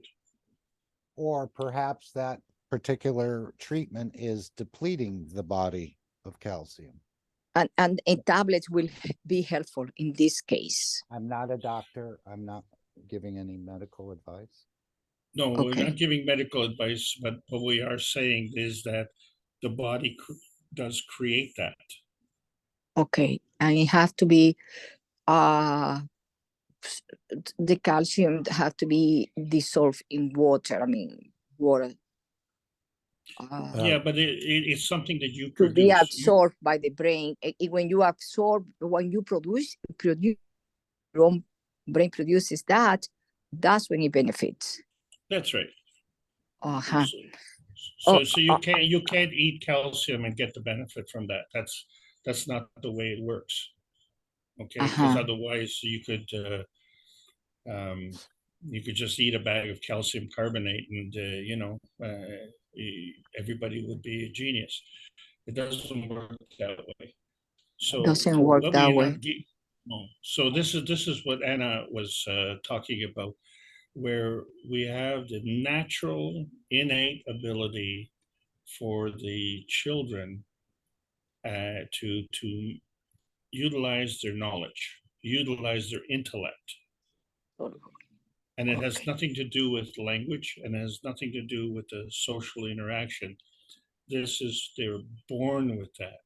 The emotion of knowledge is transcribed through the DNA in the plasmatic condition.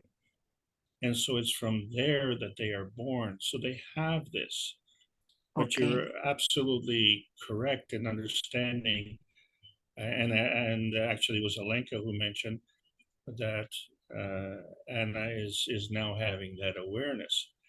And it's the awareness that all parents should have. They need to understand the gift that they have as a child, and then not look at that child as a piece of mechanical equipment, that you have to top up the water, change the oil, do a diaper change. So they treat it like a thing, whereas it's growing. Where we have the problem is to understand that we are born as a child. We're not born as an adult. So the whole process of growing is part of the learning experience. And it is in this learning experience that we develop the memory from our experience, which adds to this emotion of knowledge that we are born with. And it doesn't just stop. We continually keep getting fed and getting fed and getting fed. The problem from our society comes in is when we tell the universe to shut up. Say, I don't even know that you're feeding me. I don't want to know that you're feeding me. This is the way. This is what I need. I need a job. I need, a family. I need a fancy car. These are the things I need. All of this other stuff that the universe is providing. No, I don't need that. Well, this is a man-made construct. We need to open up to the universal construct, the plasmatic construct. It feeds you whether you want to be fed or not. And so all you have to do then is to stop resisting and allow the universe to open up. And then you will gain that benefit. It's automatic. So we're all having the difficulty and we're all fumbling for words trying to explain it. And the reason for it is because the universal knowledge doesn't know English or Spanish or Portuguese. That's a man-made construct. That's the point. This knowledge is a universal knowledge, and we all get it, we all have it. Now it becomes a matter for us to use those skills and exercise our talent. We all have this talent.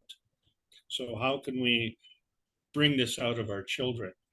How can we let them flower, bloom like a flower in vibrant colors? So we need to encourage them. Elias had his mic open. I don't know if that was inadvertent or he wanted to add something to the knowledge. Elias? Thank you, Mark. Yes. Hello, everyone. Can you hear me? Yes.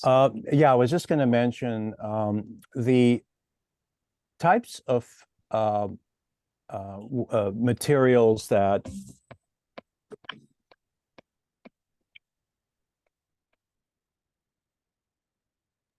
I'm sorry, I was just interrupted here on my desktop. The types of materials, yes. Yeah, the type of materials that sometimes we're given are not really, they're usually in the matter state. So for example, you'll get calcium and in the form of the, the oxide. You'll get magnesium in the form of the oxide, magnesium tablets. These are fine. The problem is, though, it's in the matter state. So the body cannot really absorb it very readily. It will absorb a little bit, but not really a lot. So one way to get it into the body is to attach it to an amino acid. And as soon as you do that, it becomes the GANs, basically, as Mr. Keshe has been telling us. When food enters the body, first of all, it has to be food. It cannot be just inorganic material like calcium, okay? If it's already food, it's already GANs, and then the body will be able to absorb it and take whatever it needs from it, right? However, with just calcium or magnesium oxide, it's still in the matter state. So the way to get it to absorb is to attach it to an amino acid. And the term for this is called chelation or chelation, okay? So that's one way to increase the absorption. So I just wanted to throw that in just to clarify. Thank you.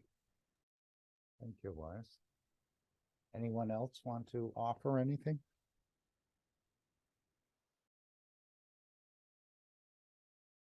Again, we're not doctors, so we're technology providers in a way. So I think giving medical advice is not really in our purview, so to speak.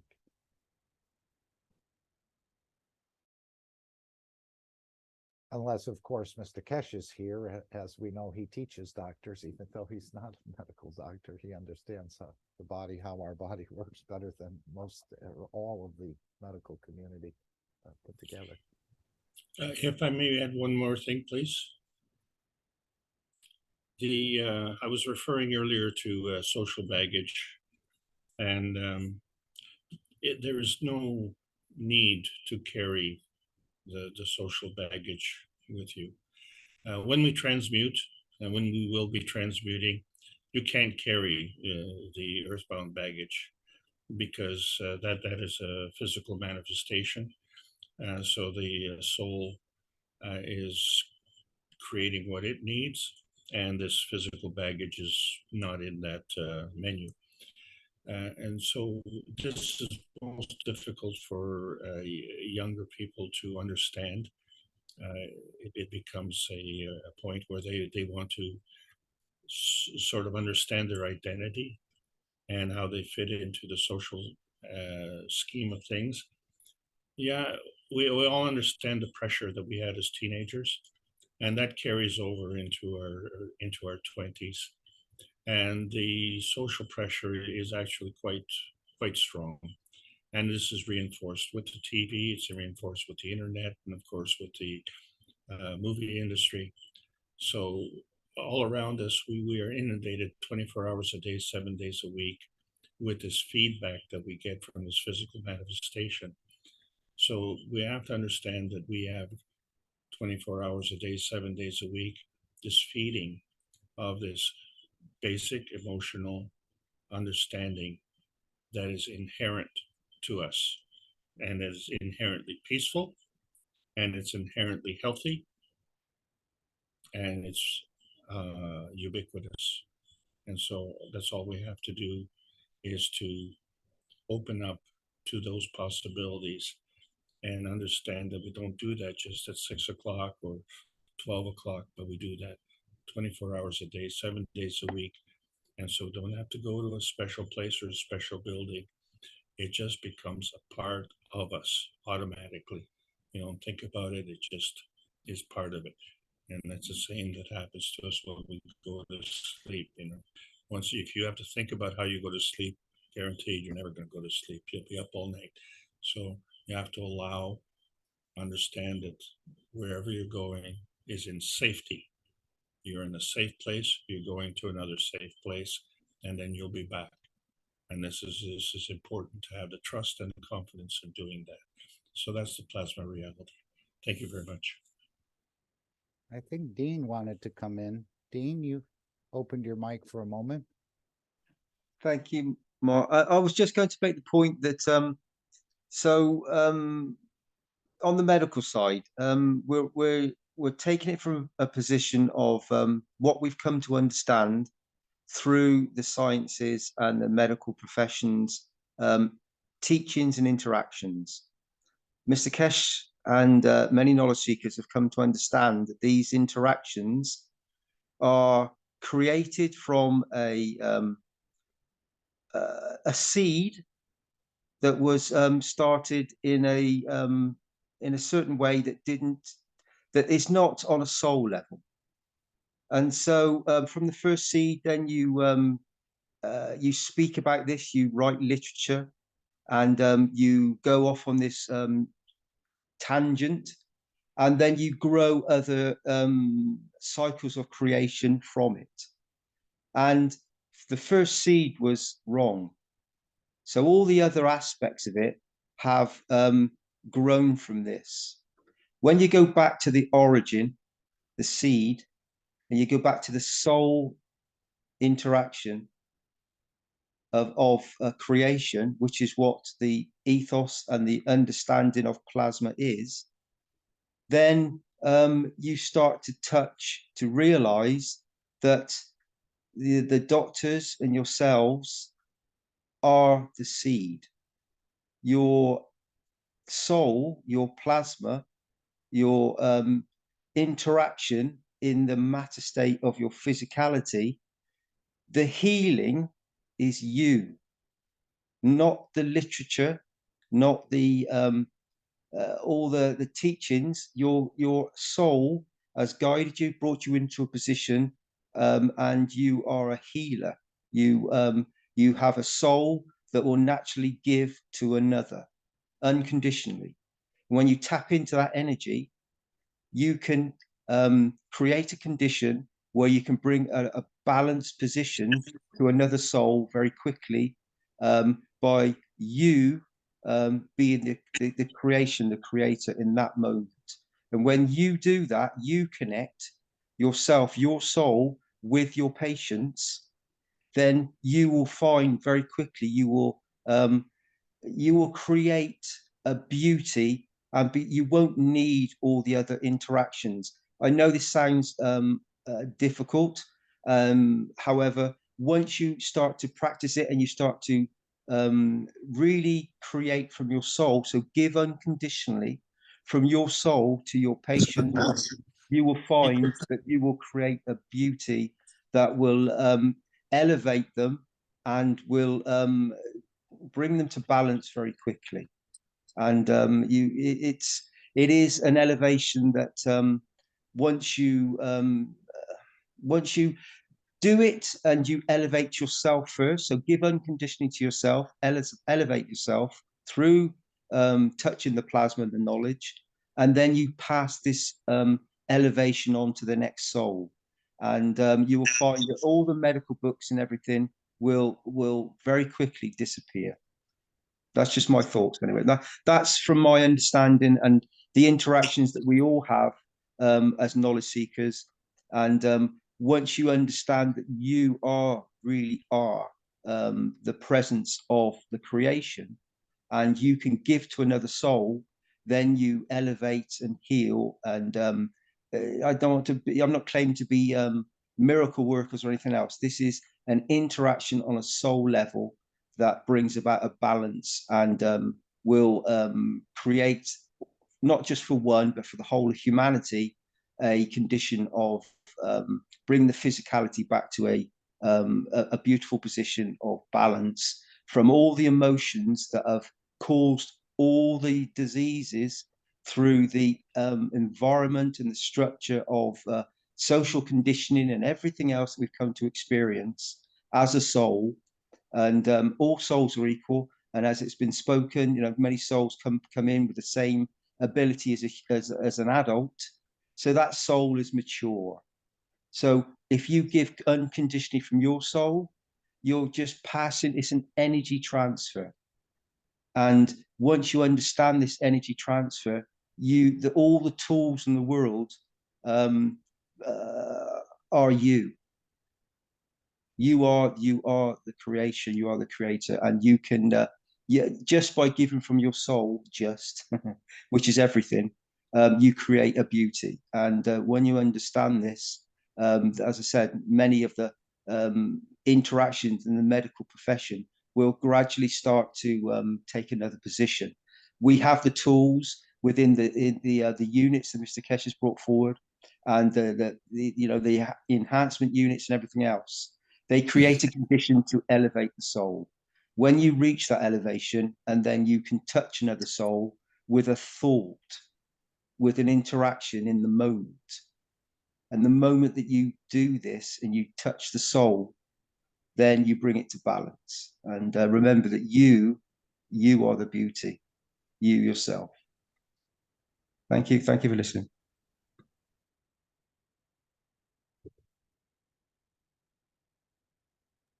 Go right ahead. Am I saying your name correctly? Fresia? Fresia, yes. Thank you so much. Just wanna, so what I just heard, it calls my attention. So how do I elevate my soul to help? I'm not a doctor, but I'm a mom. And I have this,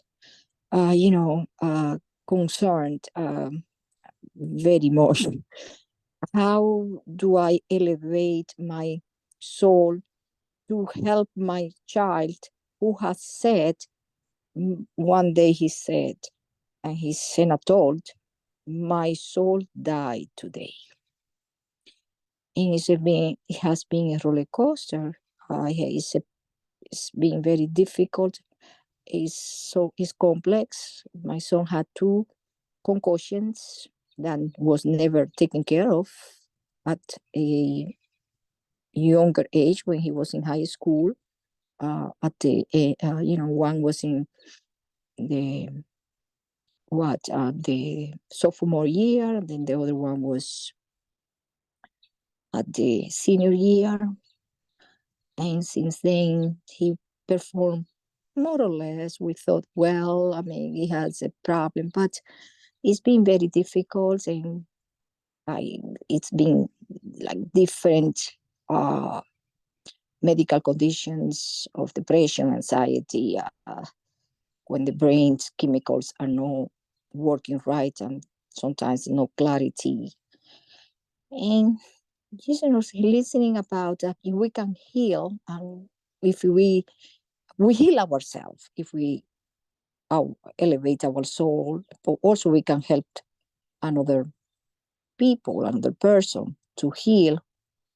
But I just wondering, maybe I'm very ambitious to know that today, when I just first time listening part of these conversations. So how do I do that? Can I answer that? So with a thought, you're the mother of your, you said your son, is that correct? Yes. Yeah. So you have a very direct connection with your sibling, with your son, a very direct connection that is always there, always going to be a very strong connection. So you can ask the soul of your son. So you're not touching the physicality. You're not touching.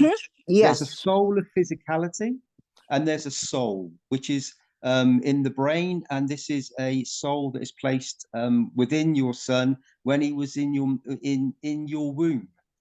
And so you are touching this soul. So just by a thought of asking if your son would like to receive the energy from you, and just give unconditionally as a mother does to her son, and just with a thought, just do this. So forget the physical body of your son. You go to the soul, and you say, I give unconditionally from my soul. It will be, if your son soul accepts this, then the soul will be elevated. And it's just a very quick thought, a connection. And when you do this as a mother, as another soul, so you could be the mother of any child on the planet, humanity. They're all souls. You have a beautiful direct link with your sibling, your son.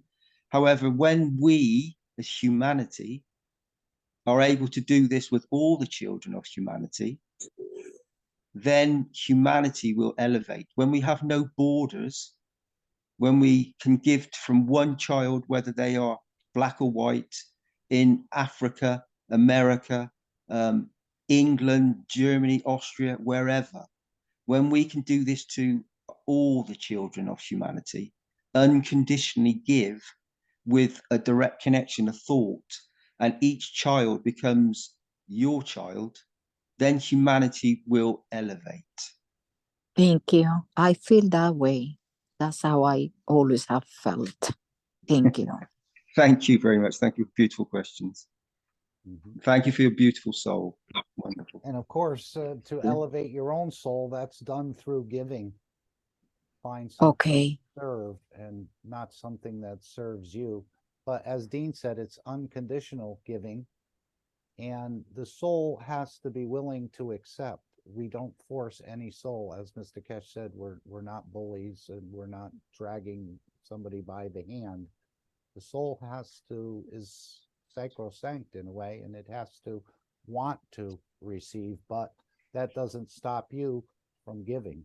And in this giving process, you receive more so you can give more, but on the soul level, not in the matter state.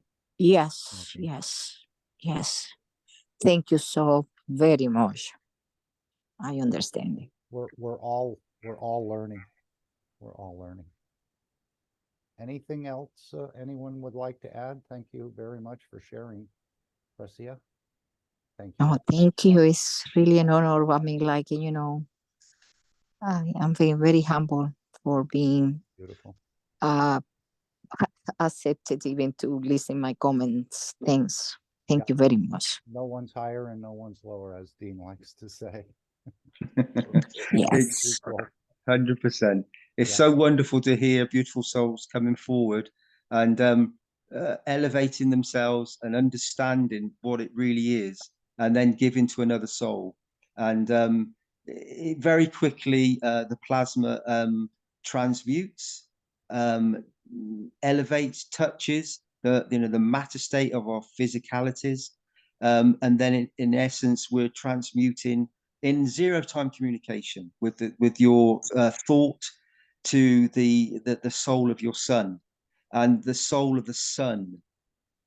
So interaction of the sun with the earth gives us the face of the man. And so from the smallest cell atom in your body to a universe is all the same process. So we can transmute and connect with any point, time, place, and position that we focus and choose to, and we can elevate and give to other souls. And it's a thought and an intention. And once you achieve that intention, you can give unconditionally and receive. As you give more, you receive more, and the elevation for yourself and your son will then transform and transmute the physicality, the body, to elevate as well. I just want to ask if I could be invited again, please. You're always invited. Yeah. Thank you. Thank you for sharing so much. Thank you. Thank you very much. Thank you, Mark. Yes, I'm just going to play this few-minute clip here from Mr. Keshe. He mentioned in the 474th Knowledge Seekers Workshop how in the future, he said, I'll teach you to create C14 and back to C12. He said the units will change in the next few weeks. Again, this is 2 workshops ago. We have Soul Generator to elevate, to interact with other souls. Many will raise the dead. No illness, and no ill intentions. He said, this knowledge is a gift of 1,000 years or thousands of years. He called it a plasma soul generator. This should make you more humble, he said. It generates nothing but fields of the soul of the creator. In the next few weeks, we show you, system, we bring change to humanity, man to mature, that nobody can fool you in space. He said, one unit already exists on this planet for you to mature. So I'd like to play this short clip. I'm going to take the screen, Alex. Then we'll play anew tomorrow, and the final disclaimer, and the meeting will end. Just a second. Okay, let me just bring the volume up, but see if this sounds like what he's talking about with this plasma soul generator, as I just described to you from the 474th Knowledge Seekers Workshop. Then you have no choice but to move on, because the educator and the teacher is your soul. You cannot, unless you decide, cheat yourself.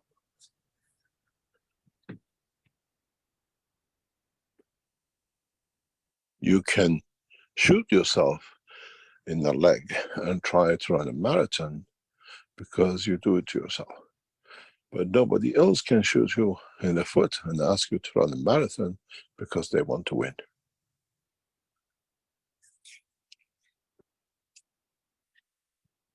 Understand the process of the creation. Understand what everything which we have taught in past 10 years. Keshe Foundation now is in 10th year of teaching, public teaching. And then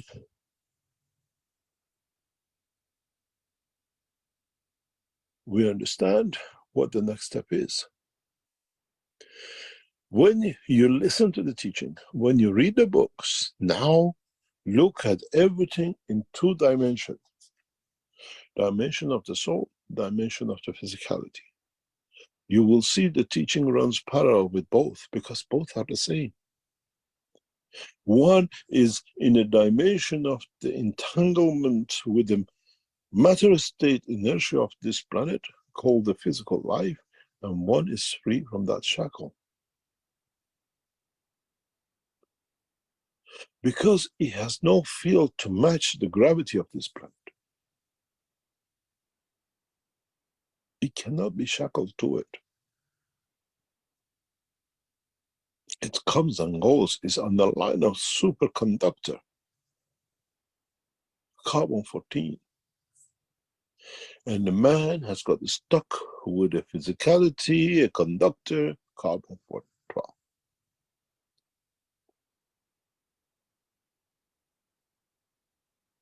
Can you imagine if you could make a transformer with carbon-14 with the knowledge of carbon-12? Can you imagine if you create a receiver and a transmitter using carbon-14, but the knowledge of carbon-12? The whole universe will hear you.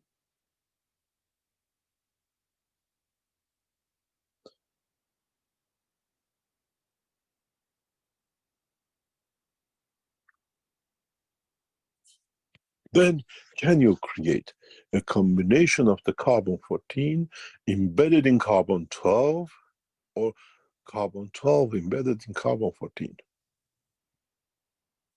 Then you can move the soul to cover the physicality, or the physicality to cover the soul. Then you can transmute between the two. I'm in the office in New York, and I'm physical. I change, I go in the dimension of the fields of carbon-14. I'm in London in 2 seconds. I'm on holiday. I don't need to spend 18 hours in the airplanes, airport, driving to the airport and the rest of it. But ask yourself, how am I going to carry my suitcase? What about my child and my husband wanting to come with me or would I go on holiday on my own? Then you find consensus, then you find agreement of the souls. We're going to London and we're going to enjoy ourselves. This is the address we're all going to land, so we go together. Then no parents can drag their child for holidays which he or she does not want to go. Then the parents would not have a child who does not speak, because the parents have to understand the language of the soul, teach the soul the physicality does not need it to speak. Then there will be no dimension of dumb and deaf. The dumbness and the deafness is to the man who cannot hear the dimension of the soul.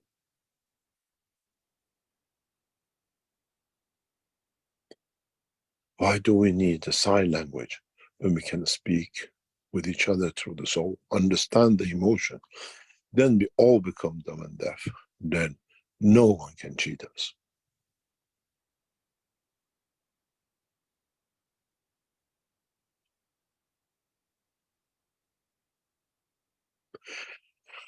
The process of the knowledge is understanding it according to your intelligence and embracing it and applying it.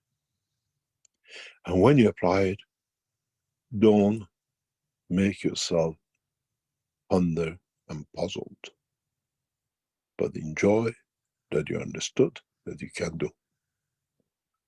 I didn't know I can cook, but I made a beautiful pizza. I didn't know I can sew, but I saw a beautiful dress. I didn't know I can go to my creator, but now I do. I don't need for the mom to come make the pizza. I don't need for auntie to sew the clothes, and I don't need Ayatollah to take me to my creator.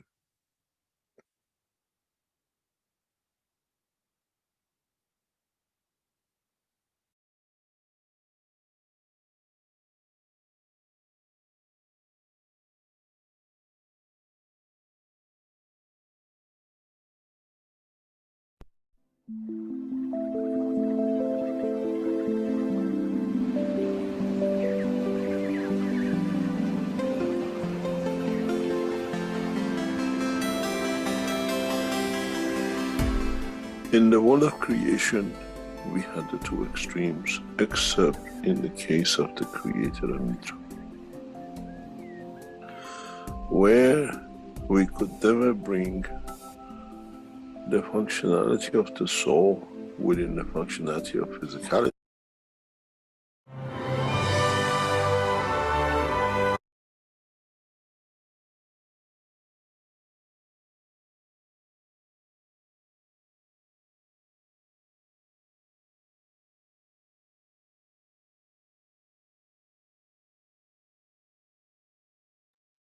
Okay, something malfunctioned there. I don't know why.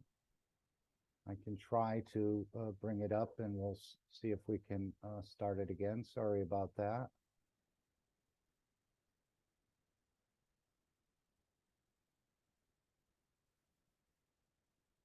We'll probably have to go through.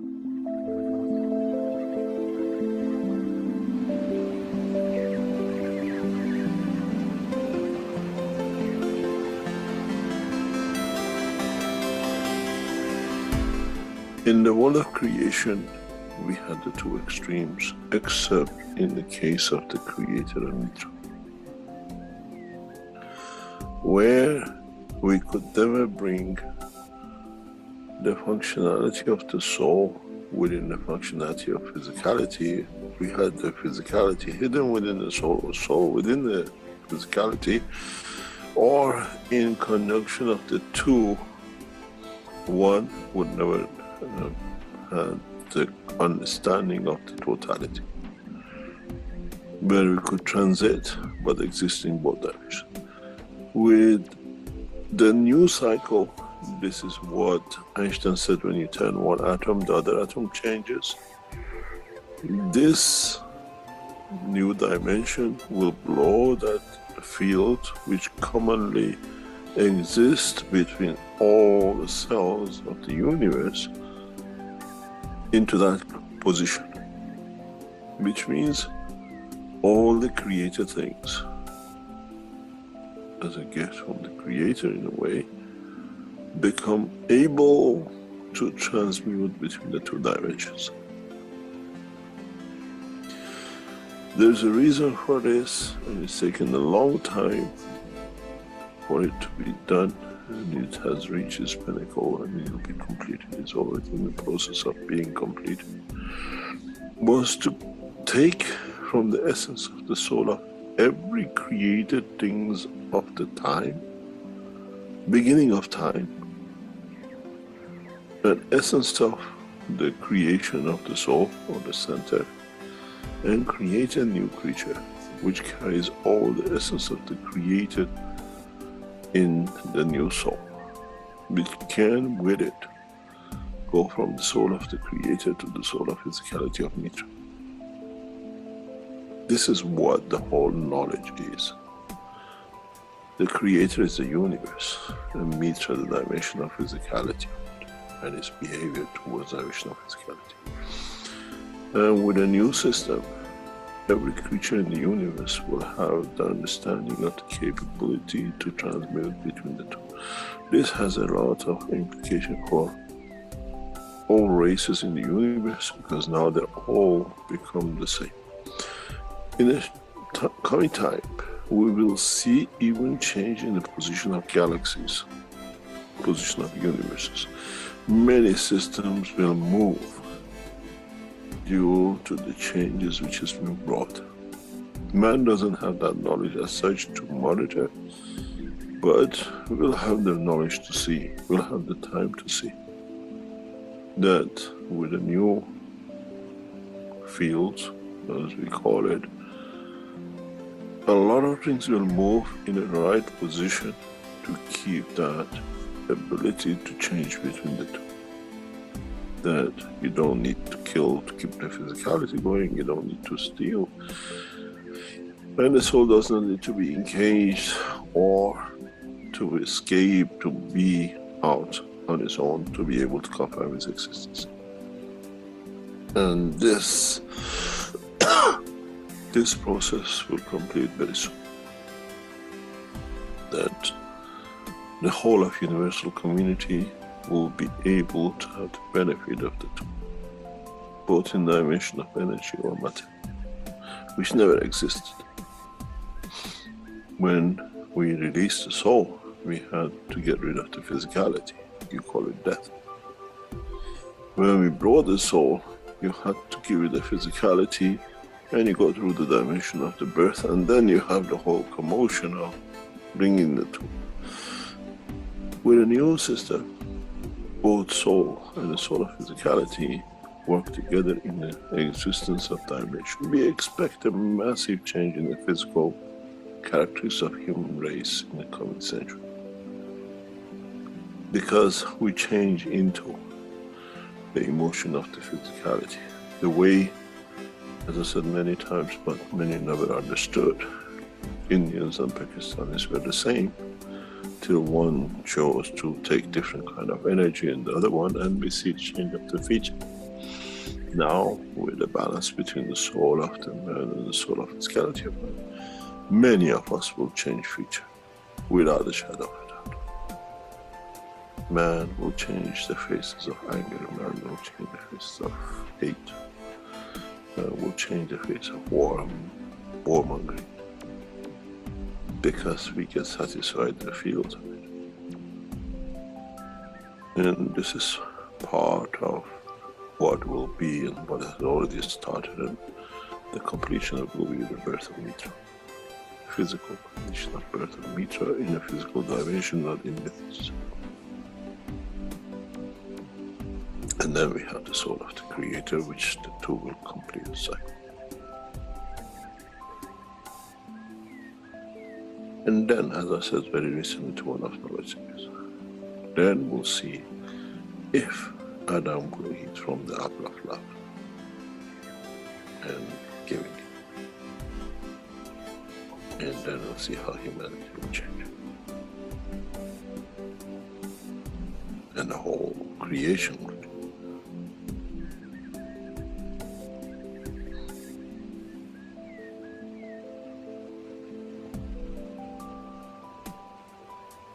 We are at the verge of that change. Much, much closer than anybody could think of, not only a human race.